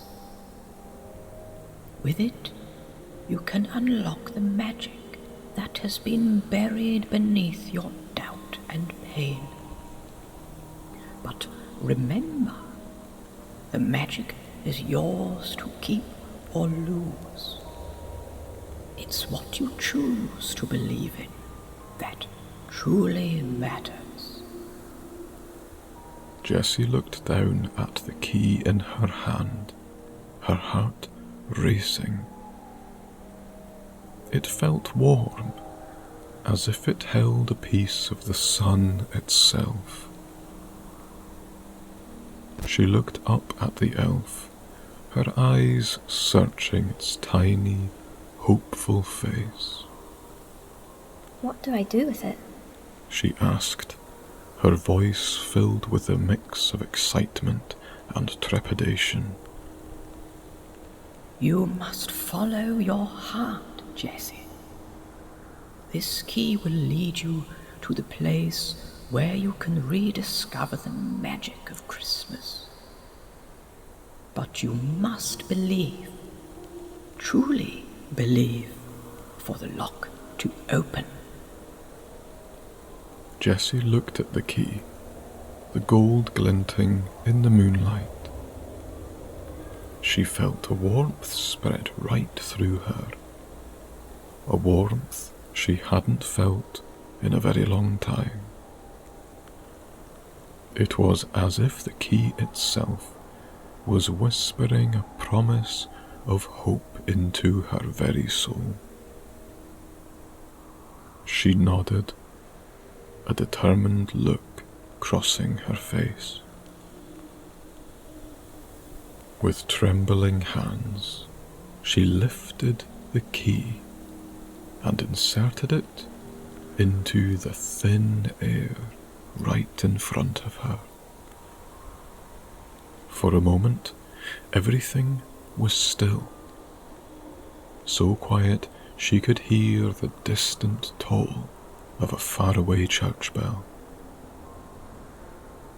Then, with a sound like a million whispers turned into a shout, the air shimmered and parted, and before her appeared dozens, if not hundreds, of other tiny elves, just like the one stood before her. Jessie was speechless and totally mesmerized. The elves all smiled a friendly smile to her. Then their eyes trained up, and Jessie's eyes followed their gaze to the inky black sky above. A twinkle grew brighter and brighter still, until it was a blaze of light, streaking through the heavens like a comet. Her heart thundered in her chest as the sleigh grew larger, descending into the village square with a grace that defied gravity. The reindeer's breath steamed in the cold air, and their bells jingled merrily, a symphony of Christmas cheer. Her eyes widened in disbelief as the sleigh touched down, the runners leaving no marks on the unblemished snow. It was real as the cold breeze that stung her cheeks. The elf beside her gave her a gentle nudge forward, its smile encouraging. Go on. The magic awaits you. As Jessie approached the sleigh, the side door swung open with a creak, and out stepped Santa Claus and Mrs. Claus, their warm smiles lighting up the night like the stars above. She had seen them in countless films and pictures, but nothing could have prepared her for the sheer wonder of seeing them in the flesh. They were so much more than the cardboard cutouts she had seen at the shopping centres. They were the embodiment of the Christmas spirit itself, just like she'd imagined as a young child. Jessie, Santa said, his voice a gentle rumble that seemed to shake the very ground beneath her feet. we've heard about what you've been going through, and it is quite marvellous to finally meet you. He looked at her with eyes that saw straight through to her soul, and Jessie felt her knees wobble. Mrs. Claus stepped closer, her warm hand on Jessie's arm. It's not easy growing up and facing the world, but you mustn't let go of the magic that lies within you. Jessie looked at the couple before her, their faces a blend of kindness and understanding that she hadn't seen for a long time. She felt the weight of the key in her pocket, a physical reminder of the hope that had been kindled within her. What do you mean? She asked, her voice barely a whisper. Santa smiled, his eyes twinkling bright. You've been through so much, Jessie, and you will go through a lot more in your future. But you must remember that the true magic of Christmas lies in the heart. It's not the gifts or the decorations. It's the love and the joy you share with others. So long as you choose to believe, Jessie, the magic will never leave you. Mrs. Claus nodded in agreement, her eyes filled with warmth. We've been watching over you. We know you've had a tough time, but we believe in you.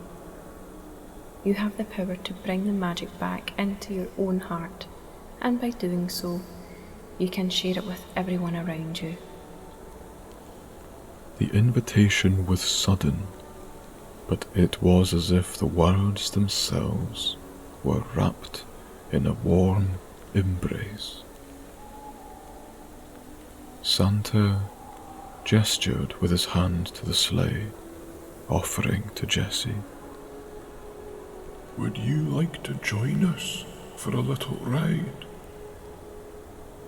And I think it might help remind you of the joy you felt when you were just a wee cherub.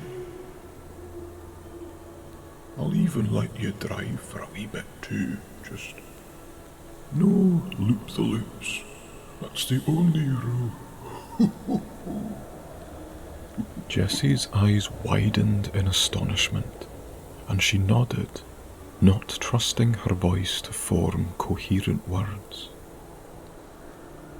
She had never felt so alive, so filled with a childlike wonder that had been buried for so long beneath layers of doubt and sadness. As she climbed into the sleigh, the cold night air stung her cheeks, but she didn't care. This was the real magic she had been longing for. Santa gave the reins a hearty shake, and with a powerful leap, the reindeer took to the skies. Jessie gripped the sides of the sleigh, her heart racing with excitement. She looked over her shoulders to see her classmates running out of their houses, pointing up at the sky, mouths wide open in total disbelief.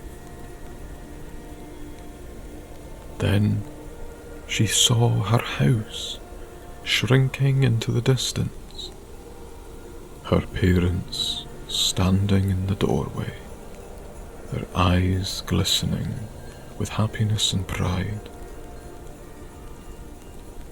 They had watched her retreat into herself over the years, and now they watched as she was swept away into a world of wonder they hadn't dared to believe in themselves.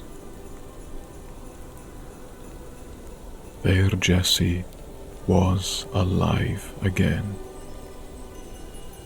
forever changed, forever a believer. She was the girl who believed in Santa Claus.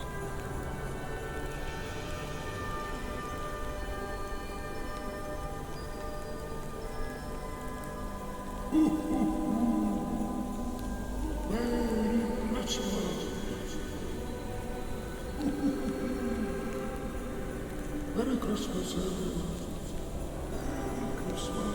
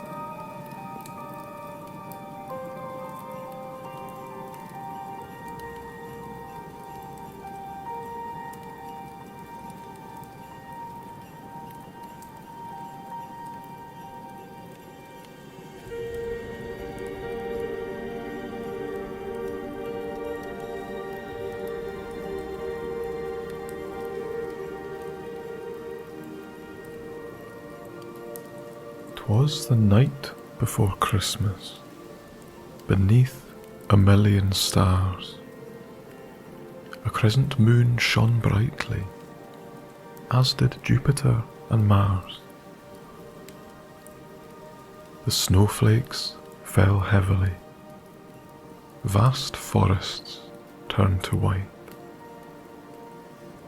These great glens of Scotland were so magical at night. From the cover of shelter you'd ventured this eve, for your log fire is dying. More wood you must retrieve. But under the soft moonlight, you were not to know yet.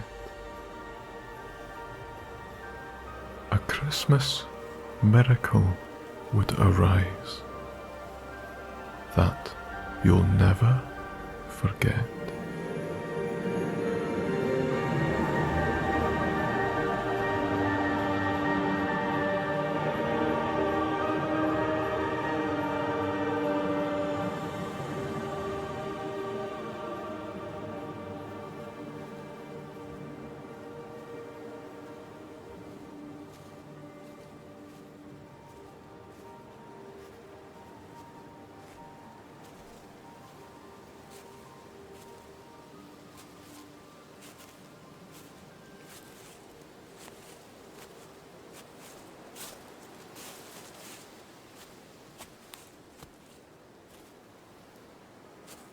Attempting to keep as much heat in your hands as possible, you huff and puff your warm breath into your gloves, clapping and rubbing them together.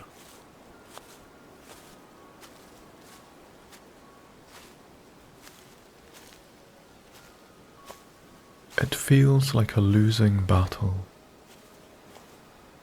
but a battle you're willing to partake in regardless.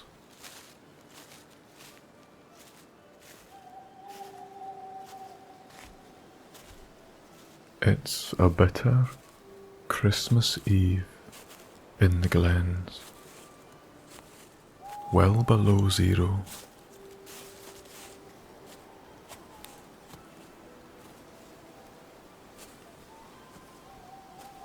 The icy night air freezes your nose and airways with every breath.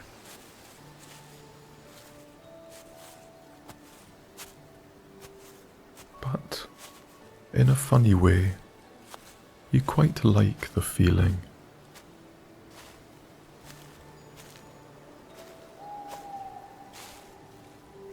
There are many things which make you feel Christmassy.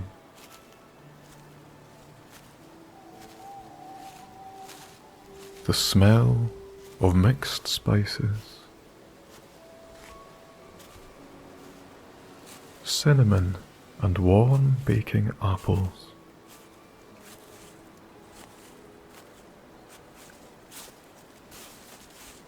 seeing the bright red holly berries sparkle between the glossy and prickly leaves.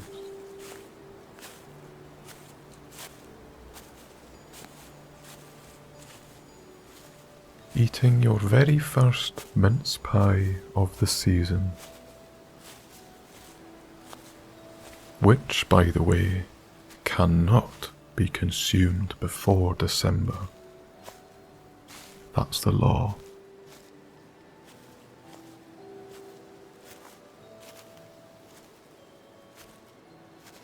And of course, the steamy and fragrant process of mulling your own wine with oranges, cloves, and cinnamon sticks.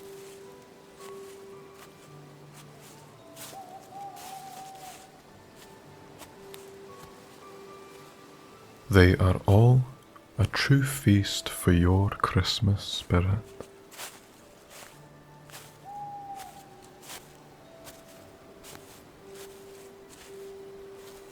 But among them, that sensation of the dry, freezing cold coursing through your nose and lungs tells you that it couldn't possibly be any other time of year but Christmas.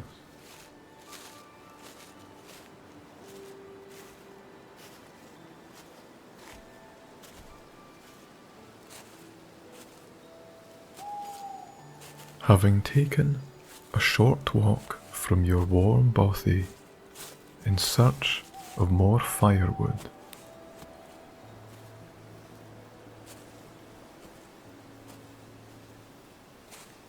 you eventually come across the small pile which you'd previously stacked but a few days before.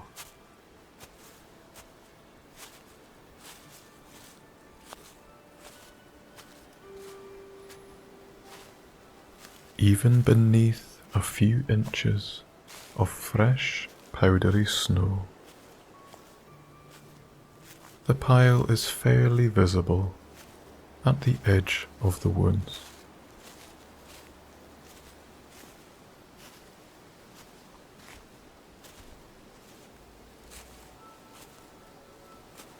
Clasping as many pieces of deadwood as you can,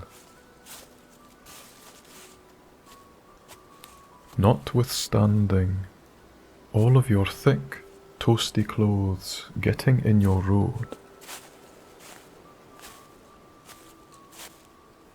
you manage to hoist a decent batch. Enough to see you through the night, that's for sure.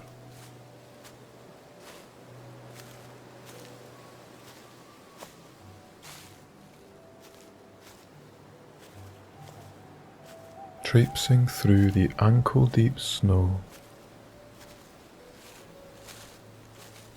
you make your way back towards shelter.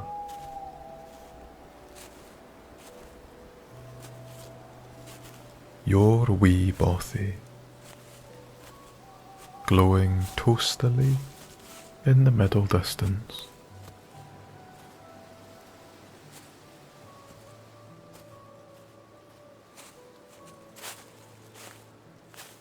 Every muffled footstep is still the loudest thing in the glens, bar the hooting owls, of course.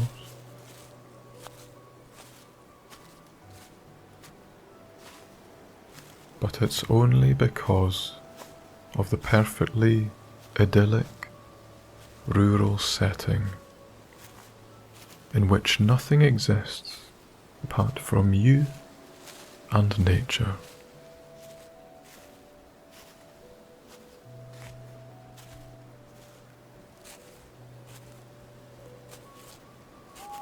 This is your happy place.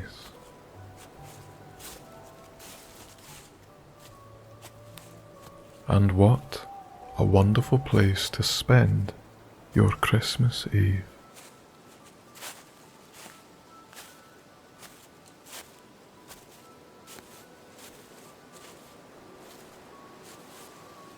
Aside from your wee radiant cabin, glowing a soft orange from the fire inside,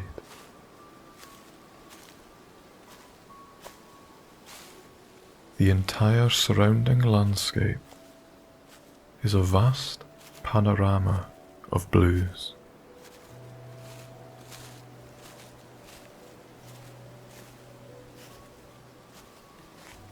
The mountains either side of the glen are the darkest of the lot.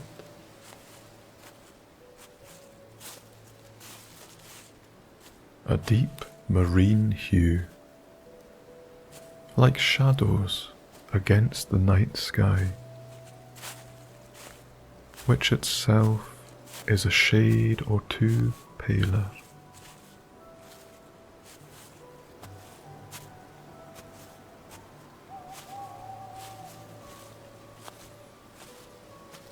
Against the sky, a million stars twinkle and shine from horizon to horizon.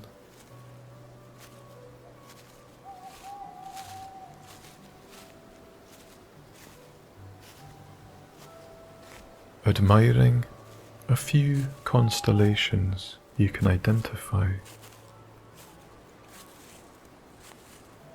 a slim crescent moon adds further beauty to the solar, stratospheric painting above.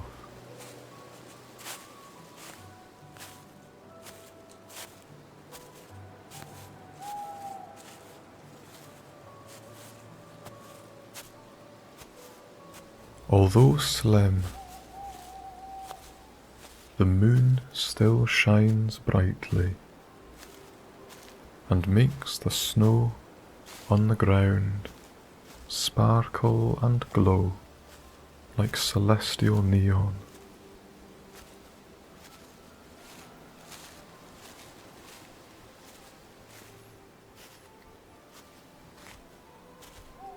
It all looks very cold indeed. And that's because it is.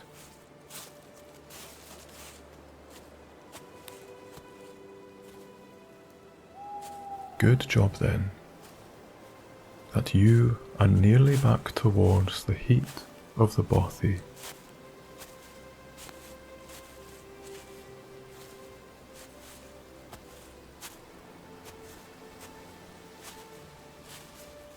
The wee chimney is still letting out faint wisps of smoke. A good sign.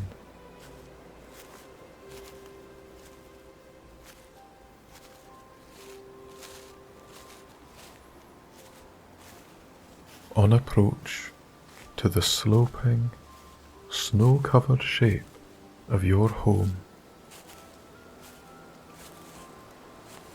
you cannot help but pause to admire your Christmas tree.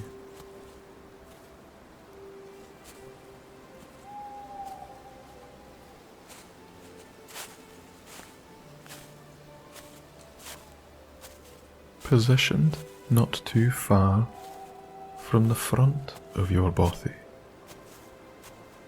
in a patch of open ground, was your wonderfully bejeweled Nordman fir tree, still alive and well and growing where it stands.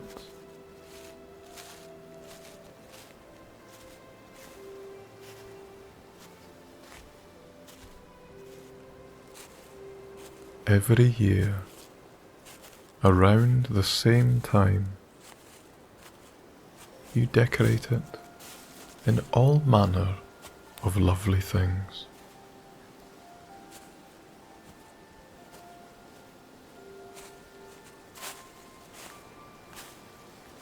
Red and golden baubles, little fairy lanterns, each with their own crackling tea lights shining brightly in the night.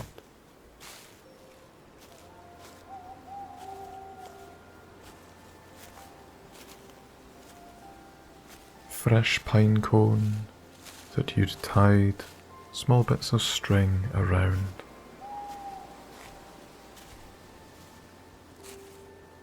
They really do glisten on these cold nights when they catch the frost.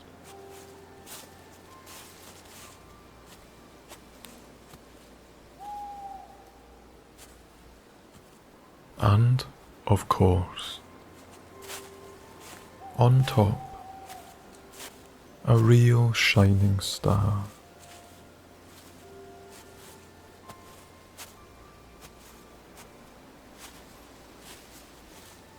Years back, you'd carved the star from solid wood, but, much to your joyful surprise, once it had weathered a snow blizzard or bared a harsh frost, the star seemed to reflect every tiny bit of light which hit it, just like a perfectly cut diamond would glisten and glitter.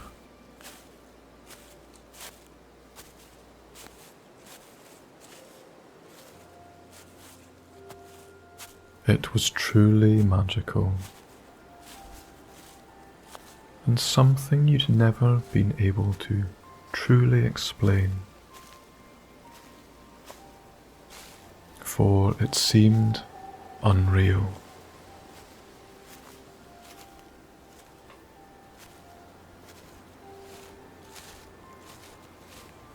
But tonight, beneath the moonlight,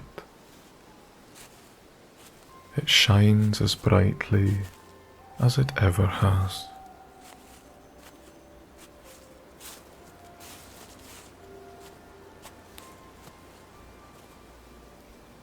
The whole Christmas tree gives you that wonderful, warm feeling inside.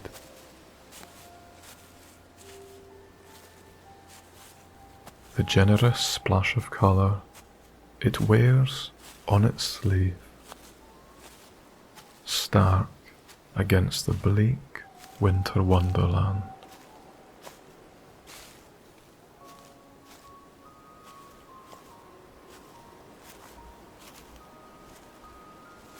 With just a little more passing admiration and pride, you make for the front door of your pinewood bothy.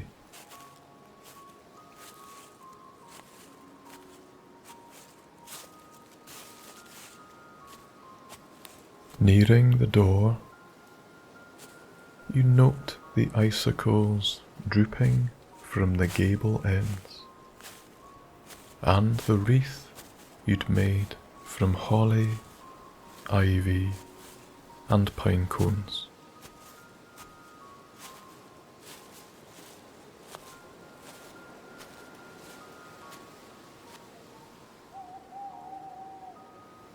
Carefully balancing your collected fuel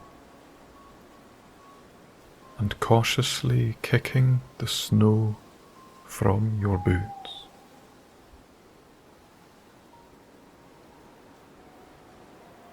you reach for the doorknob, ready for a swift exchange from outside to in.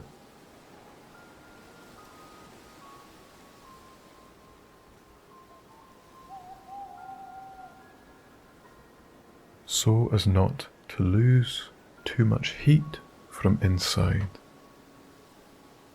You want to move quickly.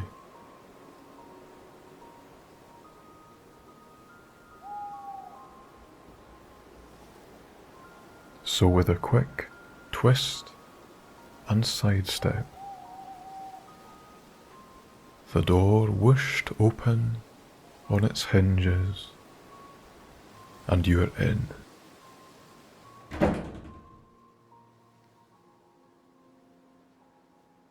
With an enormous shudder,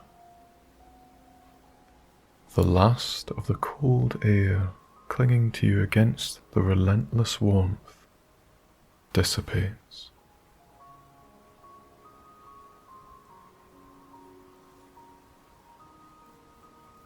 That's much, much better.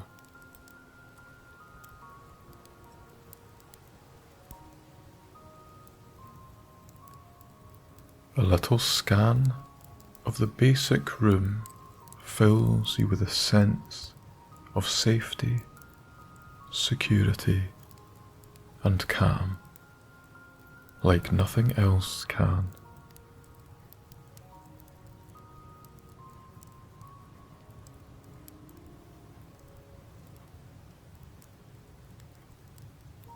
Besides the light from the fireplace, to your left, on the frontal wall,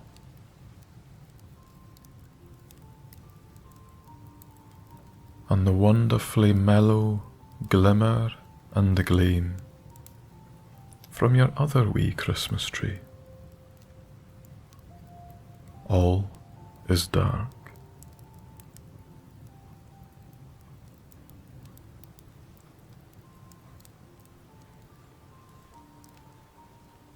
Obviously, you have one tree for outside and one for in, don't you? Of course you do.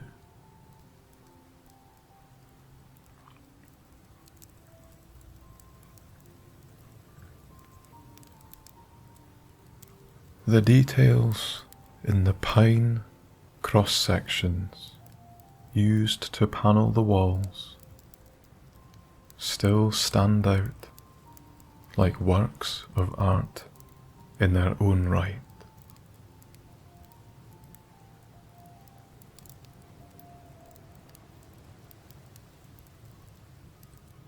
Busy shadows flicker on the wall, finding edges, nooks, and crannies in which to linger peacefully.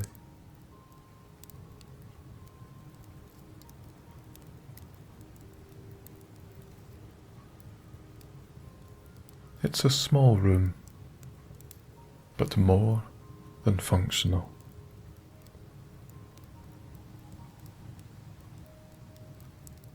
A large fold-out bed doubles as a sofa, which sits obediently parallel to the master of the room.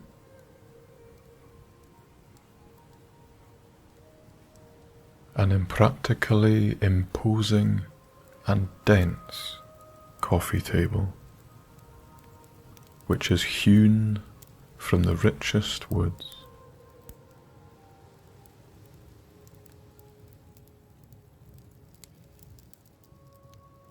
In the simplicity of the rest of the room, it's rather intriguing, if a little obnoxious.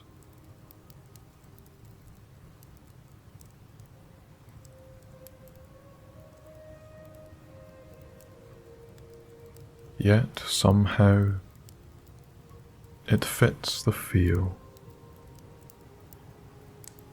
Warm, sturdy, and rugged in an indestructible sense.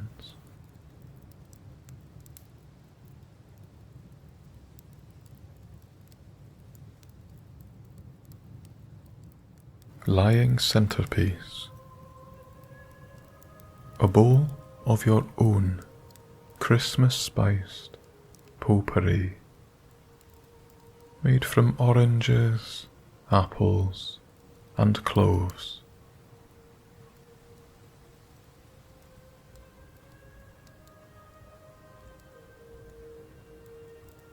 This sits accompanied by your precious battery radio,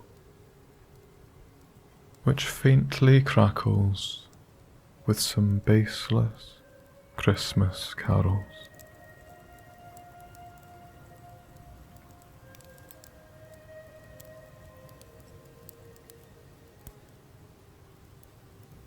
There are 3 cross-pane windows, 2 on the front of the BOTHY, and 1 on the rear wall.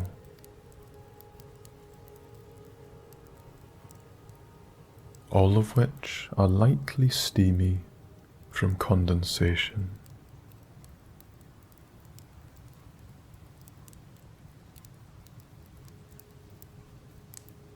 A good stoke of the fire should sort that right out in just a wee moment.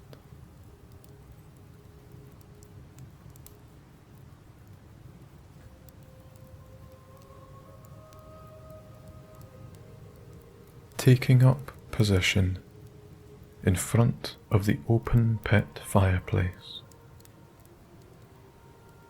you use your thin pokey stick to shuffle some embers around, stirring up the fiery splints.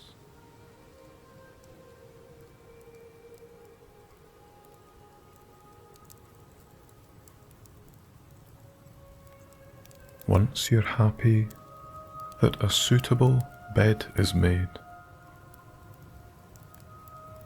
a good few of your logs are balanced on top.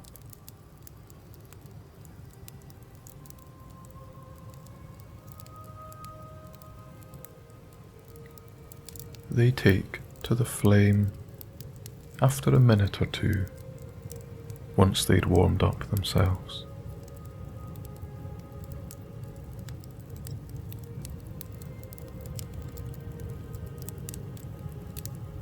As it's quite dark, you light a few candles.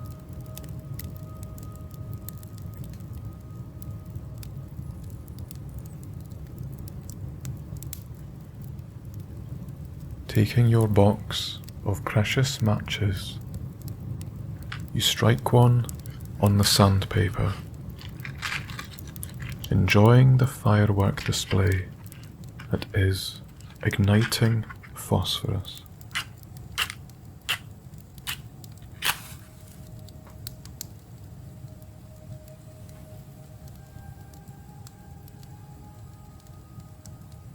And take the match to 3 different candles in different parts of the room.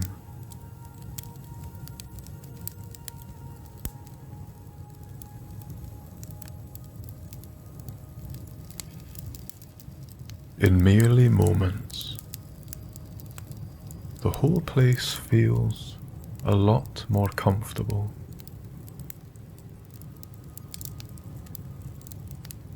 A lovely, cozy, Christmassy den. Perfect.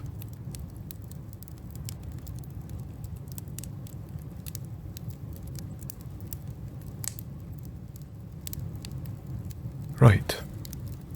That's enough chores. It's Christmas Eve, for goodness sake.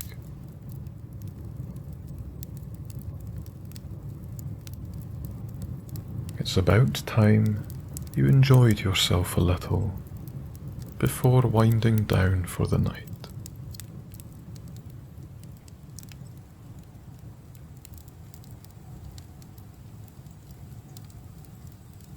Now, where in Robert the Bruce's kilt is that bottle of sherry?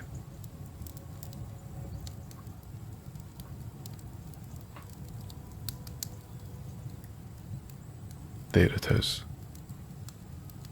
over on the worktop by the kitchenette.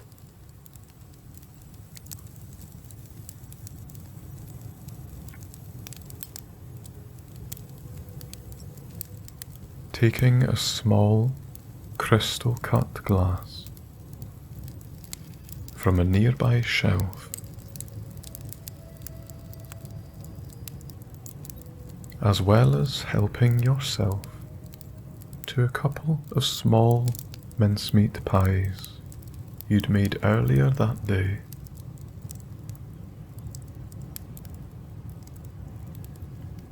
you settled on the sofa and wrapped a shawl around your legs and feet.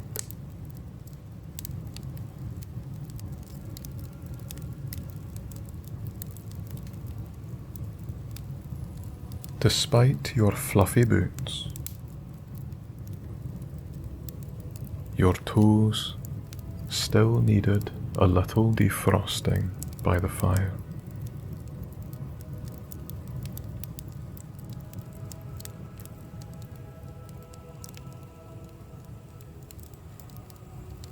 Is there a more delightful combination than sherry and spiced fruit?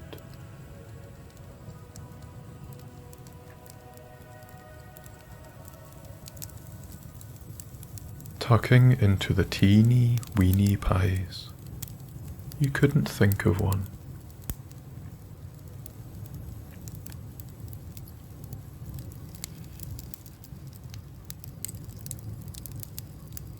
The spicy, rich, and musky sherry complements the crisp, short crust pastry and moist, boozy, luxurious mincemeat so wonderfully well.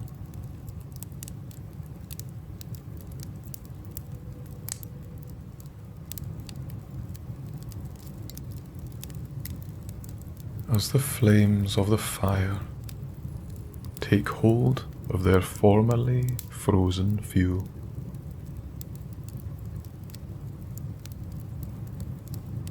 The flames erupt in newfound vigor.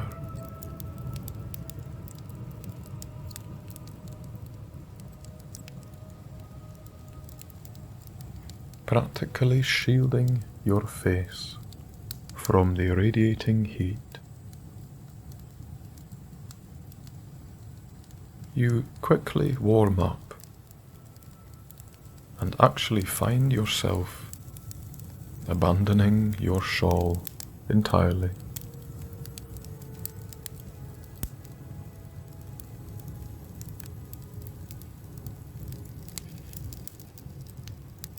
As with every fire you make, a moment or two is taken to allow the ferocious yet soothing elegance of the fiery embers to stir your soul a little.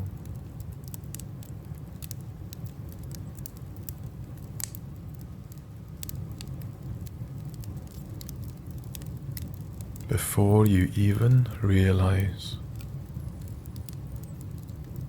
many minutes pass where all you do is gaze right into the heart of it.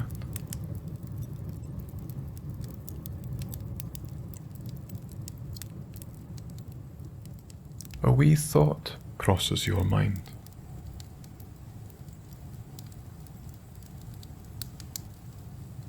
Before bed, you mustn't forget the most important task of all.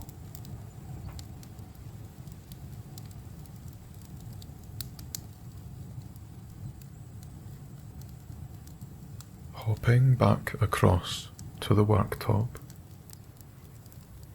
you take a small plate and on it place another couple of your mince pies and a handful of carrots.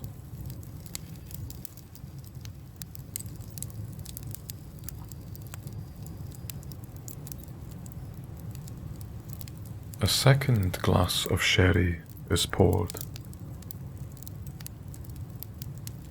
and you place both the plate and the sherry down on the hearth of the fire,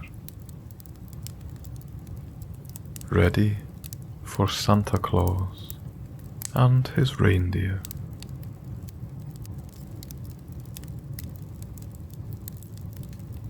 It sounds daft, of course, but it's a tradition you'd done since you were only wee, and your parents involved you with.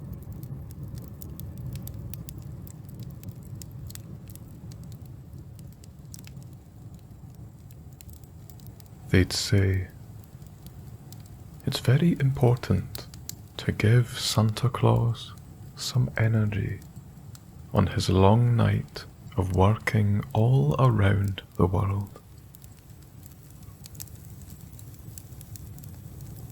And for the reindeer too. That's why we give them the carrots.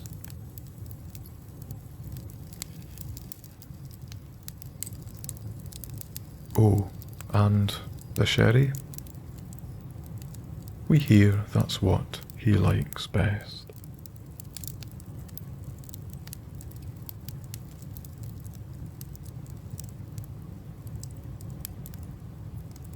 Enthralled by the proposition of providing the big man himself with fuel to help his night along, you loved this idea.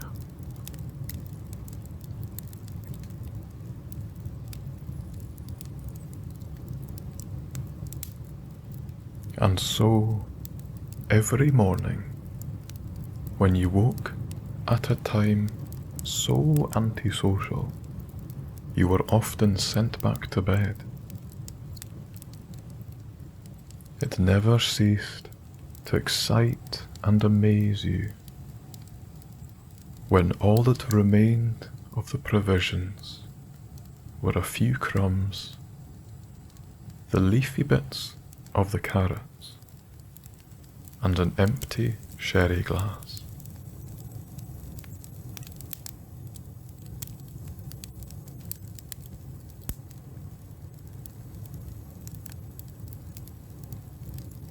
In the years to come,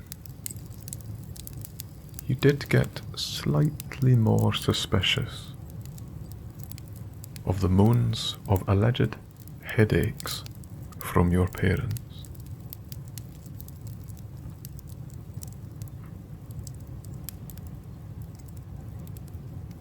But this wasn't the most amusing and frankly endearing part of your discoveries.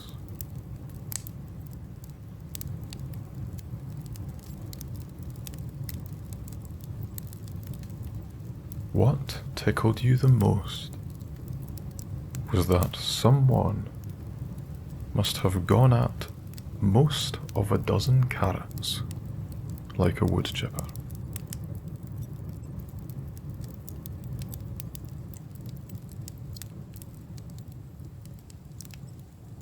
And so, content that the big man and all his reindeer's provisions were all in place,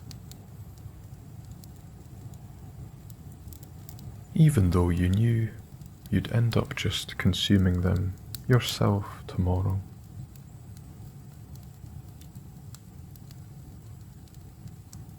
You blow out the candles, pull the bed out, and settle yourself beneath the covers.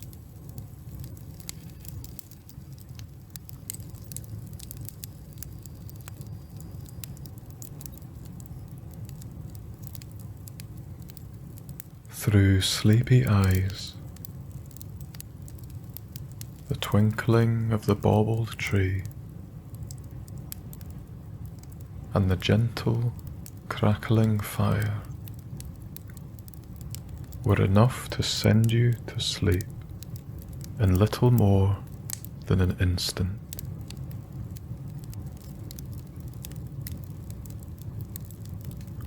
Or perhaps it was the sherry.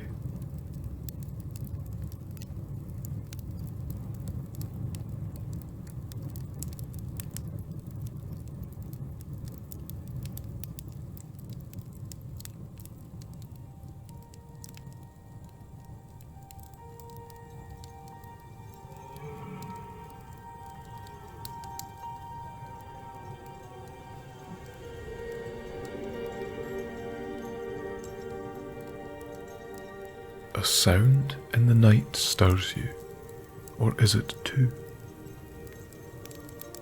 What is that?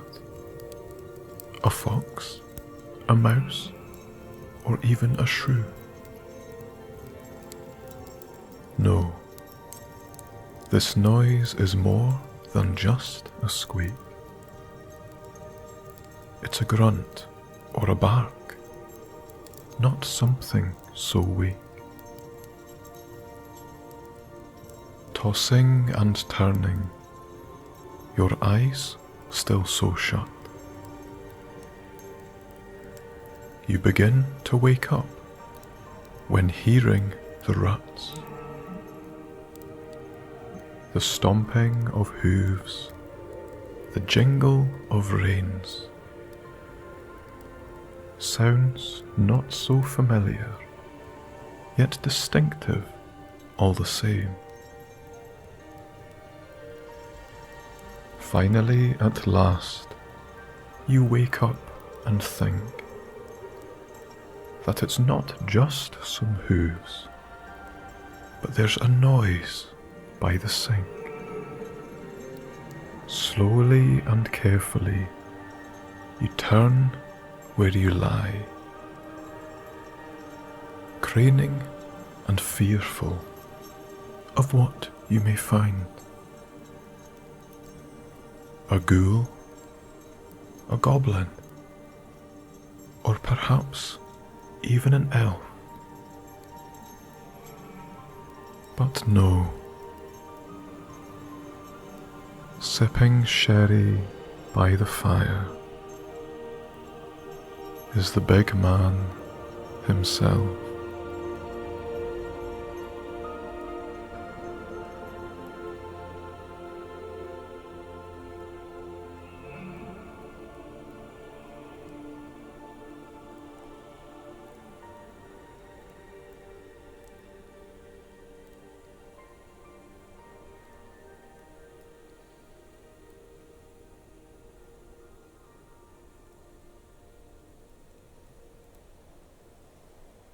Santa Claus? Is that you? You whisper through the thin night air.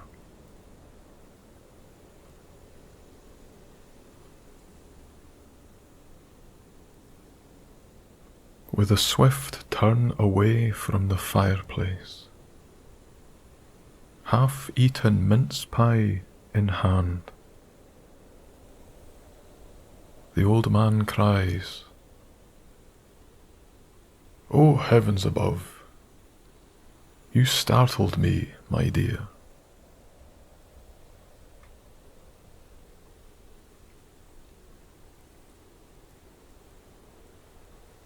In your semi-conscious state, you still aren't sure if you're dreaming or not. But steadily, and with every passing second, your eyes widen with a mixture of shock, awe, and joy.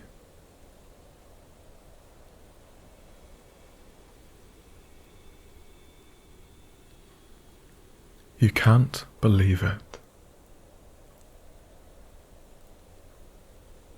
Stooped down beside the smouldering embers of the fire,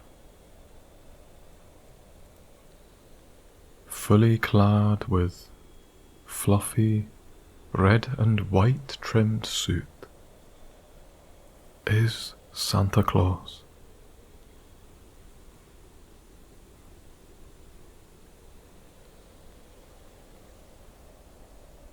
His kind, twinkling eyes glint behind thin-rimmed spectacles,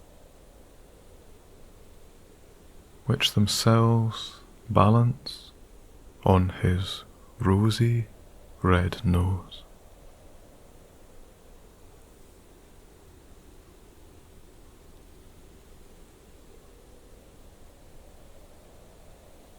His great white beard drapes to mid-chest level,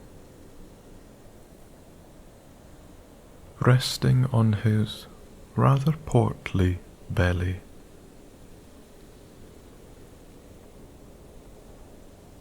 Beneath which a large, thick, black belt buckles snugly.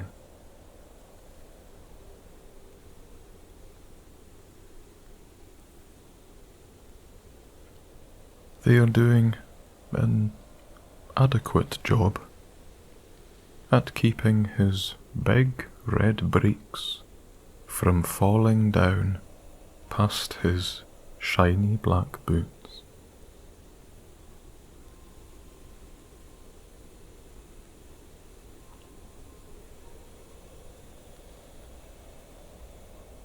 You suppose the mince pie might help that cause a little.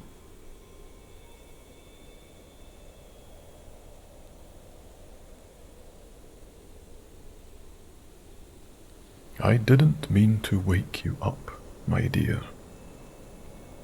I hope I wasn't making too much noise.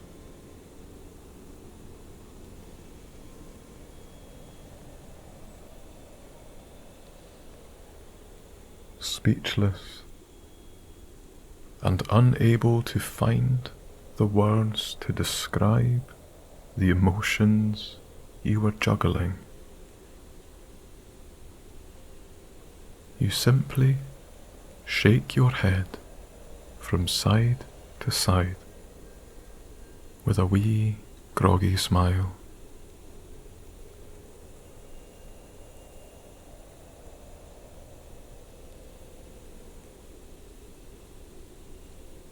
Affording a glance towards your Christmas tree, you spy a wee gift all wrapped up beneath the branches.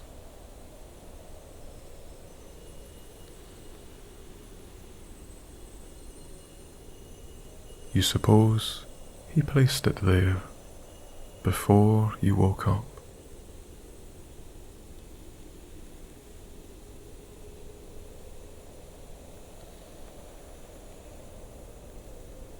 These mince pies are simply delightful, I must say,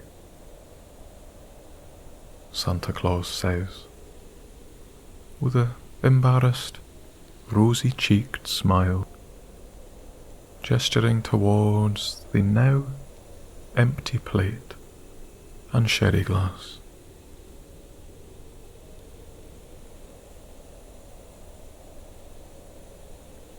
And is there a more perfect combination than to have them with a little glass of sherry?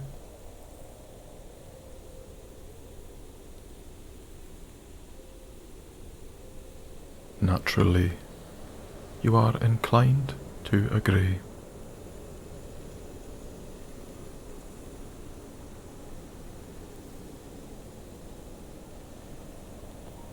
But something else is gone from the plate too.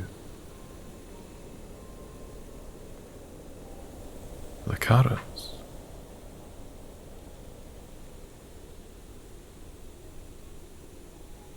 You add 2 plus 2 together in your mind, and Santa clocks your thoughts as you stare at the empty vessels.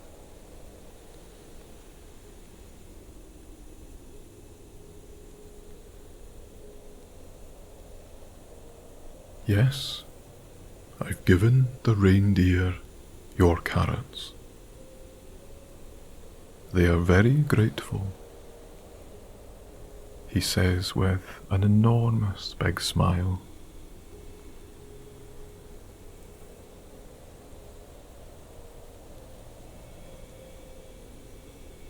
Would you like to come outside and meet them?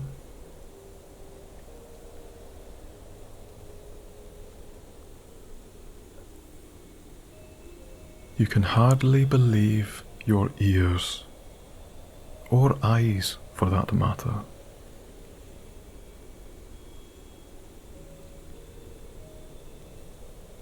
None of what you're experiencing feels like it makes any sense.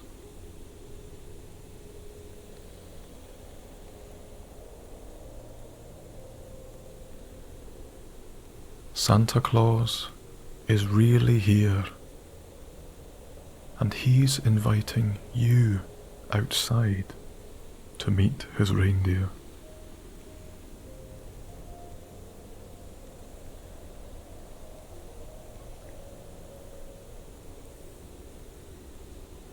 It's like you're a child again, living your perfect Christmas fairy tale.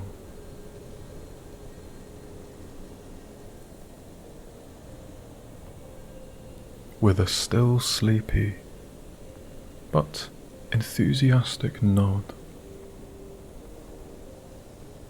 you gratefully agree and hastily slip on your boots over your pyjamas and throw on your biggest, coziest Parker jacket.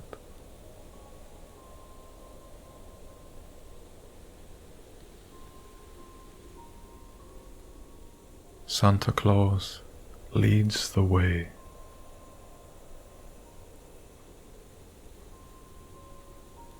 Big hefty boots appearing to stomp across the floorboards. Yet he moves so silently.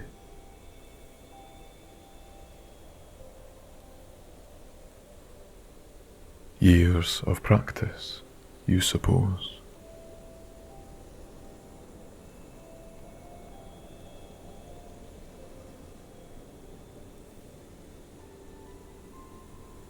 He cracks the front door, and the cold hits you like an anvil.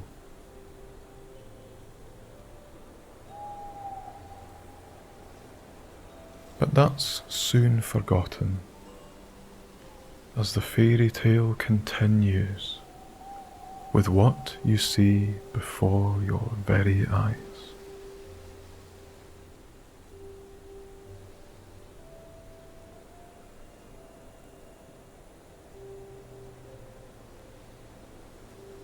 Blinking hard, urging yourself to wake up from your dream, if that's what's happening. You squint through bleary, ice-blasted eyes to see 9 beautiful, grey and patchy brown reindeer, all tied together in 2 parallel lines, shackled to Santa Claus's big sleigh.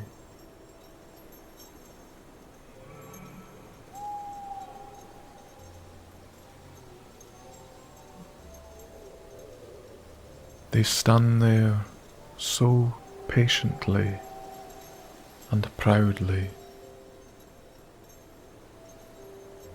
every single one of them with the most majestic, velvety and soft to the appearance antlers.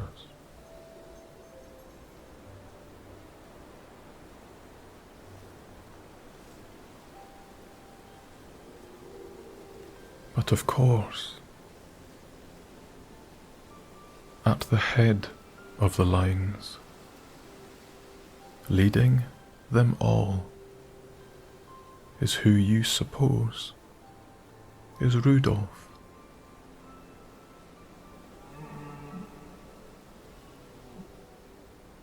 His faintly glowing red nose hiding nothing at all.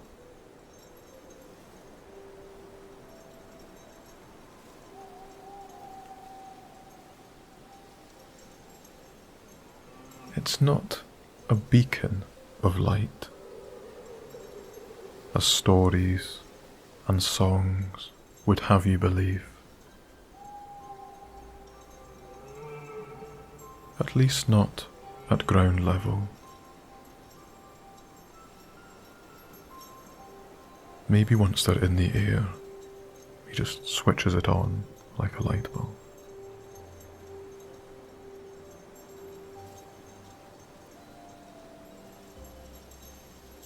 Down here, it's got just a wee ruby tinge.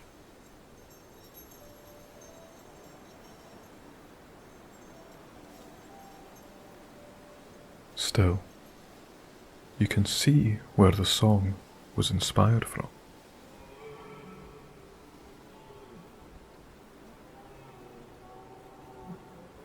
As if by instruction, all of them give you a wee nod and a grunt of greeting.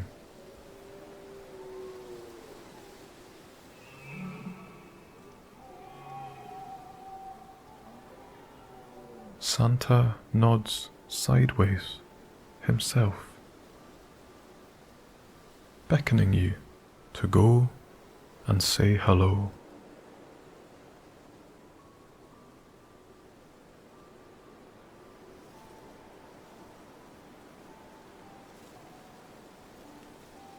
One by one, you shuffle through the snow, stroking their heads, scratching their ears, and, of course, booping their noses.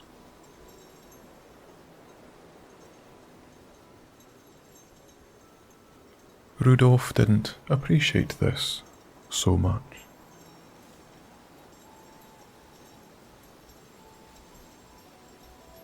You think he's grown a little wearisome of nose-related activities.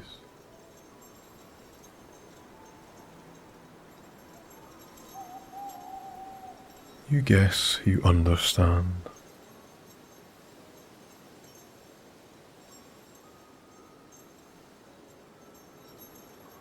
Each of them wears a collar, on which their name tags are displayed so clearly.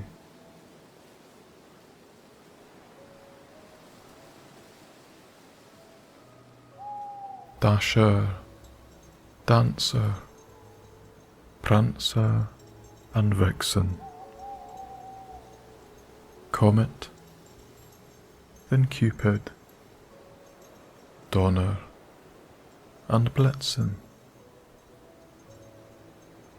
And, of course, Rudolph, the red-nosed reindeer. All as handsome and gorgeous as the last.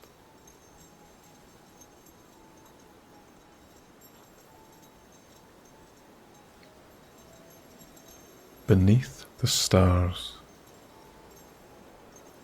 and the warm lights from the Christmas tree,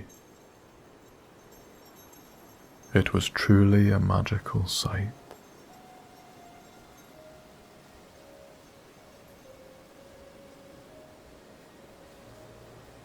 Out of the corner of your eye,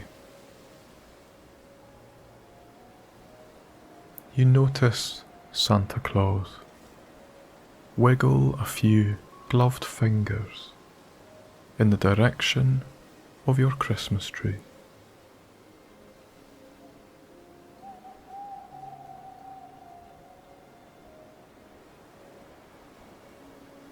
Was it just your imagination? Or did your wooden star sitting on the top just glow a little brighter?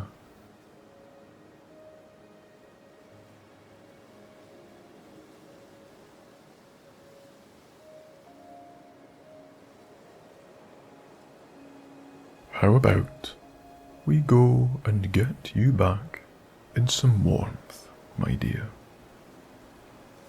Santa suggested.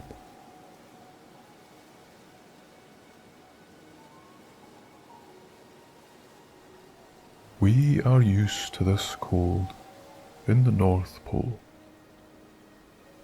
but I can see your lips turning blue from here.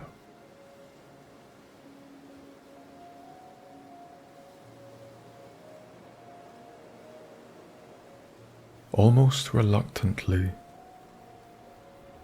you suppose he's right and agree to go back inside.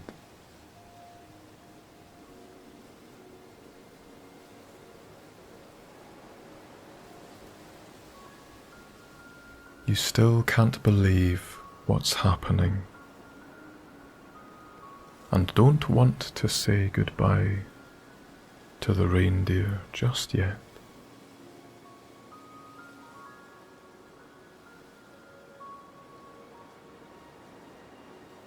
But with a kind and comforting arm,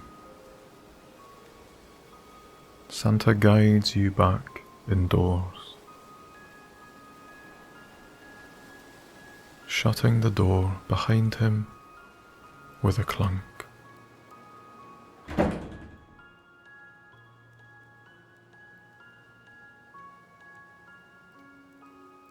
How about we get this fire going again?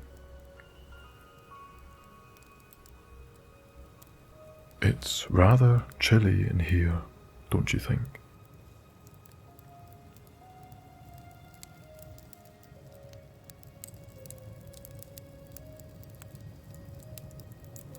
But before you could even register the question,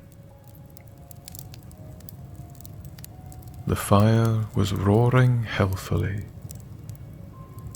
with a number of good Yule logs taking centre stage. How on earth did he do that? He raised flames from the embers as if by magic.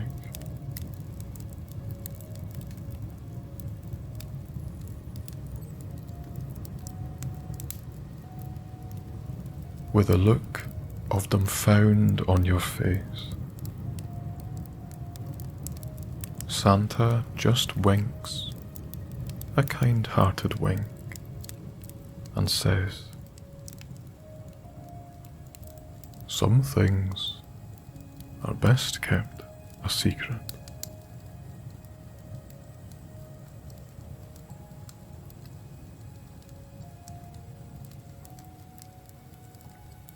Climbing back into your bed,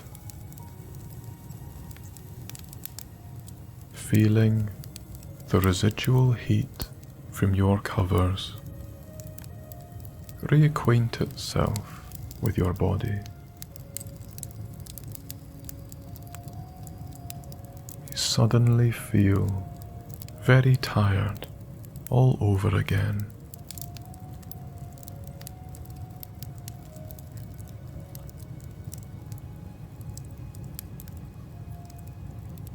At the same time, however, you're reeling with excitement.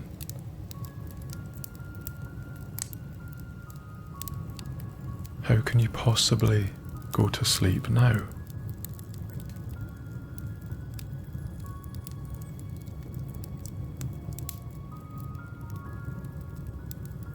Santa perches again by the fire, rubbing his enormous, chilly hands together, gathering a bit of heat himself.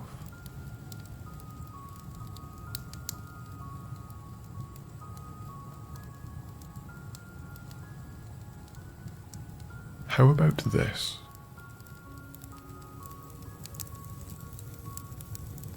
Just before I go and get on with my deliveries, I read you one of your favourite stories. It might help you get back to sleep.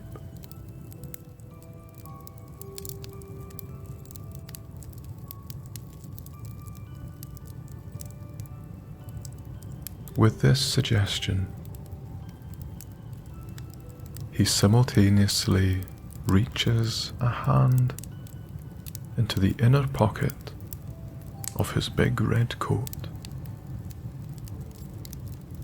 and pulls out a small blue book.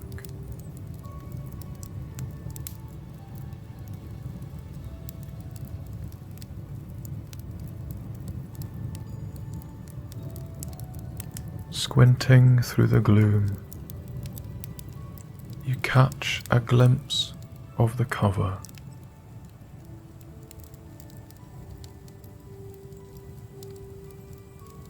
It reads, "Warm Bothy on a Winter's Night" by Snooze with Sam.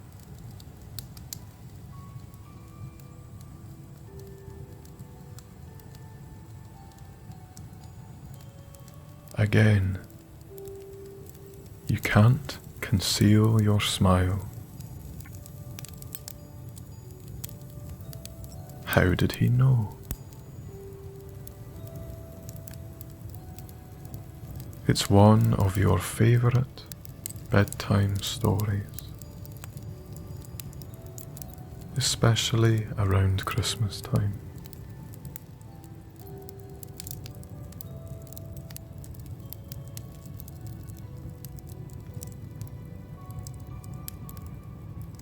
Lying back in your bed, you get a little comfier and cozier, tucking the big quilts around your body, sealing in the heat.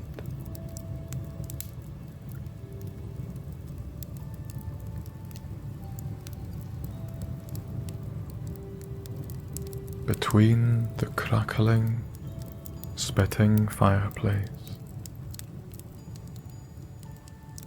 and the wee Christmas tree in the corner,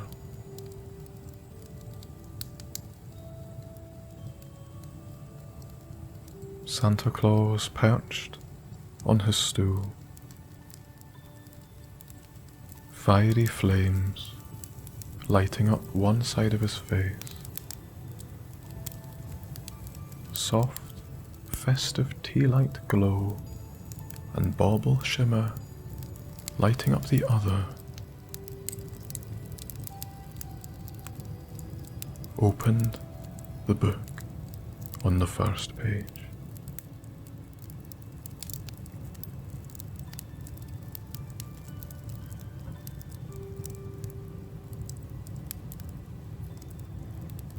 If you are comfortable, my dear, I shall begin.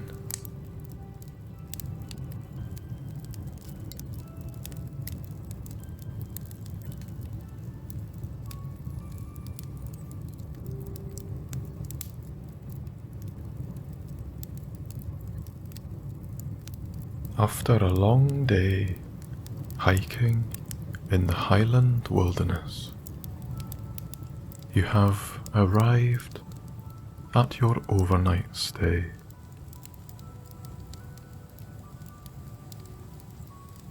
Somewhere north of Ellendonnan Castle, near the Isle of Skye, a little stone bothy looms out of the gloom towards you. Amidst the towering glens on either side,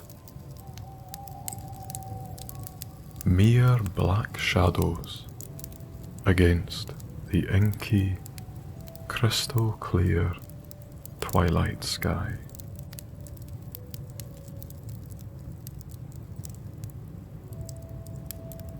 Moving closer over the frosty blades of grass towards your shelter,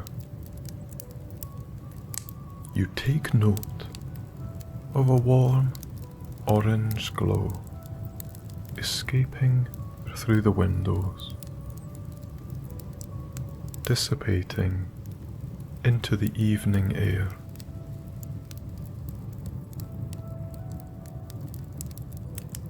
You had hoped those staying ahead of you would have kept a fire alive for your arrival. Could it be?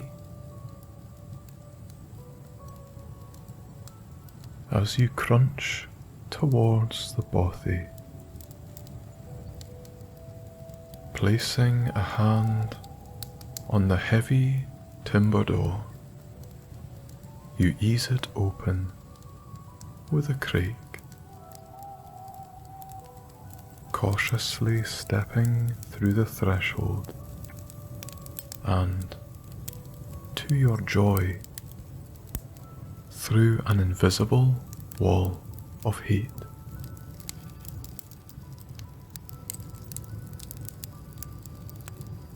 There, slightly to your left, toward the far wall of the single room building, is a fire. healthy, fully fueled, radiating warmth in all directions.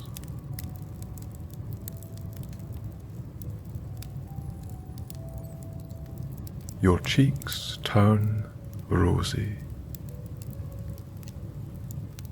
Your fingers tingle from the change in temperature.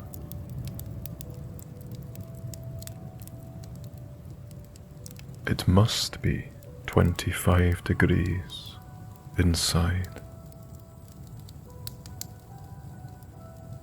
A stark change from the sub-zero bitterness of the glen.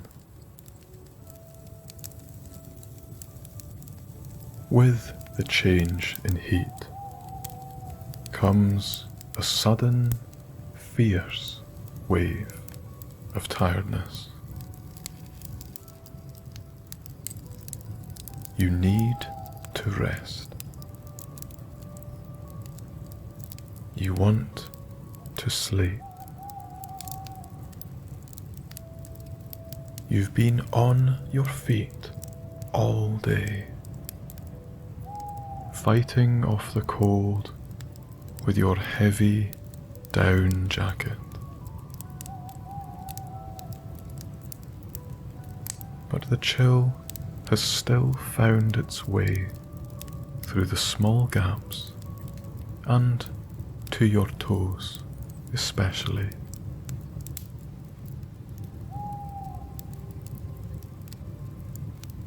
All you want now is to get into your bed, all cozy by the roaring fire.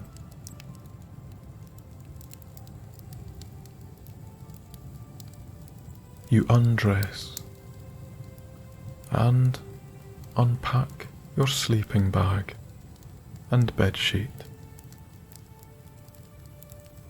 stretching the latter over the deep, soft, squishy mattress, lying merely 2 meters from the fire.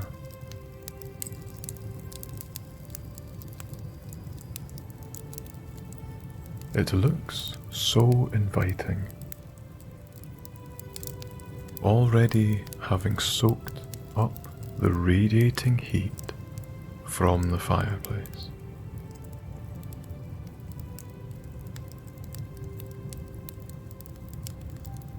Sliding into your sleeping bag, you are met with an initial sharp chill, which almost instantly resides as your body heat replaces the cooler air.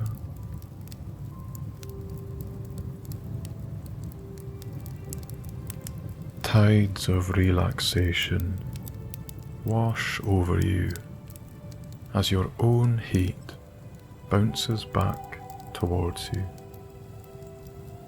wrapping around like a thermal blanket.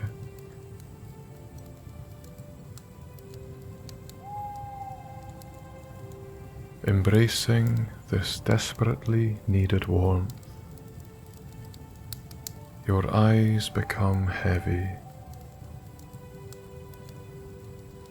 barely able to keep themselves open.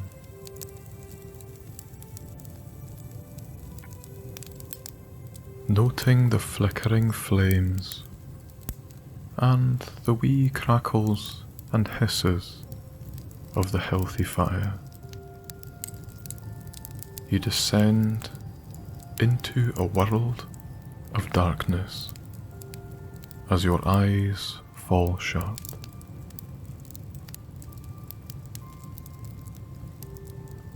What's that sound?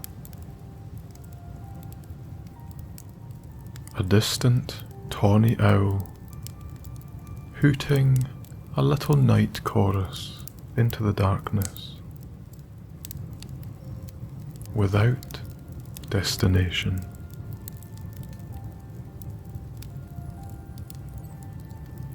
Maybe it's celebrating, having found its dinner for the evening, able to take it back to the nest.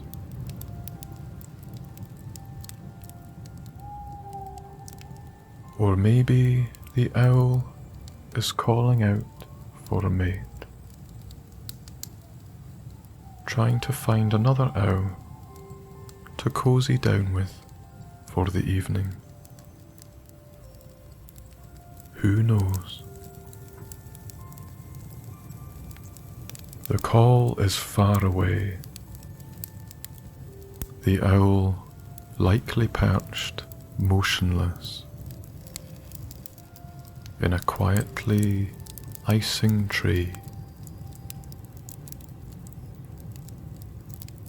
Its enormous eyes peering curiously out into the gloomy night.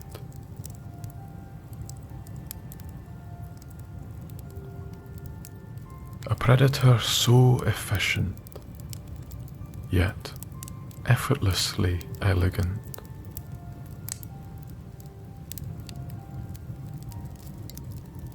You wonder how old the owl is.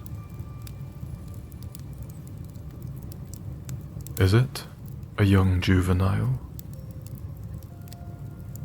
In the early years of its wise old life?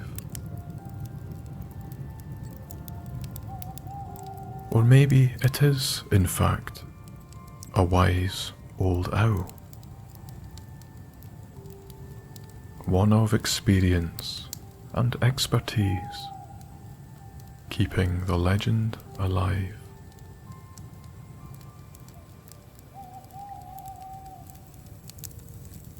The old owl would have seen the daily comings and goings of many an adventurer like yourself.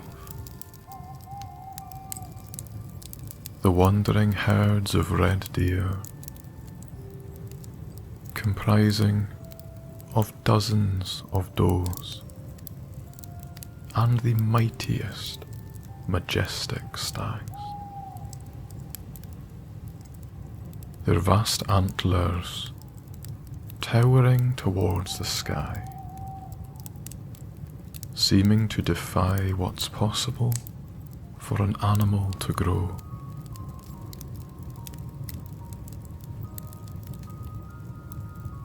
Yet they move as if they are not even there. The intricate, purposeful structures, weightless on their heads.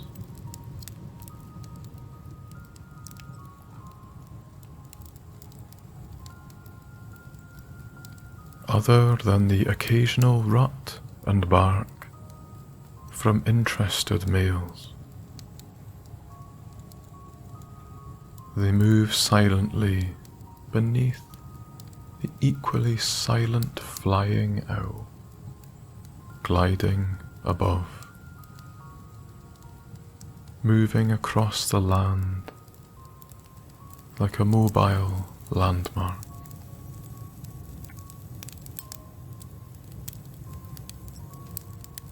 During the daytime, they climb higher up the glen, grazing and feeding on the tender, untouched grasses and shoots.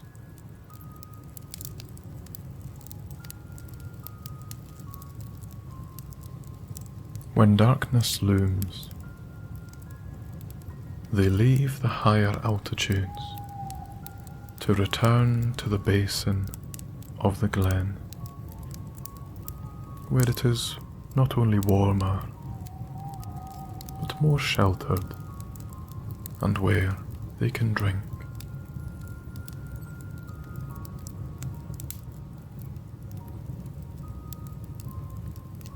Running through the midline of the glen, weaving and wandering around like a disorientated worm, is a river.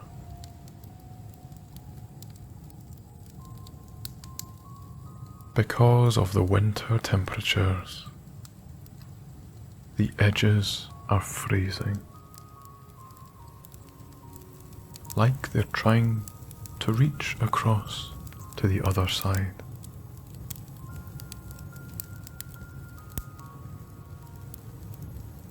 At some points, there is only a metre gap or so between the frozen sheets stretching out from each bank.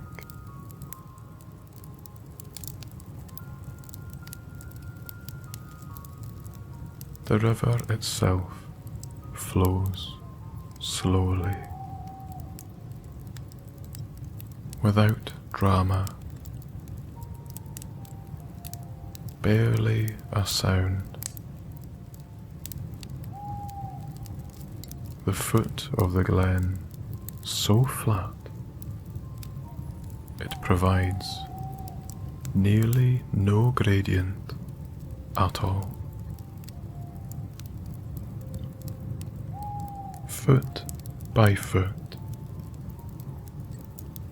metre by metre, mile by mile, the icy water crawls through the vibrant, frost-bitten landscape.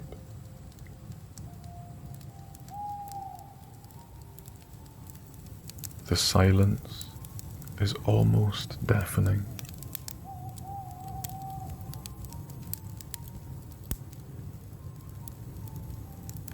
Where is the water going?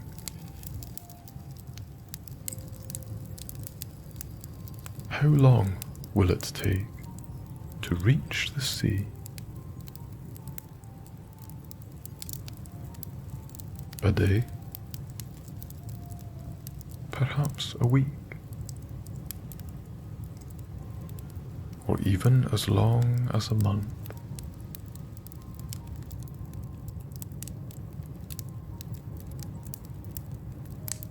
A lone autumnal oak leaf floats delicately down the river, carried by the relentless, leisurely current.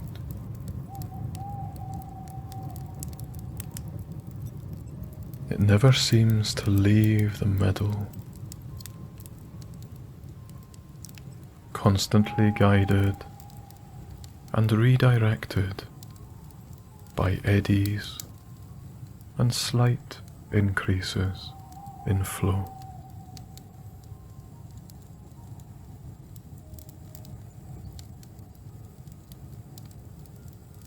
Beyond the leaf, the small BOTHY sits,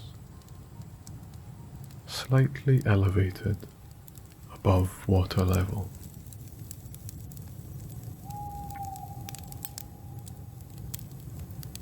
Inside, a fire burns, spitting and crackling.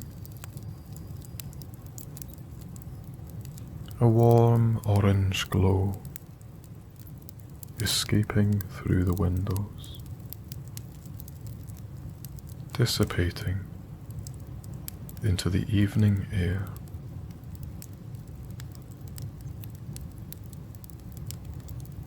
A cozy home for the night.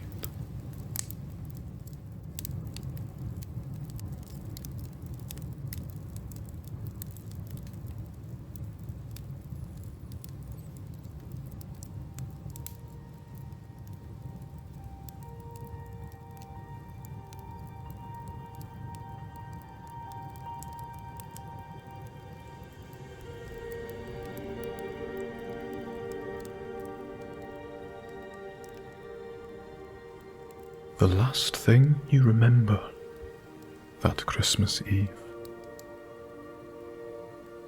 was Santa placing the book down and silently leave. Through the front door and out to his dear, with footsteps so soft he could have simply disappeared. Boarding his sleigh and tugging the reins, the reindeer take off, free from constraints. Though maybe just a dream, you cannot know yet. It was a Christmas Eve miracle that you will never forget.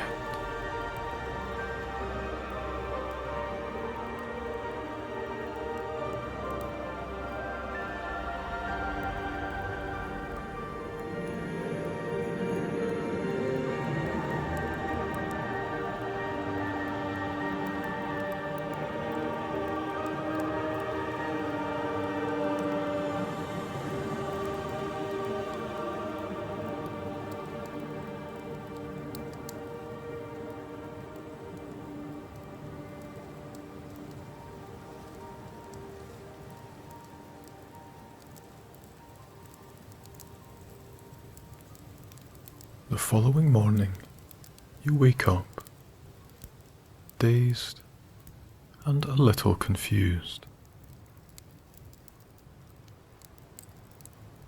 What a strange night. You had such vivid dreams.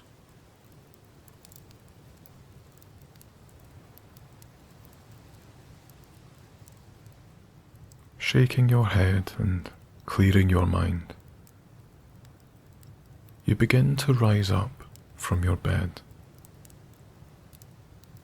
But then you notice a small note on the coffee table.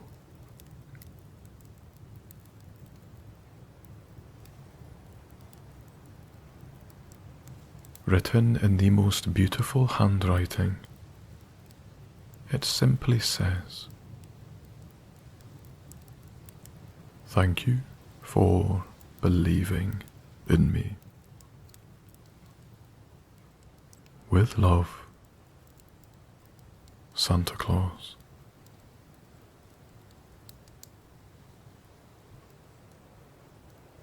And at the very bottom, P.S. Something a little boozy and sherry-like beneath the tree. Maybe a good idea for the folks. They always pinch my sherry.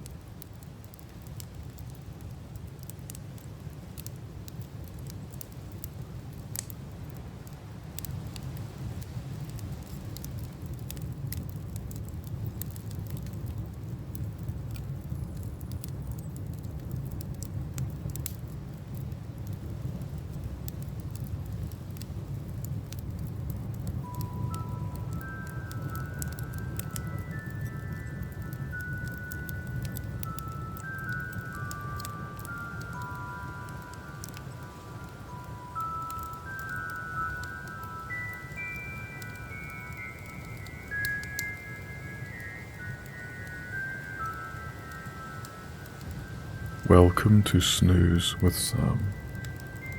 Ambient sleep stories, meditations, and ASMR from Scotland.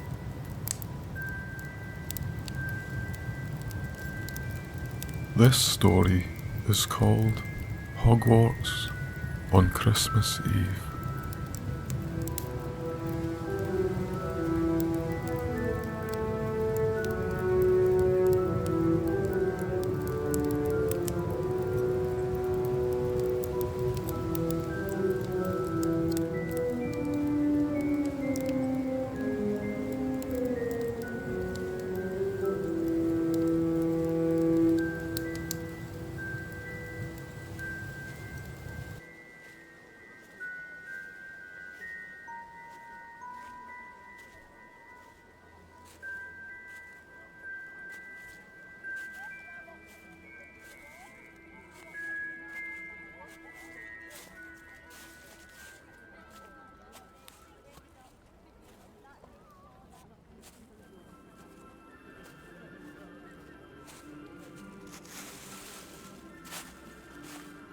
the excitement is tangible.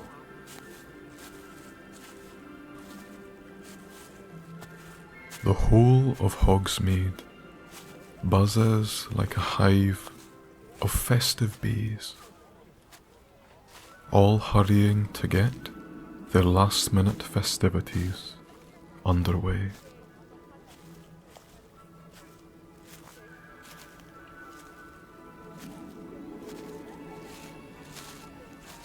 It's an amazing sight. Every wizard and witch seems to be here, all wrapped up in layer upon layer of warm, wintry clothing, desperately trying to keep out the cold on this Christmas Eve.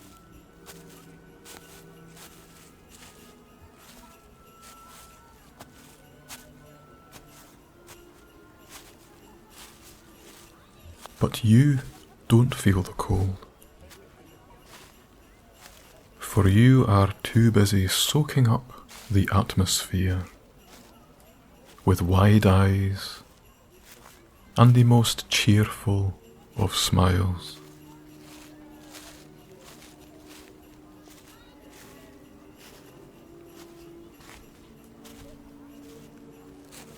Well, maybe you do feel the cold, after all, as you subconsciously pull your cloak and parka closer around your midriff, isolating a stray icy breeze.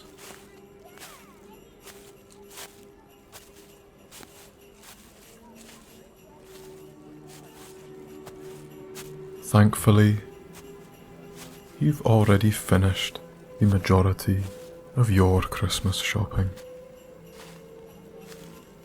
so you don't have to battle the crowds in an effort to fetch gifts for your friends and family.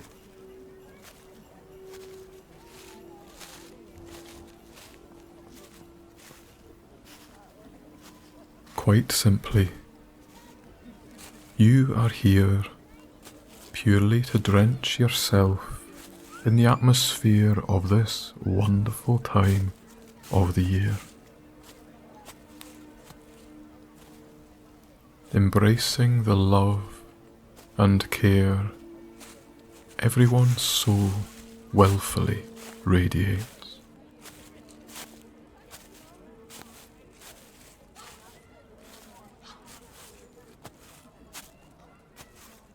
Walking down Hogsmead High Street, scanning your eyes high and low, left and right. The village hustles and bustles with all sorts of goings on.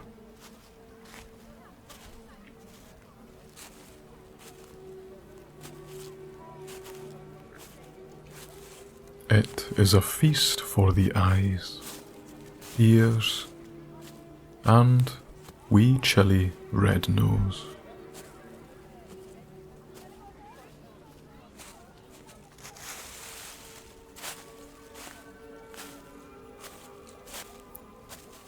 Every thatched roof cottage and shop is covered by the crispest snowfall. Small icicles dangling from their gable ends.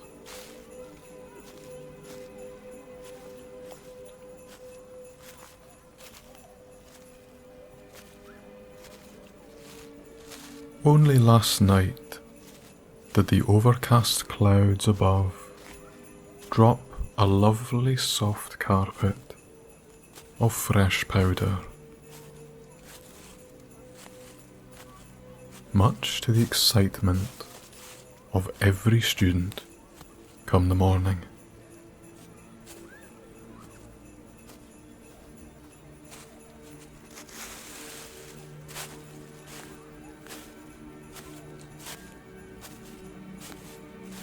Today, the high street has been packed and compounded by 1,000 footsteps. But the smallest snowflakes still drift down from the clouds above to the earth below, riding the still air.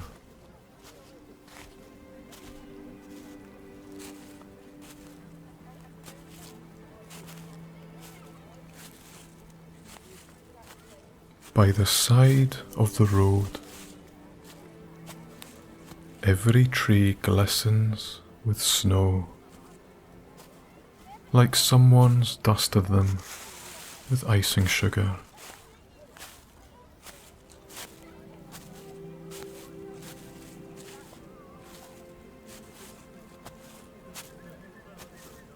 Between the trees, as well as amongst the branches of some,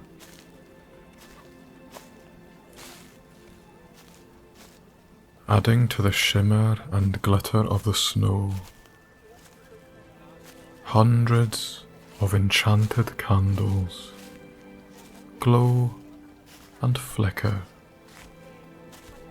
like wee fairies hanging in space.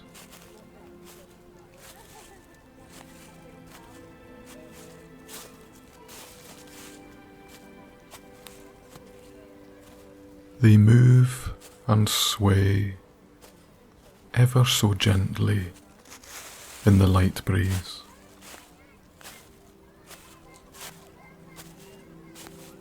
giving everyone below a little extra light in which to pick their next path through the snow and crowds.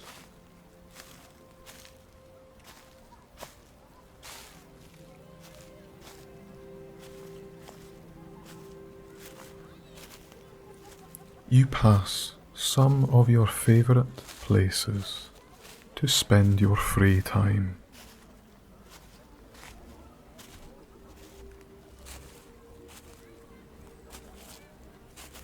Honeydukes, the one and only sweet shop worth visiting, in your humble opinion.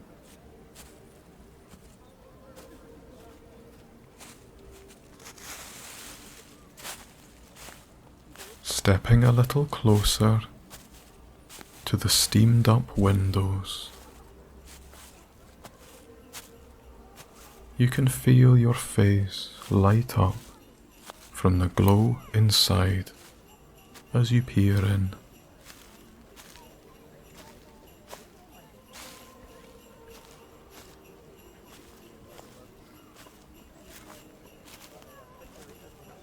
There are shelves upon shelves of the most succulent looking sweets imaginable.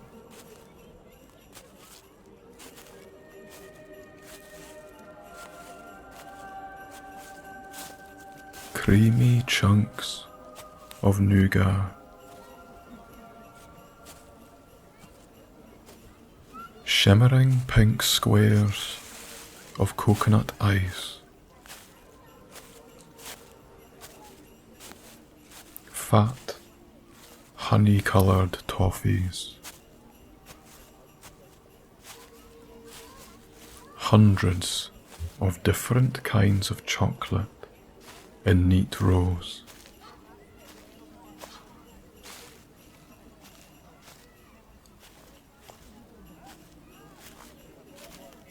There is a large barrel of every flavour beans, and another of fizzing whiz-bees, the levitating sherbet balls that Ron had mentioned.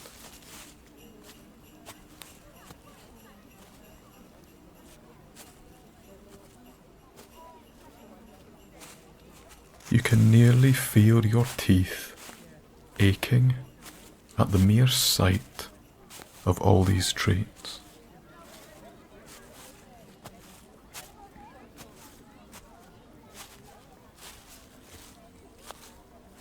You've got plenty of things like this already in your dorm, so maybe best to move on before you pillage the entire shop.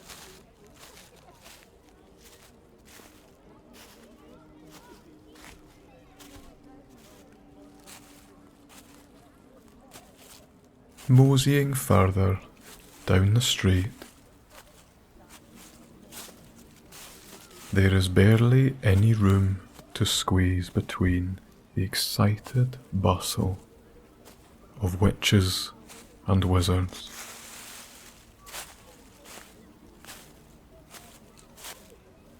All of them darting from door to door of the village establishments.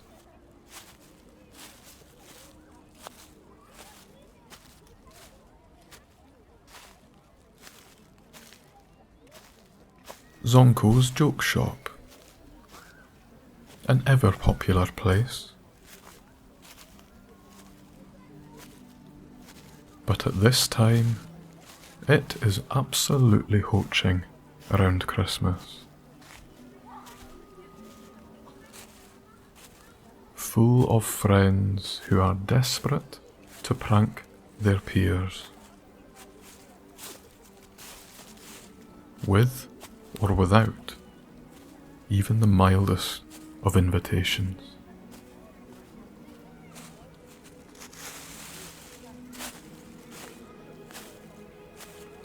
Tomes and scrolls, a beautiful little bookshop, still stands suitably peaceful on your right.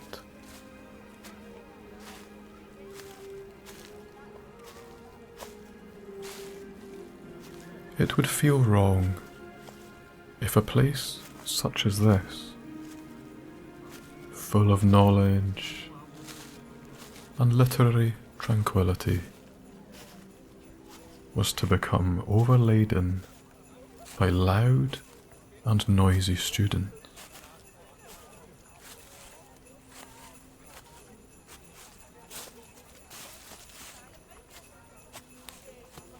You admire the bookkeep, peering over their nose through thin-rimmed spectacles, flicking through a fictional tale, occasionally watching the world go by.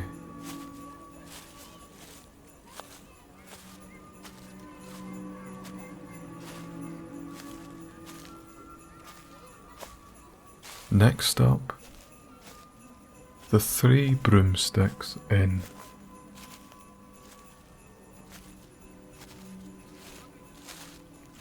The inn echoed with tipsy patrons, a constant stream of stumbling bodies falling out of the door, whilst simultaneously tagging their mates to go in and take their place.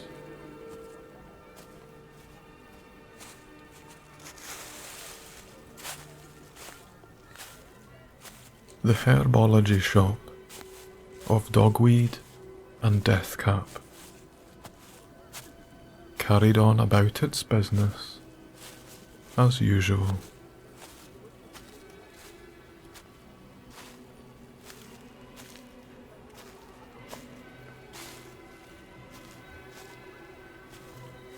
Scrivenshaft's quill shop was certainly cashing in on the crowds by the looks of it, as so many people rushed to gift their loved ones a beautiful new writing instrument.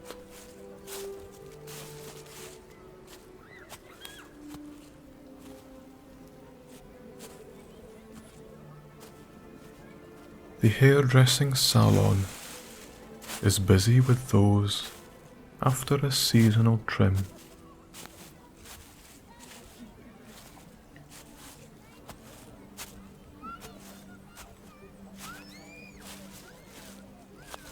You can see Dominic Maestro in his music shop, simply letting his musical instruments sell themselves.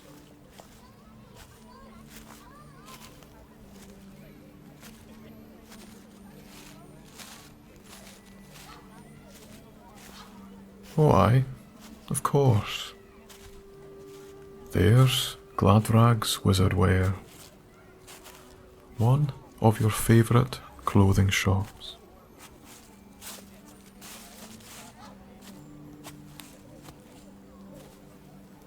It does stock normal clothes, if you can even call them that.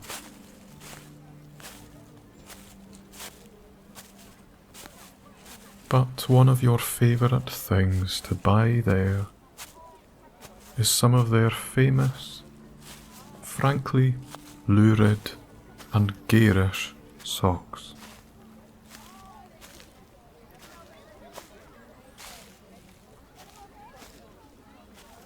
You can also purchase ones which scream when they get too smelly.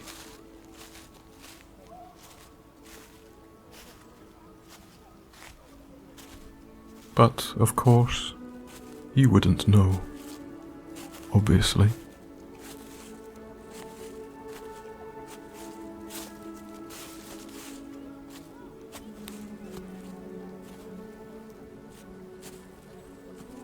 Next along the cosy candlelit street was Ollivander's one shop and Madame Puddifoot's tea shop.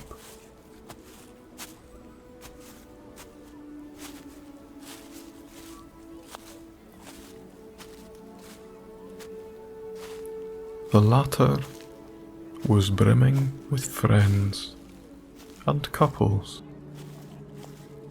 all keen to huddle up and get a good blether over a warm and steaming brew.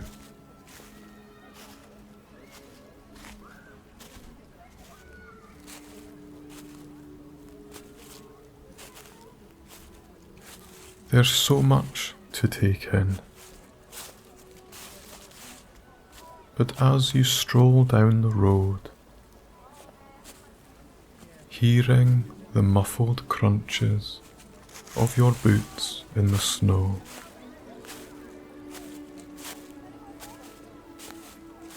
you feel suitably festive and satisfied with your afternoon.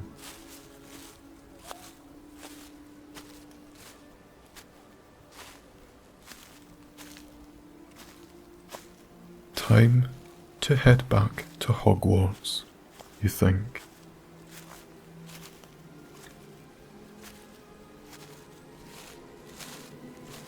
You feel in need of a warm brew yourself for a start.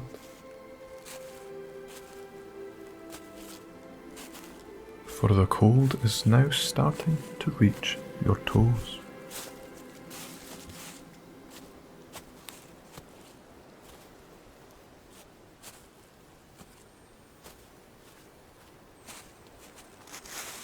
Leaving the Christmassy chaos of Hogsmead behind you, you hurry yourself through the fallen snow, bracing yourself against the increased wind out in the open.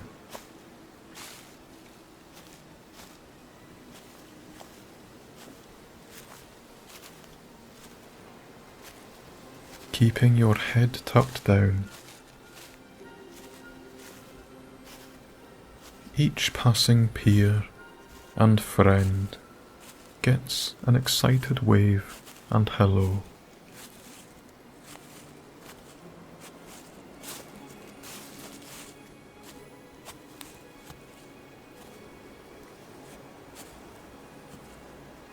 but it's very brief, because everyone appreciates the need to find a bit more shelter.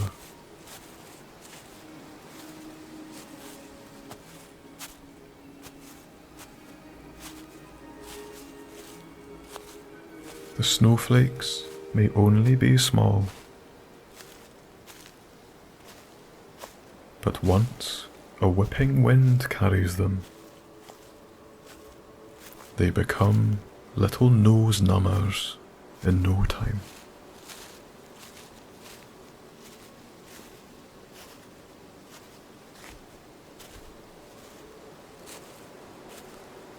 Through the grounds of the school you shuffle, speeding past gates, through doorways and chilly corridors, ever more desperate to feel warm as time passes.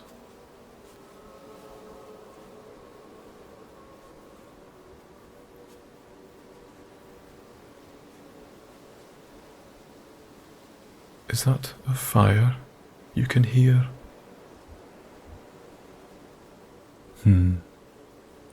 Definitely your imagination just teasing you.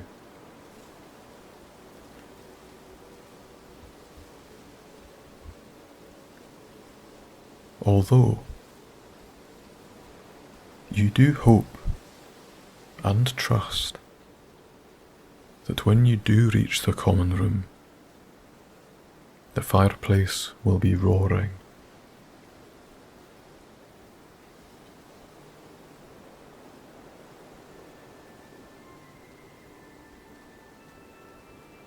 Finally, you're inside the main buildings.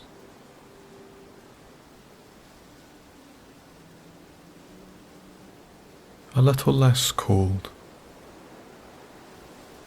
but still not what you'd call hospitable.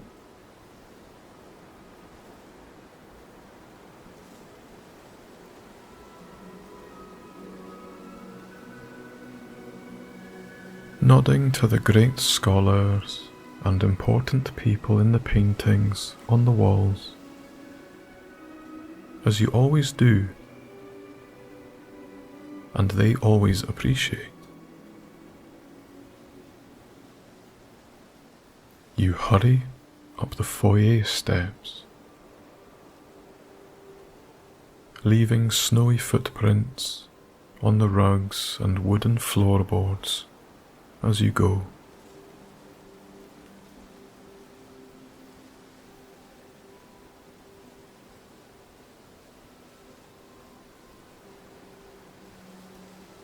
The janitor will not appreciate that.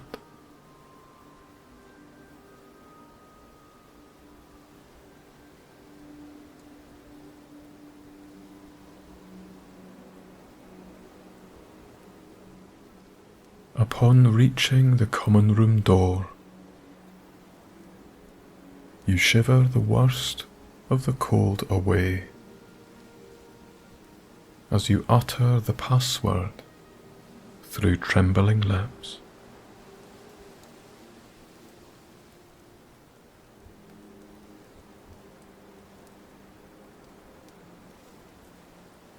Painfully slowly,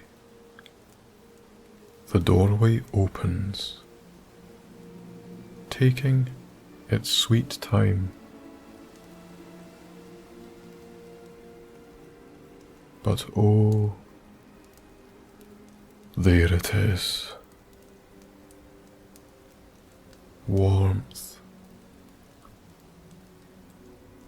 The fireplace.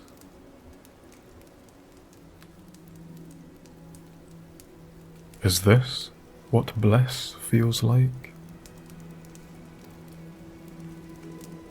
Surely it must be.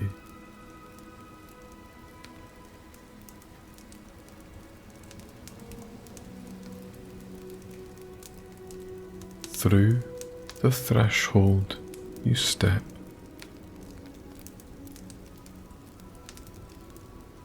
closing The great heavy door behind you with a deep bassy clunk.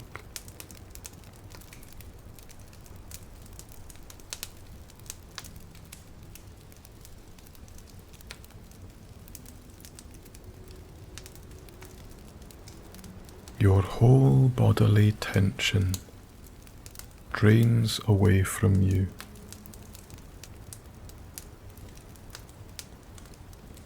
The heat from the fireplace on the far wall engulfing you.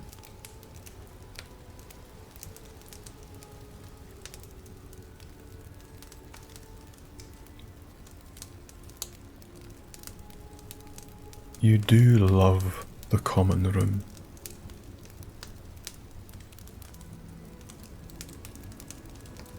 It's such a lovely place to spend time and relax.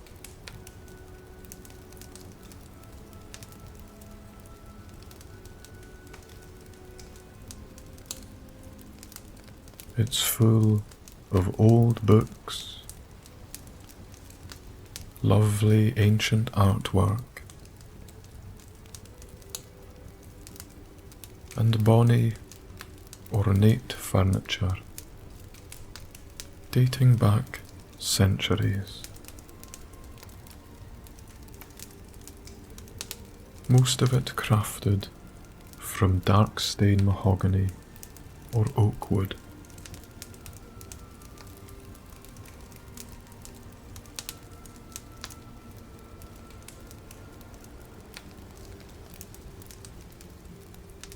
In the centre of the room,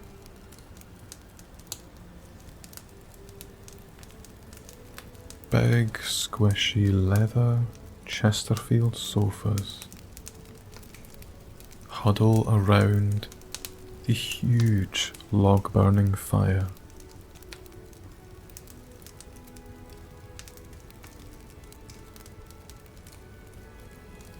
Small side tables, oil lamps, and candles scattered around as essential ancillaries.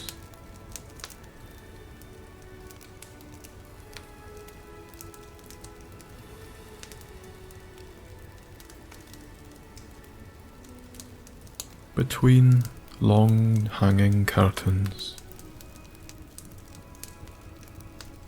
the windows looking to the outside are plastered in snowfall.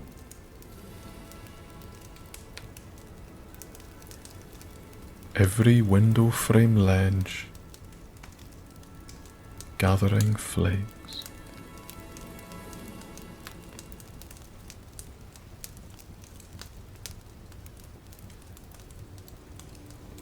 It looks very cold indeed. A timely reminder of where you've just come from.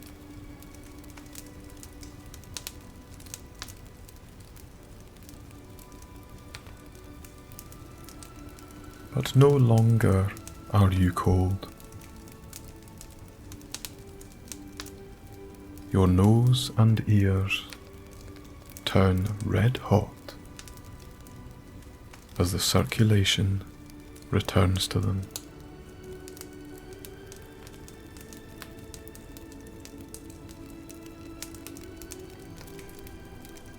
Ron, Hermione, and Harry knew you were coming back around this time. And, as they always seem to do, bless them, you can see one of them has left you a mug of steaming hot chocolate.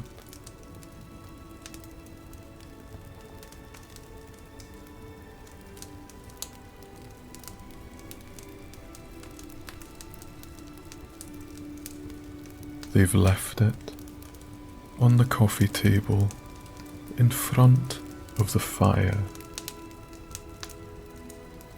presumably to keep it as warm as possible.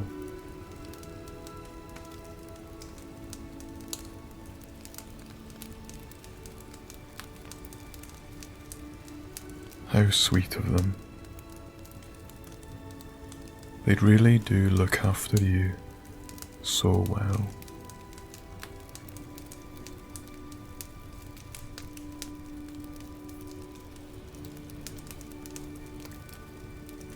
Kicking off your boots and removing your parka.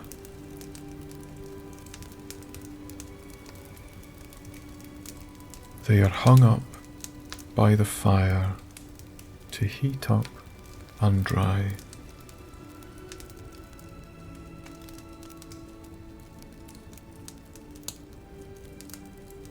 Before settling,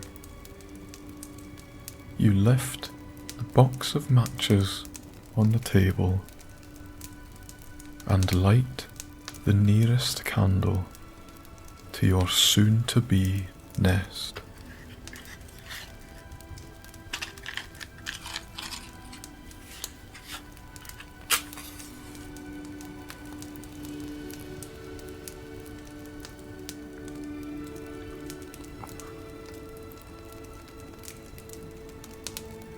It lights with little complaint,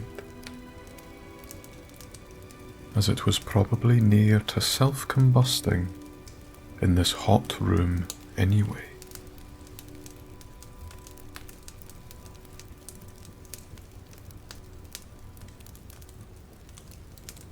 Picking up the mug of cocoa and nestling in your favourite seat in the corner of one of the nearest sofas to the fire, you can finally relax.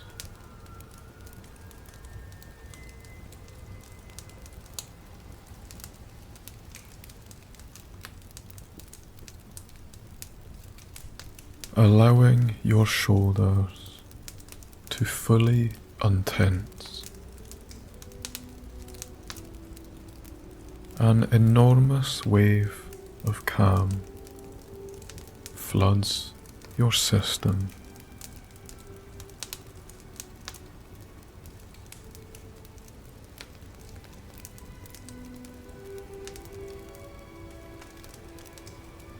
You breathe a deep sigh, close your eyes,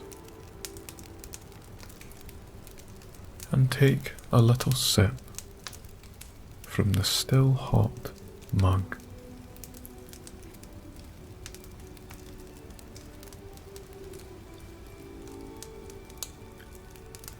That is much better.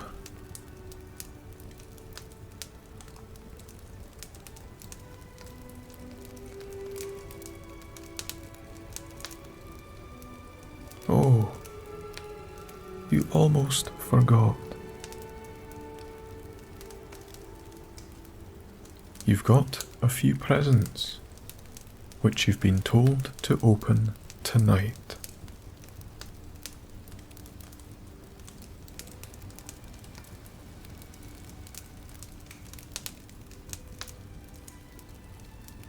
Placing your mug back on the table, you reach down the side of the sofa to a small pile of mostly neatly wrapped gifts, fit with lovely wee bows and ribbon.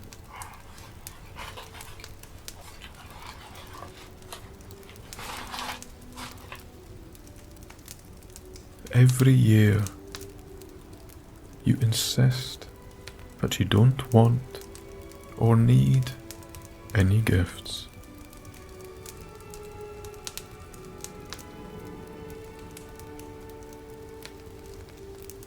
But just as you do yourself, you know that they all love to give on Christmas.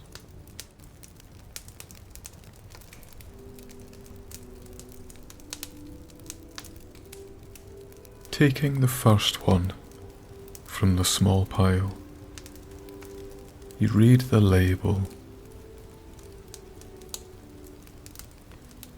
With love, from Hagrid. Bless him.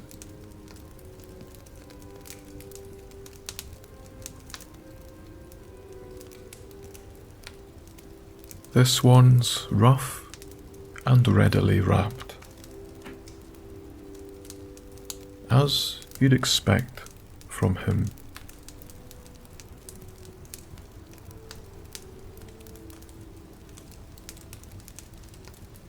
His big hands would struggle to deal with such intricate work.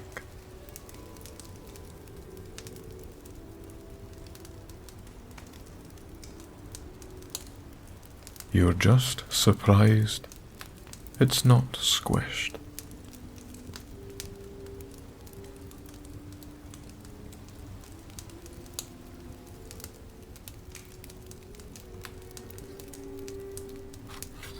Peeling the corners of the paper away,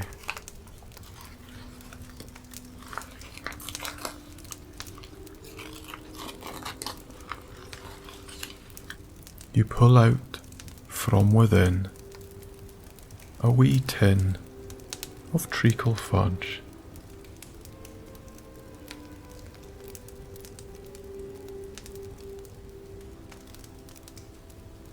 What a wonderful gift. He always gives you some. Every year.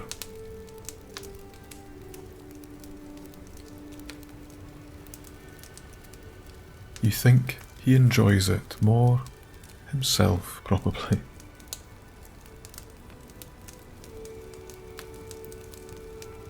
Thank you, Hagrid, you think to yourself.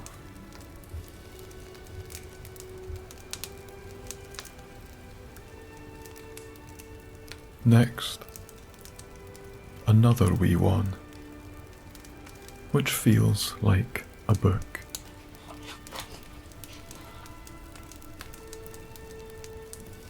It reads, from Ron.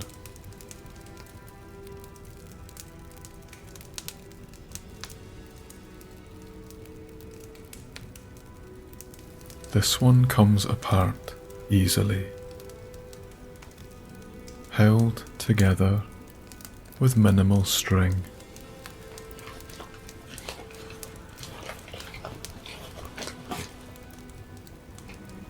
It is a book. Flying with the Cannons. A book about the Chudley Cannons, a well-known Quidditch team.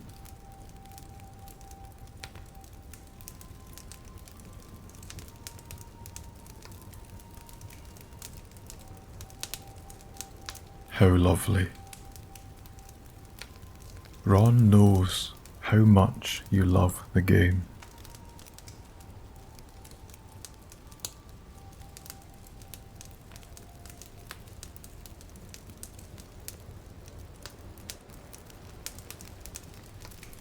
You suppose the next gift is from Hermione.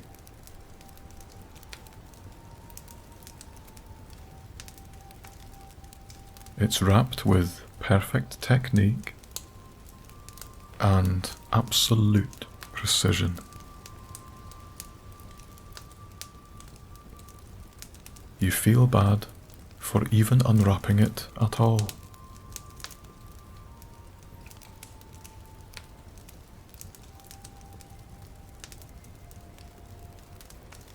Under the soft glow of the crackling candle,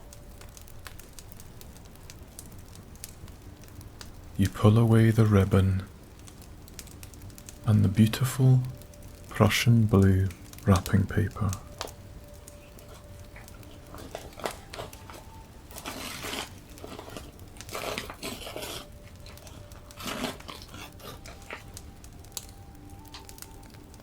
to reveal an eagle-feathered quill.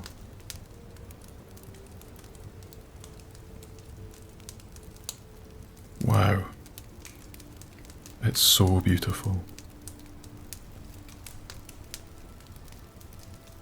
The large, dark brown tail feather, so immaculate and elegant.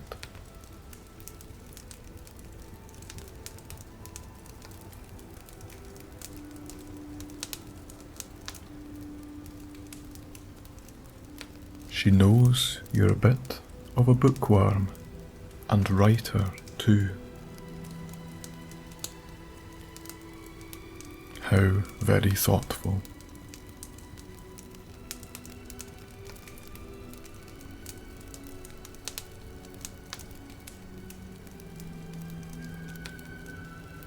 Last, but certainly not least,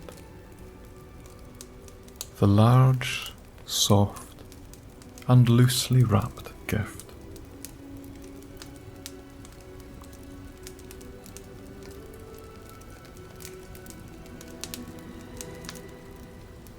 On the label,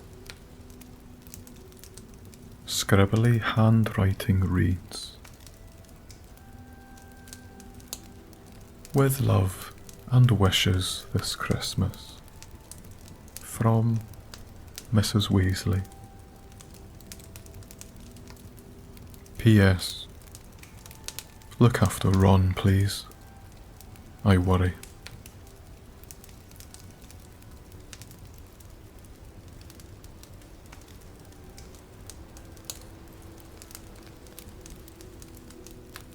With a wee giggle,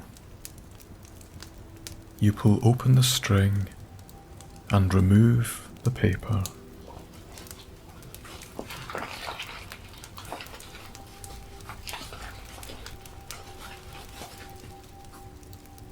And withdraw a big, cosy, hand-knitted jumper, which you cannot help but immediately pull over your head.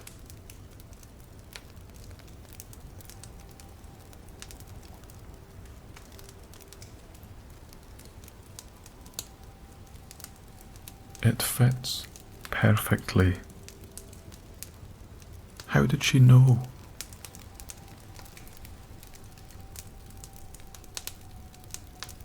She's got such a keen eye, does Mrs. Weasley.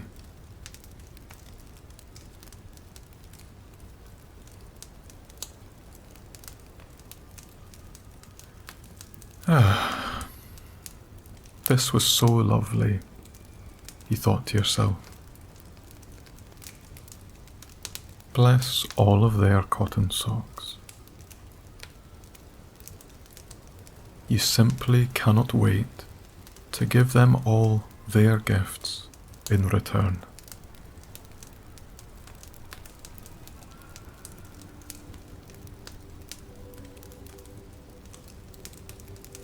Taking up your cocoa again,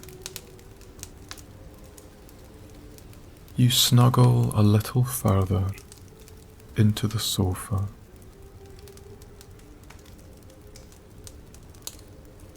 Cuddling your new jumper, and just sit there, knees tucked into your chest,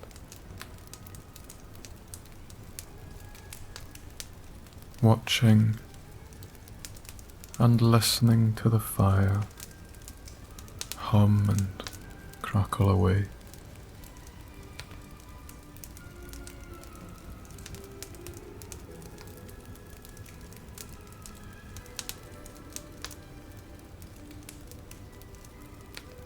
It's so bewitching, watching the flames.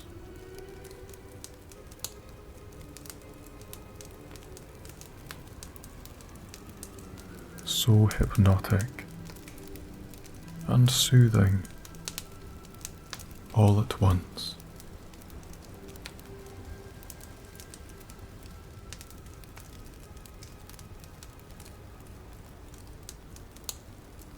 hopefully Ron, Hermione, and Harry will be back soon themselves, so that you can be with them whilst they open their gifts from you.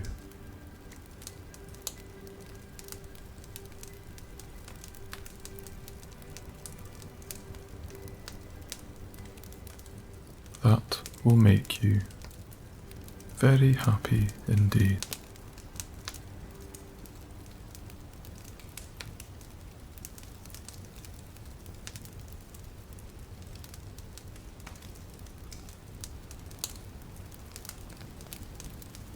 Maybe there's time for a wee nap first, though.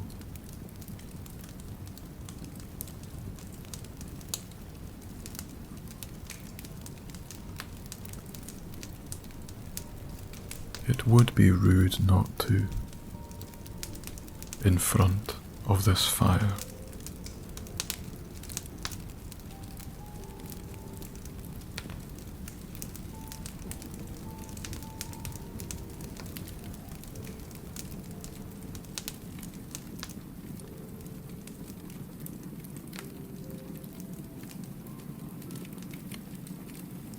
Good evening, everyone, and welcome to this very cosy fireplace on this very cold and very frosty winter's night.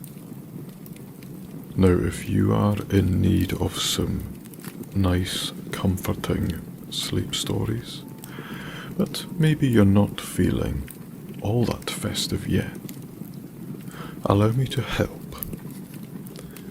We'll tell you some short wintry tales. Some are Christmassy, some are not.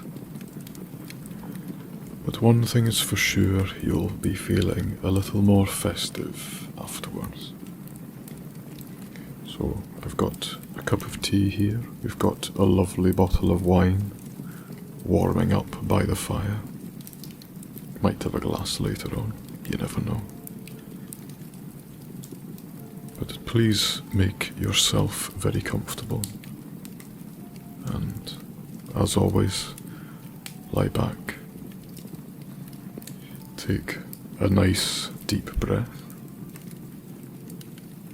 And welcome to Wintry Fairy Tales and Sleep Stories with Snooze, with Sam. Right. Let's start with a wee one that I wrote ages ago, and it's called actually try and figure out which ones they are. We'll test your memory, but at the very least just lie back and enjoy them for what they are. Right.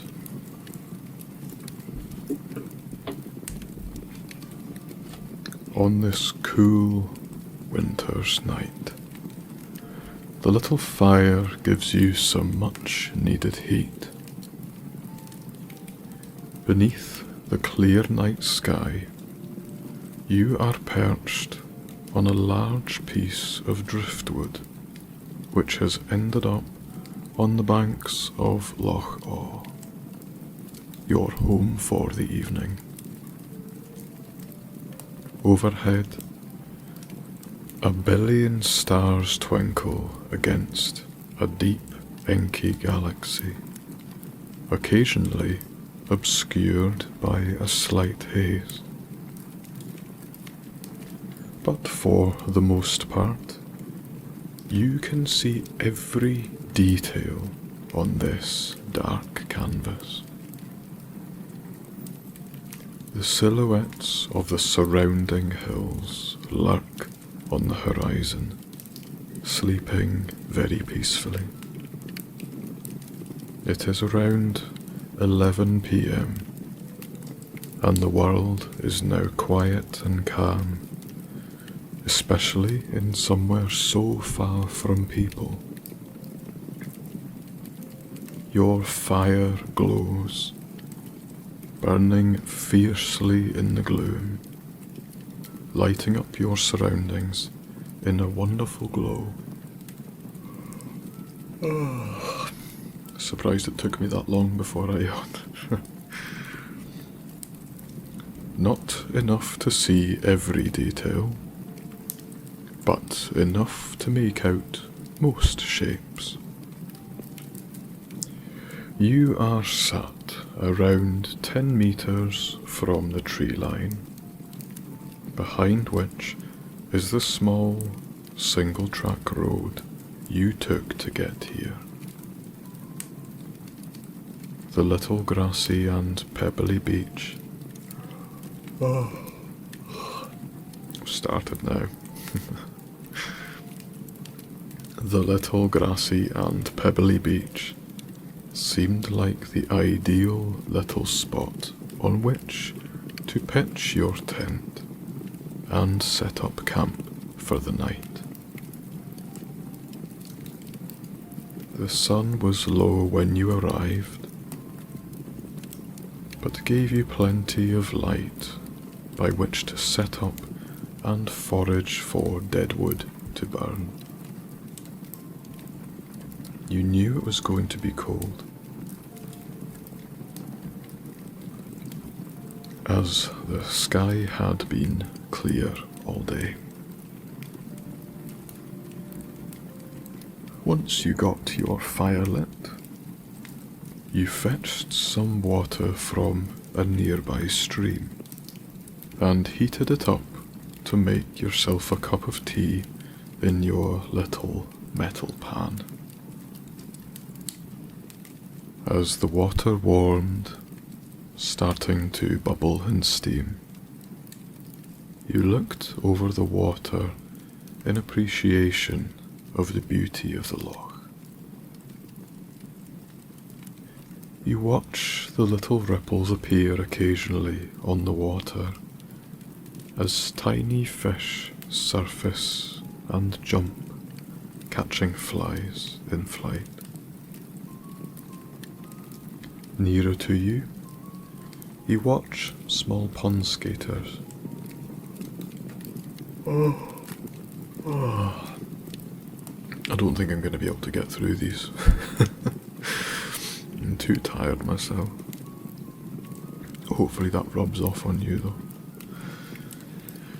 Where was I? Yes, okay. Nearer to you, you watch small pond skaters dart about in the shallows beneath the harmless clouds of gnats going about their business. It is so still and so quiet. Only the tinkle of the stream and the crackle of your now well-burning fire shimmer through the night air. All alone, you feel much-needed respite from the buzz of the city. It's so important to allow yourself some space to breathe. Unpacking your favourite mug, you brew your tea, clasping the hot mug with both of your hands, letting the heat penetrate them and warm them through, just as I'm doing just now. Before you know it, darkness falls, and there you sit, totally at ease, and feeling as relaxed as you have ever done, keeping toasty by your fire. You stare into the flames and watch them flick and dance and then disappear, only to be replaced by the next. Deep in the belly of the fire, you see the wood splintering and crackling. For something so violent, you find it so peaceful and soothing, almost hypnotic. Gazing into the flames, you see nothing else around you, the light causing your pupils to narrow. Your peripheral vision is vague, with the fire being your only focal point. You decide to fetch your sleeping mat and lay it out beside the fire. As you feel tiredness and fatigue come over you, much like me just now. Excuse me, everyone. I'll be asleep before you at this stage. As you feel tiredness and fatigue come over you, you lay down, place your head on your still rolled up sleeping bag, and gaze up at the stars. Suddenly the sky seems vast. It stretches across your whole field of vision. It's completely surreal, the number of stars. Too many to begin to comprehend. It feels like you are looking up at a two-dimensional picture rather than the literal night sky. Your mind wanders to what else might be out there. Such a still and silent image. As your eyes adjust back to the darkness, the Milky Way becomes visible. A very deliberate patch of denser, whiter glow stretching across the middle of the sky. Every now and again, you catch a glimpse of a shooting star, some of them too fast to see with confidence, and some of them longer and slower, taking their time to cross the sky. Any movement at all, and your eyes pick it out. Small satellites cruising from corner to corner, continuous, relentless in their journey around the world. You feel your eyes getting heavier as you stare upwards still. Each tiny speck of light, millions and millions of miles away.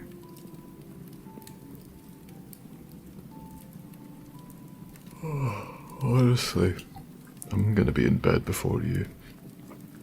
Either that or I'll end up falling asleep by the fire and spill my tea because I'm holding it in my left hand, but we'll hope that doesn't happen.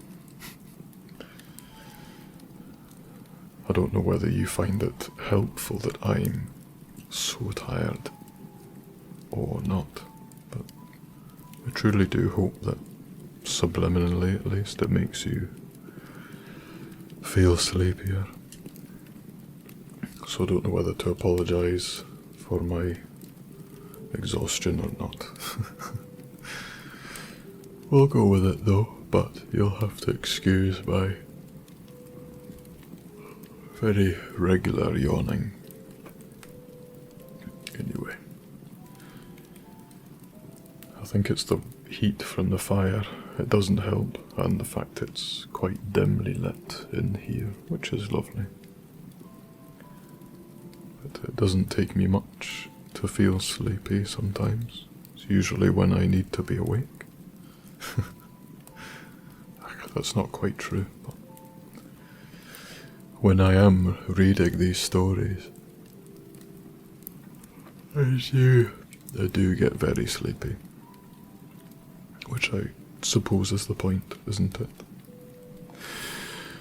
Anyway, you are relying on me just now, so how about one a little more festive? I imagine most of you all know what this one is. Okay, here we go. The excitement is tangible. The whole of Hogsmead, there's your clue. The whole of Hogsmead buzzes like a hive of festive bees, all hurrying to get their last-minute festivities underway. It's an amazing sight. Every wizard and witch seems to be here, all wrapped up in layer upon layer of warm, wintry clothing, desperately trying to keep out the cold on this Christmas Eve.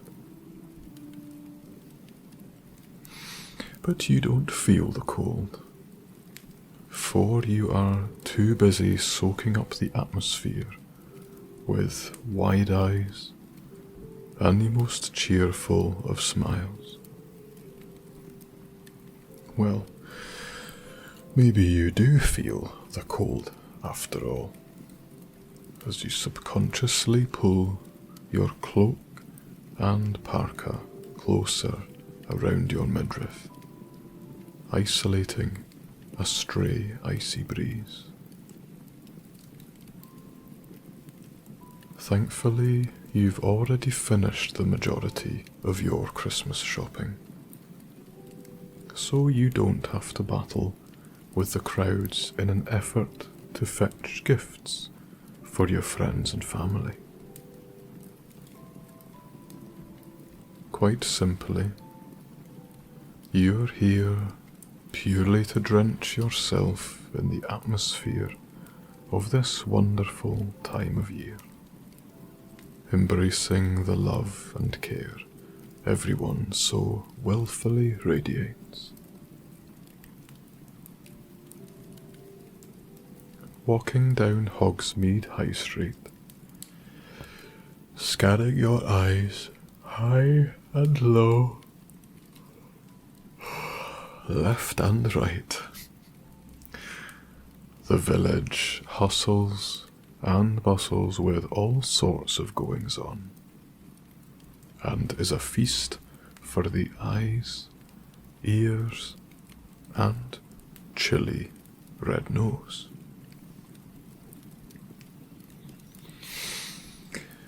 Every thatched roof cottage and shop is covered by the crispest snowfall, small icicles dangling from their gable ends. Only last night did the overcast clouds above drop a lovely soft carpet of fresh powder, much to the excitement of all the students come the morning. Today, the high street has been packed and compounded by 1,000 footsteps, but the smallest, most delicate snowflakes still drift down to earth, riding the still air. By the side of the road, every tree glistens with snow, as though someone has dusted them with icing sugar. Between the trees, as well as amongst the branches of some, adding to the shimmer and glitter of the snow, Hundreds upon hundreds of enchanted candles glow and flicker like wee fairies hanging in space.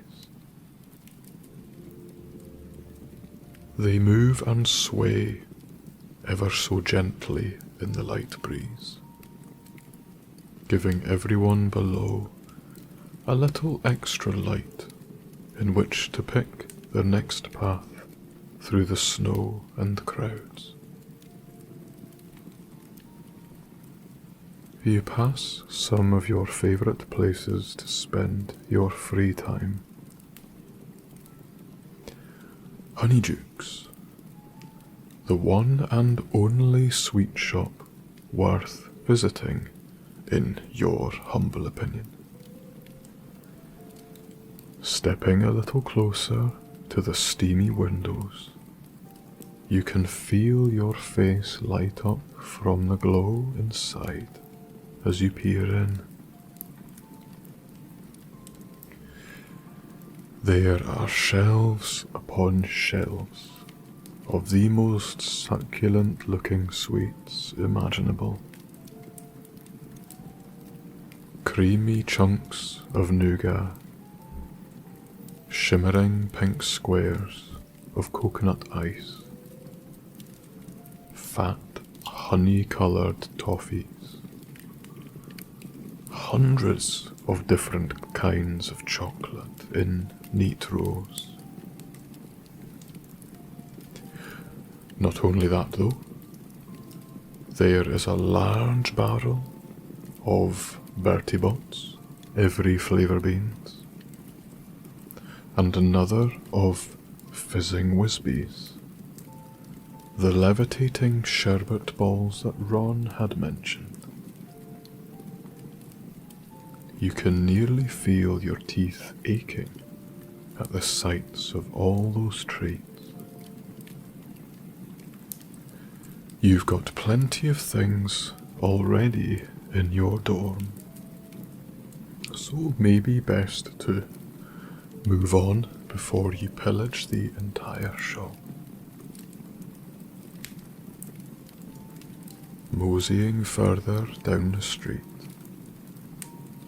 there is barely any room to squeeze between the excited bustle of witches and wizards, all of them darting from door to door of the village establishments. Zonko's joke shop, an ever-popular place, but it's absolutely hoaching around Christmas, full of friends who are desperate to prank their peers without even needing an invitation. Then there's Tomes and Scrolls, a beautiful little bookshop that still stands suitably peaceful on your right-hand side. It would feel wrong if any place full of such knowledge and tranquility would become overladen by loud and noisy students. The Three Broomsticks Inn echoes with tipsy patrons, a constant stream of stumbling bodies falling out of the door, whilst tagging their mates to go in. The herbology shop of Dogweed and Deathcap carries on about its business as usual. Scrivenshaft's quill shop is certainly cashing in on the crowds by the looks of it, as so many people rushed to gift their loved ones a beautiful new writing instrument. The hairdressing salon is busy with those after a seasonal trim. Dominic Maestro is in his music shop, letting his musical instruments sell themselves. And oh aye, of course. There is Gladrag's Wizard Wear, one of your favourite clothing shops. It does stock normal clothes, if you can even call them that, but one of your favourite things to buy there is some of their famous, frankly lurid and garish socks. You can also purchase ones which scream when they get too smelly. I remember writing that and I couldn't stop laughing and I had to keep recording it again, sorry. I just love that image, I don't know why. But you wouldn't know about that, obviously. Your socks would never scream. Next along the cosy, candlelit street was Ollivander's wand shop and Madame Puddifoot's tea shop, brimming with friends and couples, all keen to huddle up and get a good blether over a warm and steaming brew.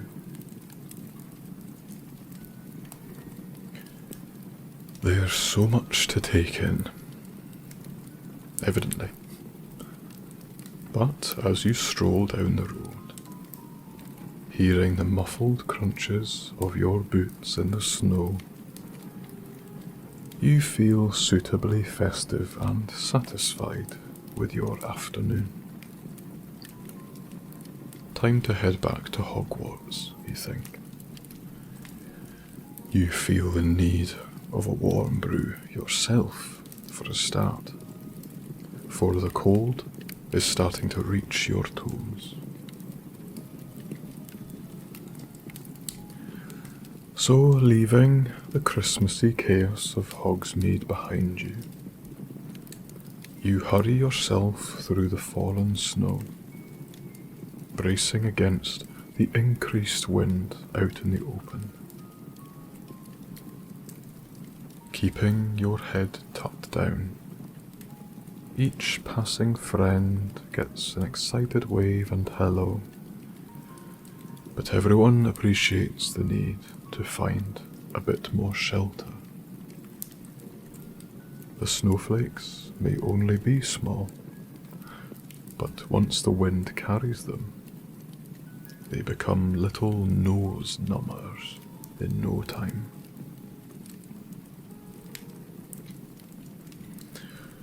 Through the grounds of the school you shuffle, speeding past gates and through doorways and chilly corridors, ever more desperate to feel warm as time passes. Is that a fire you can hear? Well, yes, because we are here with one. But in the story, it must be your imagination teasing you. Although you do hope that when you reach the common room, the fireplace will be roaring. Finally, you're inside the main buildings. A little less cold, but still not what you'd call hospitable. Nodding a greeting to great scholars and important people in the paintings on the walls, as you always do so, and they always appreciate. You hurry up the foyer steps, leaving snowy footprints on the rugs and wooden floorboards as you go. The janitors will not appreciate that necessarily. Upon reaching the common room door, you shiver the worst of the cold away as you utter the password through trembling lips. painfully, the doorway opens slowly, taking its sweet time. But, oh, there it is. Heat. The fireplace. Is this what bliss feels like? It must be. Through the threshold you step, closing the great heavy door behind you with a clunk. Your whole bodily tension drains away from you. The heat from the fireplace on the far wall engulfs you. You do love the Commonroom. It's such a lovely place to spend time. For one, it's full of bonny, ornate furniture, dating back centuries and centuries. Most of it made from dark stone mahogany or oak. In the centre of the room, big squishy leather Chesterfield sofas huddle around the huge log-burning fire, with small side tables, oil lamps, and candles for essential ancillaries. Between long hanging curtains, the windows to the outside are plastered in snowfall, every frame ledge gathering fresh flakes. It looks very cold indeed, a timely reminder of where you'd just come from. But no longer are you cold. Your nose and ears turn red hot as the circulation returns.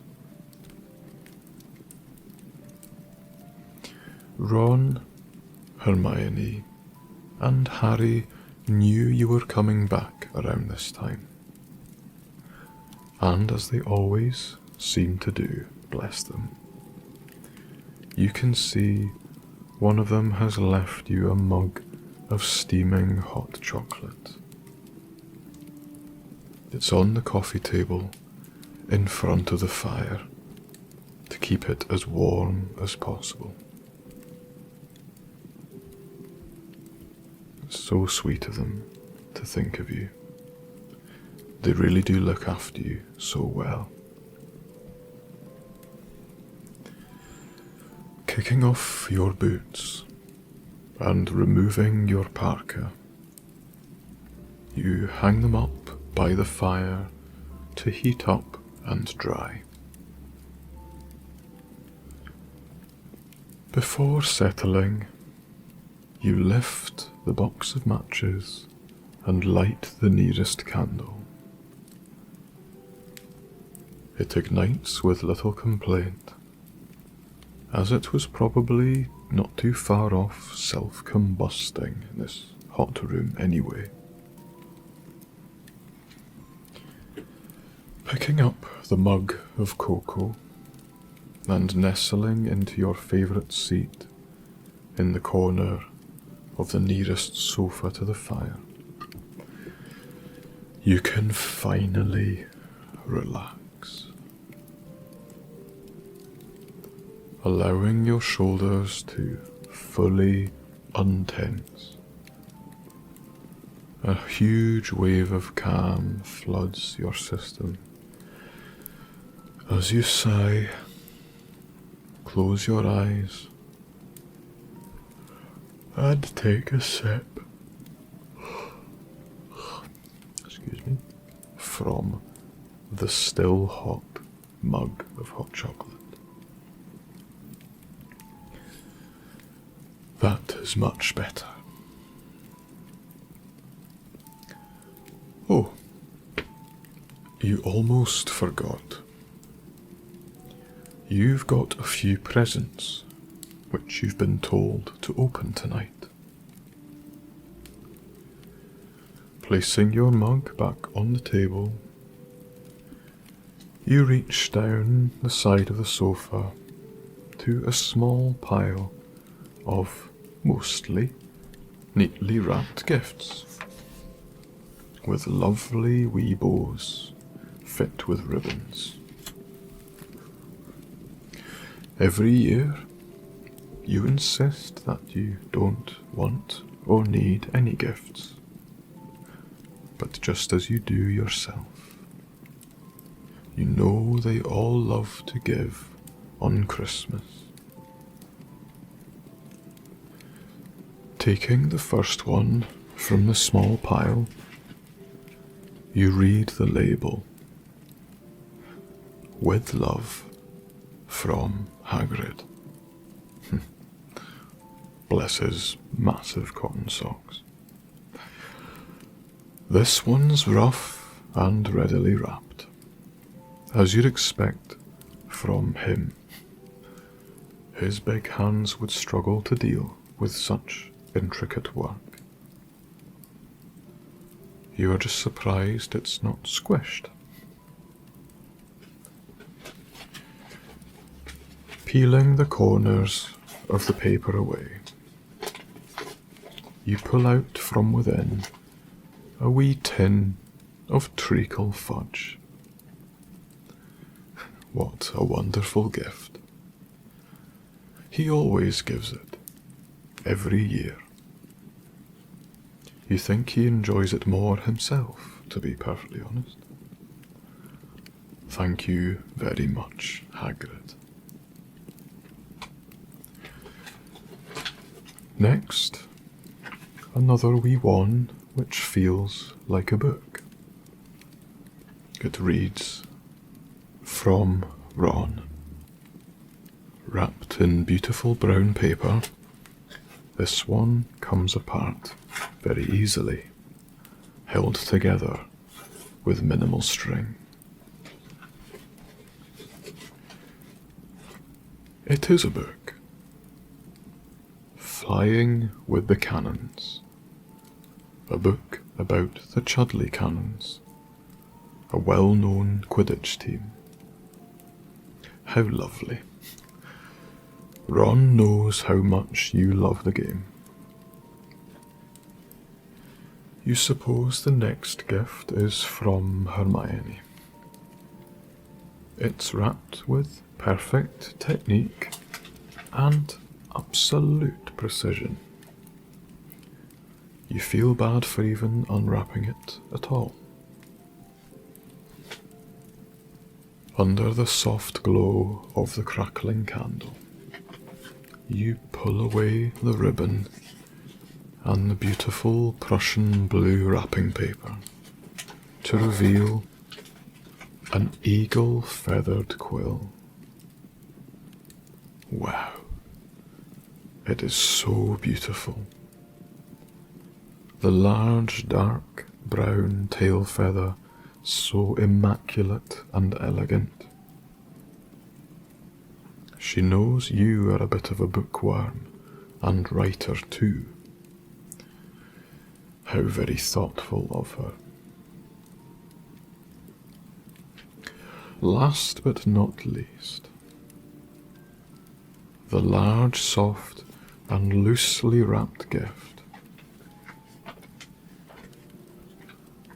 On the label, scribbly handwriting reads, With love and wishes this Christmas, from Mrs. Weasley. P.S. Look after Ron, please. I do worry. What's she like?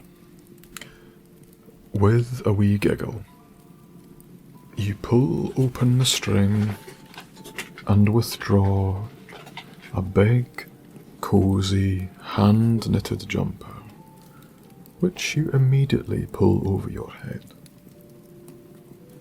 It fits perfectly.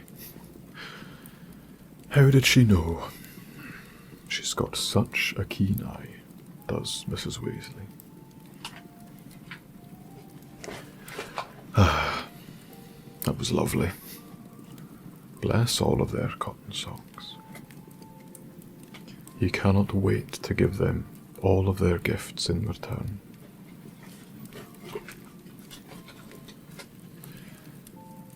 Taking up your cocoa again, you snuggle a little further into the sofa, cuddling your new jumper, and just sit there, knees tucked in, watching and listening to the fire. It's so bewitching, watching the flames. So hypnotic and soothing all at once. With any luck, hopefully Ron, Hermione, and Harry will be back soon themselves, so you can be with them whilst they open their gifts from you. That will make you very happy. But maybe there's time for a wee nap first. I think I agree with that. It would be rude not to in front of this fire.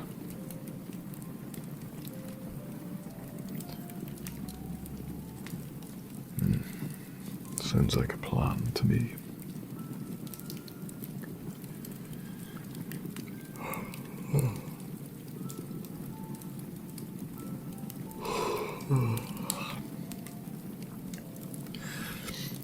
Sweet dreams, everyone, and merry festivities.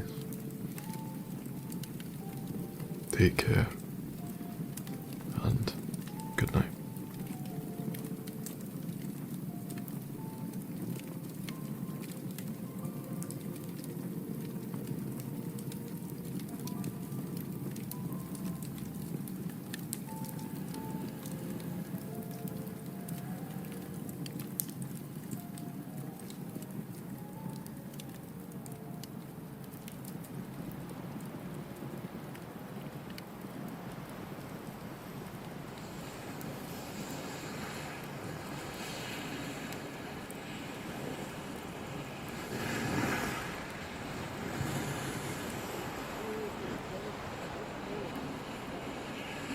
Blizzarding snow lashes against your delicate, rosy cheeks.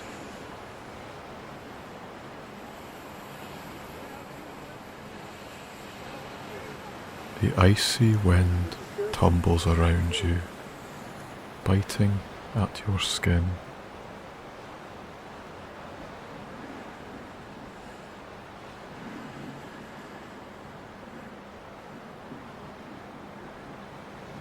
If it weren't for your salopettes and heavy ski jacket, you'd freeze to death.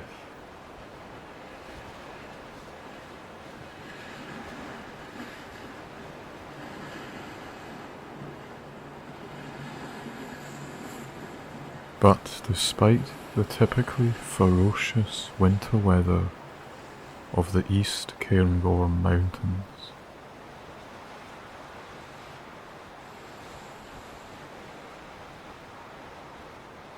you are very calm, feeling very tranquil.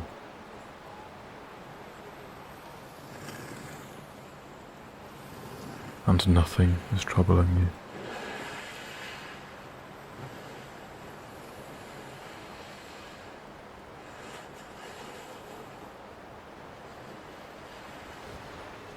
Yes, your face is exposed, but you are mostly toasty, as everything else is wrapped up in cozy clothing, keeping the cold at bay.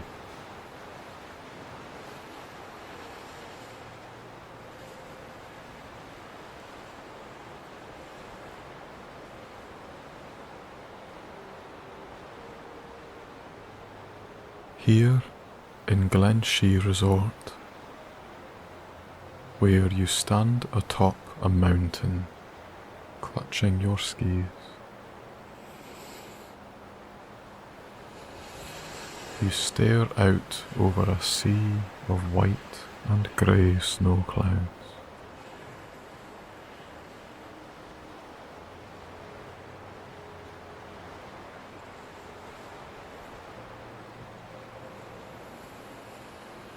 The sun is above them, obstructed from view.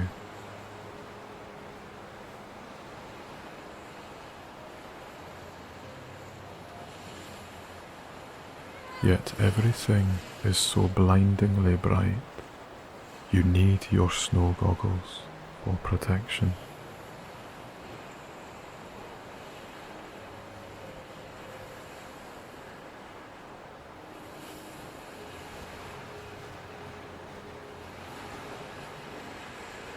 You look around in all directions.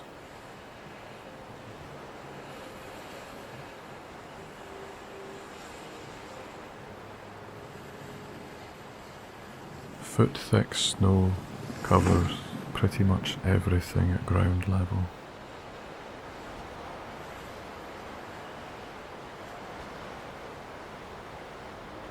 Only a few long shrubs managing to poke a branch through.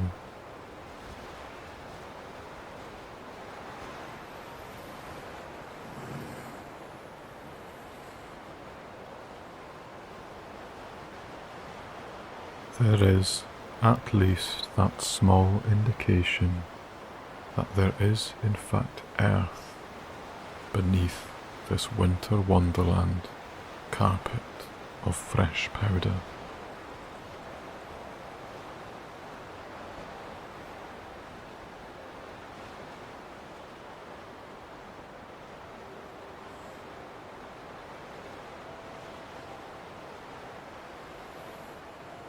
You could be at any altitude. At least that's how it feels.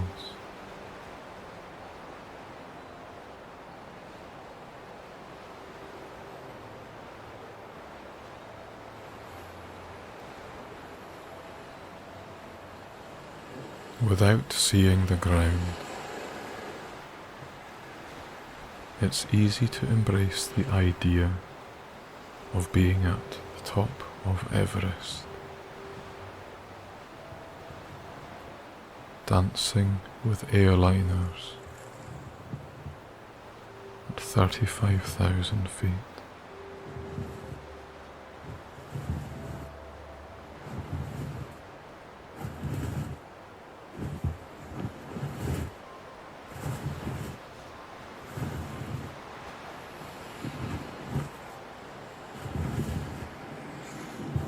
Having left the highest ski lift, you climbed a little higher on foot.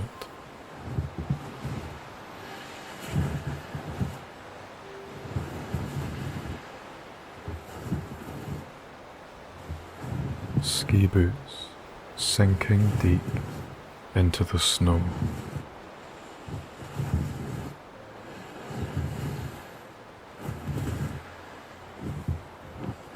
Not the least bit ideal for scaling any summits.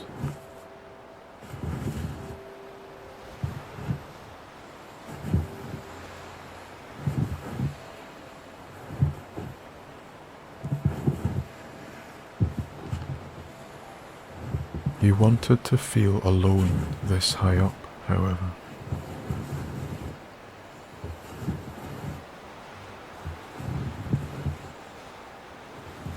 Escape the crowds.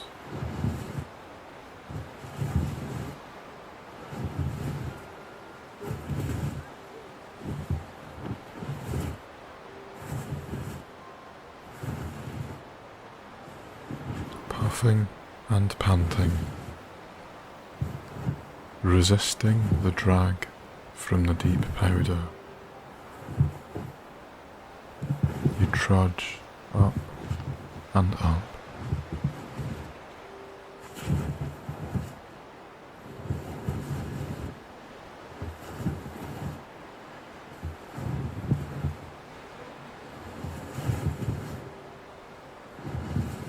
Until finally, reaching a little fluorescent pole protruding from the ground, marking the summit, you were at the top of the Cairngorms.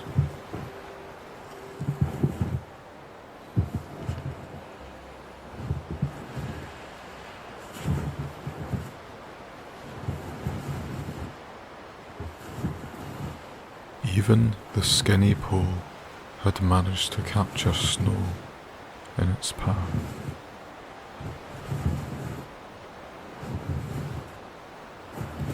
One whole side collecting the stray flakes.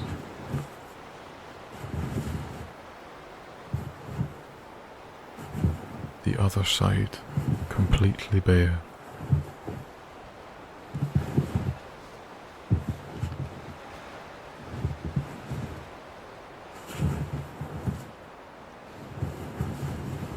Here you stood, contemplative,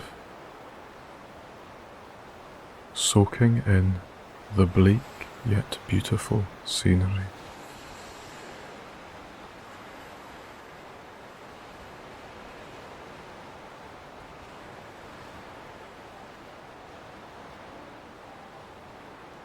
Everything below you was now invisible, obscured by the blizzard.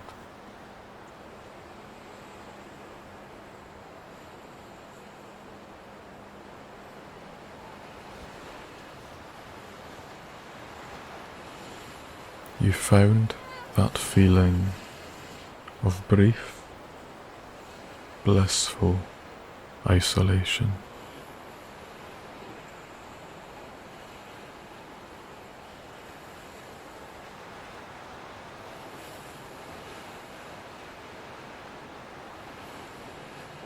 A few deep breaths of ice-cold air settled your head.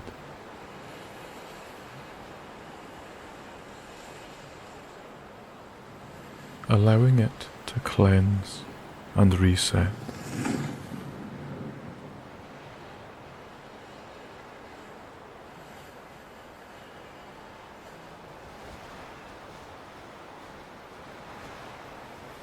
Your nostrils froze with the passing sub-zero breaths.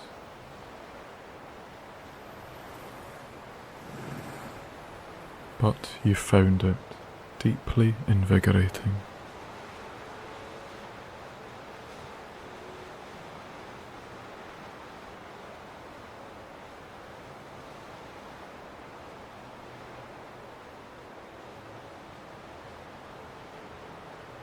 Now, having got your breath back and feeling suitably refreshed, it was time for the descent.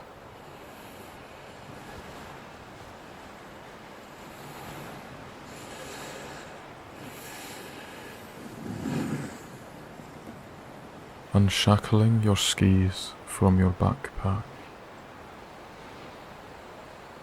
you allow them to fall into the snow in front of you.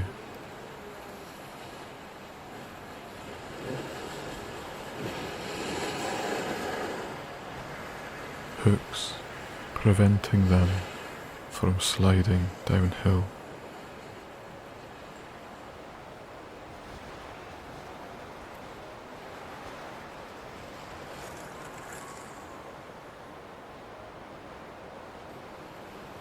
So deep is this powder, they practically disappear from sight.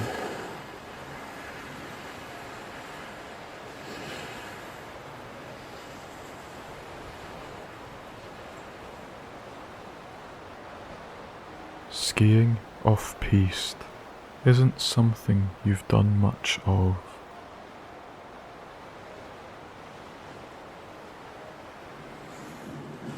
But you feel confident at the prospect.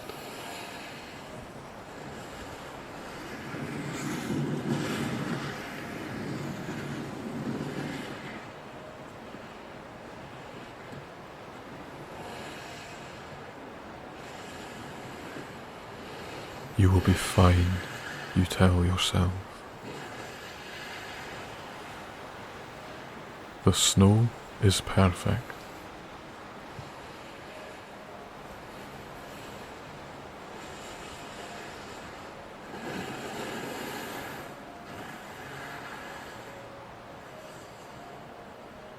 Kicking the residual powder from each boot. You feed each toe into their clips,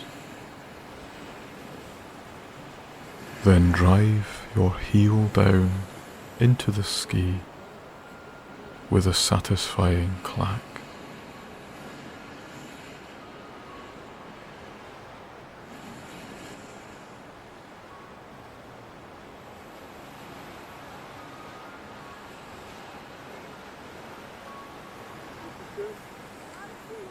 You're locked in, ready to go.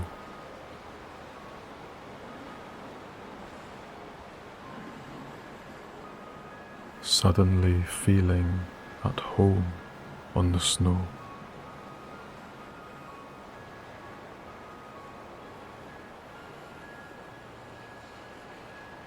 Much more so than trudging through it with just ski boots.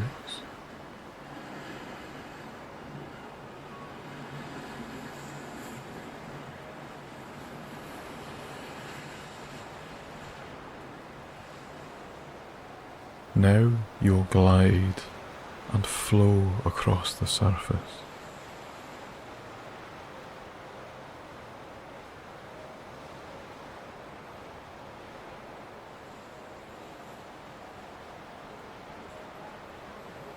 Goggles down, jacket zipped up, and poles in hand.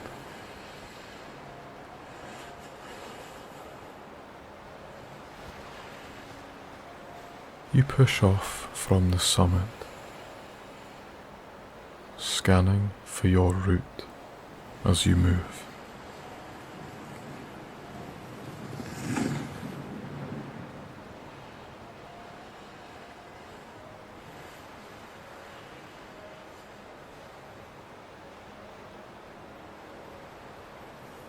With every pass, you carve left and right, allowing your body weight to dictate your movement.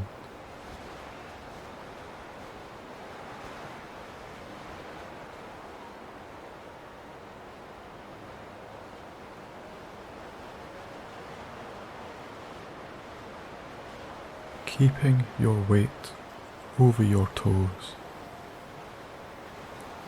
Your heels follow, dragging the skis across and through the powder. Cutting fresh tracks in the piece.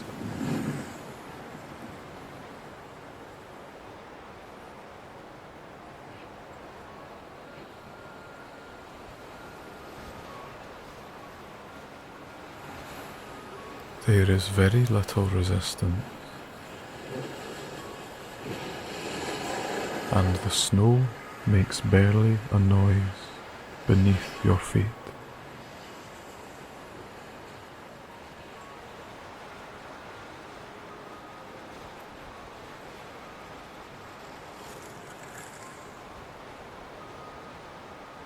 Left and right,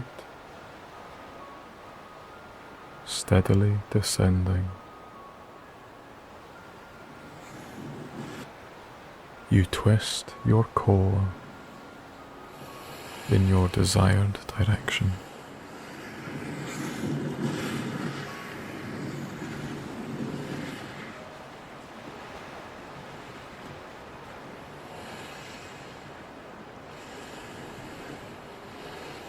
Now the ski lift is up ahead.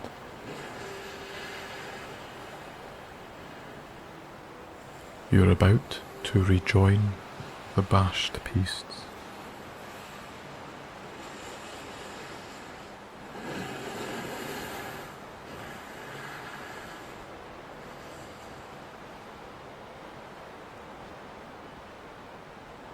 Spotting a gap in the crowds as you come down through the cloud, you aim yourself through.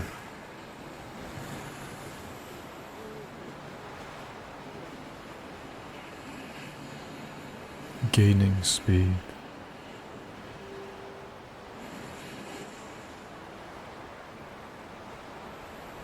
Tilting for the edge of your blades.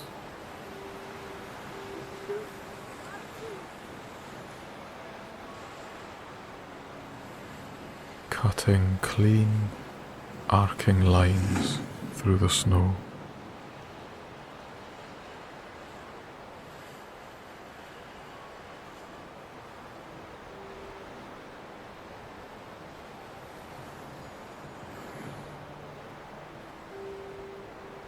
As the piste gradient flattens,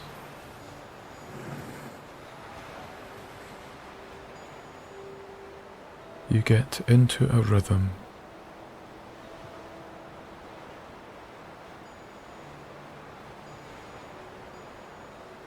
Large flowing lines,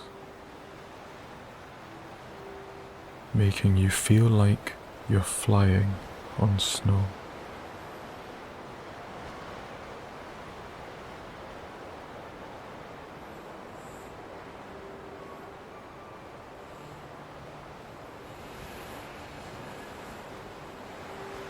It's difficult to know just how fast you're going.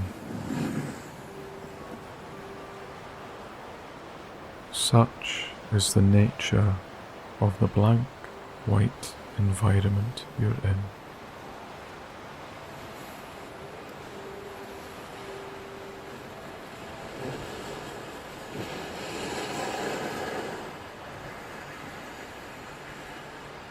It gives little perception of depth.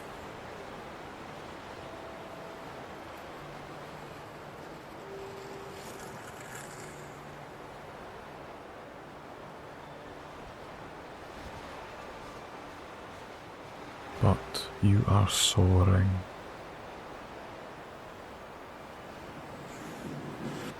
Feeling the edge of your skis bite into the grooves beneath them.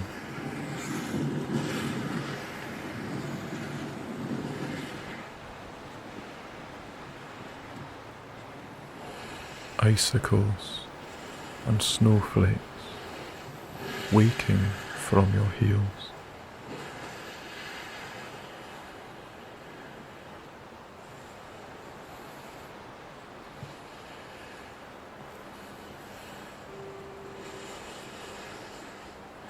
Down and down you fly.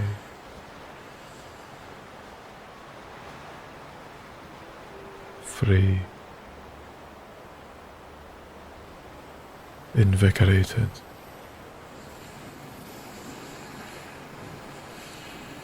Happy.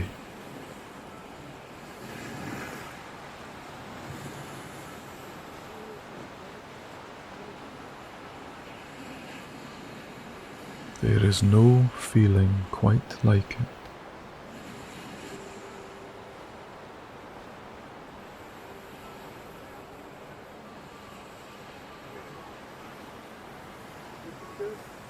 A combination of intense focus,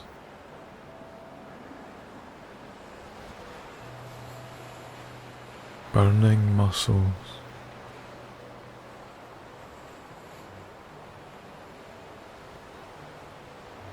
and elative freedom.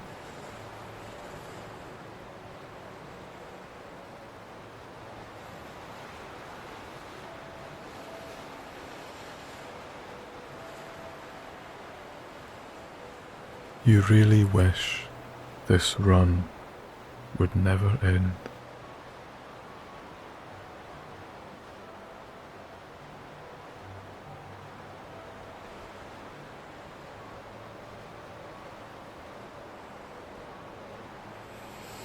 Then again, you can always hop back on the lift to the top.